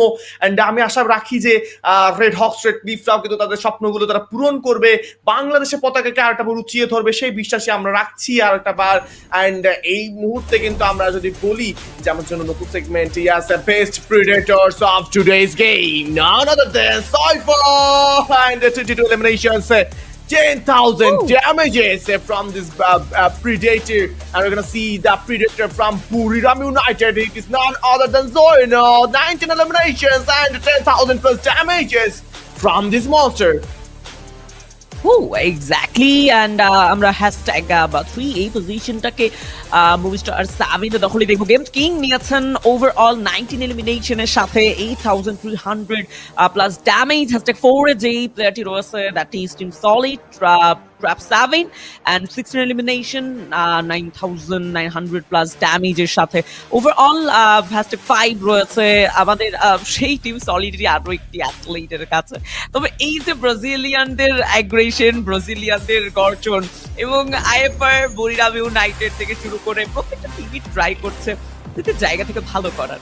তবে ওভারঅল কতটুকু সুযোগ পাচ্ছে প্রত্যেকটা টিম? সুযোগ থাকছে, তবে এবার টিম অফ দ্য ডে দেখতে পাচ্ছি আমরা AZ-দেরকে। Total points 99, 1 Booyah, 59 eliminations and 33,551 damage. Battles due.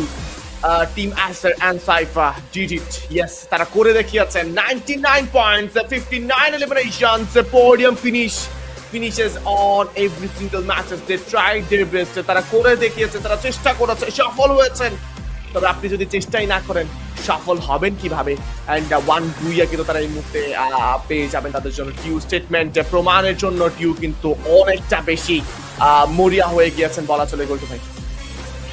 Wow, exactly. তবে এই মুহূর্তে আমরা দেখে নিব আজকের দিনের MVP, the most valuable player of the day, that is none other than AG Global, Cypher.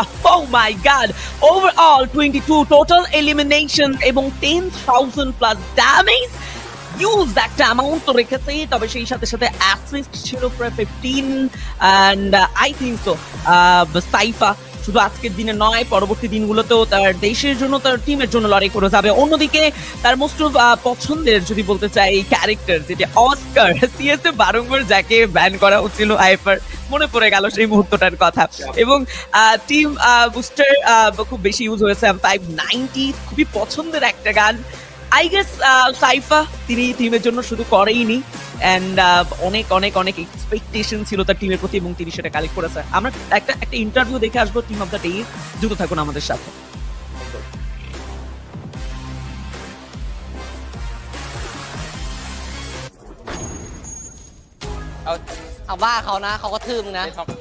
Hello, hello.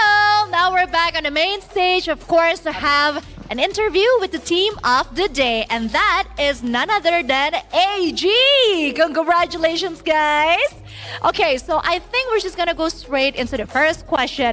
So this year, before the start of the global finals, nobody expected AG would perform so well. Now you have 2 team of the days.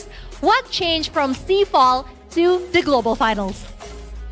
ในการแข่งขัน global final ครั้งเนี้ยคือเราไม่ส่วนใหญ่ไม่ได้คาดหวังเลยว่า AG จะเล่นได้ดีขนาดนี้แต่ว่าเราได้ team of the day ถึง2 ครั้งเพราะอยากรู้ว่าเทียบกับ C4 แล้วเนี่ยมันเกิดการเปลี่ยนแปลงอะไรขึ้นทำไมเราถึงทำได้ขนาดนี้เพราะว่าซ้อมเยอะครับซ้อมห้องพี่เป๊ปครับคะแนนดีทุกวัน because we practice a lot in our local co-streamer and we did pretty well I did not expect you to answer that so straightforwardly because usually he has a unique answer. But yeah, okay, I accept that. Yunso, do you have anything to ask? Everything pays off. Very clear, right? Congratulations to you, all gamers global. All right, so Paris, I want to ask you a very spicy question. Ooh. Can you give me your prediction on which 6 teams will be at the bottom and not qualify to the grand finals? คำถามแซ่บๆนิดนึงก็จะถามว่า 6 ทีมไหนที่เราคิดว่าจะไม่เข้าสู่รอบแกรนด์ไฟนอลในการแข่งขันครั้งนี้คะ น่าจะน่าจะเป็นน่าจะเป็นเคียร์วิชั่นครับ2แล้วก็เรดฮอค3ฮอตช็อตครับ Oh, 6. Ooh. น่าจะเป็นRQ ครับแล้วก็ยูโอครับ อุ้ย แล้วก็เฮฟวี่ครับ I did not expect this. Okay, Boon, would you like to repeat that in English so that our viewers can fully understand what they're saying, other than just the team names? Okay. The first one is Clear Vision. Oh. Okay. The second one, Hot Shot. Yes. And then the third one, Red Hogs. Yeah. And for you, the first one is RQ. Damn. Oh, sorry. And EVOS. And the last one is Happy. Kami. How come? Kami heavy. Come on, we're playing in Jakarta. Because I don't know which team I should pick. That's why I picked Happy. Where is the audacity? Oh my God, we need RRQ though. We're playing in Jakarta. Come on. They are too good, you said. Okay. So anyway, we still have one more question. Well, this is not a question, more like a request. Is there anything you guys maybe want to say to the fans of AG as well as the Thailand fans that has been supporting you guys and of course are very proud of your performance today? คำถามสุดท้ายก็คือมีอะไรอยากฝากถึงแฟนๆทีม AG แล้วก็แฟนๆชาวไทยที่กำลังดูอยู่ไหมคะ ฝากแฟนคลับ AG ครับจะทำให้เต็มที่ครับแล้วก็ไปคว้าแชมป์ครับแชมป์ที่4แล้วก็แชมป์แบบใหญ่ครับ To AG fans that we will do our best for the competition. We will try to lift both trophy in Clash Squad and Battle Royale. Ooh, okay. I'm gonna pretend that he did not say something bad about RRQ and congratulations once again. All right, Yunso, shall we go back to the casters? Yes, thank you so much. And once again, congratulations. Thank you so much for watching our interview. And now let's head back to the casters. Thank you, Yunsul and Conchita for the interview. একটা ইন্টারভিউতে আসলে প্রশ্নটা প্রথমে আনতে চাইবো সেটা হচ্ছে গোল্টু ভাই যে বটম 6 এর ব্যাপারে প্রশ্ন কিন্তু করা হয়েছিল ব্যারোস এন্ড আসলে ডিউকে আসলে ডিউর ব্যাপারে যদি বলি লজ্জা শরম পাওয়া ছেলেটা আসলে লজ্জা বোধ পাওয়া ছেলেটা আসলে অ্যান্সারটা খুবই ডিপ্লোম্যাটিক ছিল বাট ব্যারোজের তরফ থেকে আমরা clear vision sports hotshot and red Hawks এর নাম শুনতে পেয়েছি 3টা অ্যান্ড ডিউর কাছ থেকে আমরা শুনতে পেয়েছি RRQ হেভি স্পোর্টস ব্যাপারে যেটা কিনা আসলে প্রায় ইম্পসিবল যেটা কিনা আসলে তাদেরকে এলিমিনেট করা অ্যান্ড আমরা আসলে টপ 12 এখন যাদেরকে দেখতে পাচ্ছি তাদেরকে ধরে নিতে পারি যেখানে ওয়াগদের একটা এন্ট্রি হতে পারে বা ইভোসদের এন্ট্রি হতে পারে যে কোনো একটা টিম কিন্তু বাদ যাওয়ার সম্ভাবনা অনেক বেশি থাকতে পারে গোল্টু ভাই সো ডিউর প্রশ্নটা বা ডিউর উত্তরটা ডিপ্লোম্যাটিক হলেও ব্যারোজেরটা আসলে খানিকটা আসলে সত্য হয়েই যাচ্ছে বলা চলে একদম তবে প্রশান্তির ব্যাপার যেটা আই গেস আমরা অনেকেই হয়তো ফিল করেছি যে ওয়েট ক্লিফ সেইখানে ছিল না সেই নামটা ছিল না সো ইজেন্ট ইট একটা সারপ্রাইজ আমরা রেড ক্লিফ থেকে পাচ্ছি আমাদের আগামীকালের পারফরমেন্সে আই ডোন্ট নো তবে বাংলাদেশি প্রত্যেকটা স্কোয়াডের জন্য অনেক অনেক অনেক অনেক অনেক বেশি শুভকামনা ভালো করবে তারা সেই এক্সপেকটেশন অবশ্যই রাখছি এবং বাংলাদেশি স্কোয়াড ভালো করুক সেটা আমরা প্রত্যেকেই চাই আই গেস এন্ড এই মুহূর্তে ওভারঅল স্ট্যান্ডিং আমাদের সামনে the table topper that is none other than AG Global total 248 point. It's a huge margin, huge একটা অ্যামাউন্টের সাথে রয়েছে #1 #2 the Brazilian monster Fluxo yes থাকছে overall 242 total point IFR and #3 তে রয়েছে none other than the Vietnamese team P Esports not bad 234 points. Yep, and Mushar 231 points দিয়েছে দুটো বুইয়া, তিনটি বুইয়ার সঙ্গে team solid 19 points. Look at the placement, 109 points কিন্তু ওদের secure করেছে টপ 5 এর মধ্যে থেকে ট্রিপল ডিজিট, এন্ড সেখানে আমরা যদি নিচের দিকে তাকাই, রেড হক্স এর 89, ইভোস ডিভাইসের 95, ওয়াইকদের জন্য 104, and the Falcons কিন্তু এক ধাপ এগিয়ে গিয়েছে 87 পয়েন্টস নিয়ে। বাট লেটস সি যে এবার কি হয়, টেবিল পয়েন্টস কতটুকু পর্যন্ত আসলে চমকপ্রদ হয়েছে। আগামীকাল এই মুহূর্তে কিন্তু আসলে সুযোগ রয়েছে, আগামীকাল সময় রয়েছে রেড হক্স রেড ক্লিফসদের জন্য, রেড হক্সদের জন্য one last dance, one dream, one team বলে একটা জিনিস আছে। আজকে বারংবার ব্রেক কন্টেন্ট আমরা সেটা দেখতে পাচ্ছিলাম যে প্রত্যেকের যে স্পিরিটের মধ্যে বা স্পিরিট টক্স থেকে আমরা দেখতে পাচ্ছিলাম ওয়ান ড্রিম, ওয়ান টিম বলে একটা জিনিস। এন্ড রেড হক্সও কিন্তু কালকে এই জিনিসটা নিয়ে নামবে, red cliff and red hawks one team, one dream, team বাংলাদেশে আগামীকাল পারফর্ম করতে চলেছে ঠিক বিকাল 4টায়। ঠিক একদমই, এবং এখন পর্যন্ত রেড হক্সের পজিশনের কোনো ইমপ্রুভমেন্ট আসেনি। #15 সেটাই ধরে রেখেছে তারা, আরসি রয়েছে ঠিক 17 সামথিং লাইক দ্যাট। তবে আগামীকাল একটা চমৎকার চমৎকার চমৎকার পারফরমেন্স পাবো বাংলাদেশি স্কোয়াডের কাছে, সেই এক্সপেকটেশন রয়েছে। খুব দুর্দান্ত করবে তারা, ভুলগুলো শুধরে নিবে রেড ক্লিফ, খুব দুর্দান্ত করবে রেড হক্সের পারফরমেন্সে, খুব দুর্দান্ত কিছু অ্যাগ্রেশন আমরা পাবো সেই প্রত্যাশা রাখছি, এবং সেই প্রত্যাশা নিয়েই আজকে শেষ মুহূর্তের গল্প, শেষ মুহূর্তে বিদায়ের পালা। এতক্ষণ পর্যন্ত যারা যুক্ত ছিলেন ধন্যবাদ সবাইকে। যুক্ত ছিলাম free Fire world series grand final 2025 এর এই বিগ স্টেজে উইক 2 ডে 1 এ। তবে এতক্ষণ পর্যন্ত আমি যুক্ত থাকা গোল্টু ভাই, এবং আমার সাথে যুক্ত ছিল আমার কো পার্টনার আইএফআর এইসা। এতক্ষণ আপনাদের সাথে তো ছিলাম, এখন বিদায়টা নিতে হচ্ছে আইএফআর। একদমই, অ্যান্ড আজকের মতন বিদায় নিচ্ছি। জনগণ যারা যা ছিলেন, আমি গোল্টু ভাই আপনাদের তরফ থেকে বিদায় নিব, অ্যান্ড দেখা হবে নতুন কোনো স্ট্রিমে। তো ভালো থাকবে, আল্লাহ হাফেজ, আসসালামু আলাইকুম।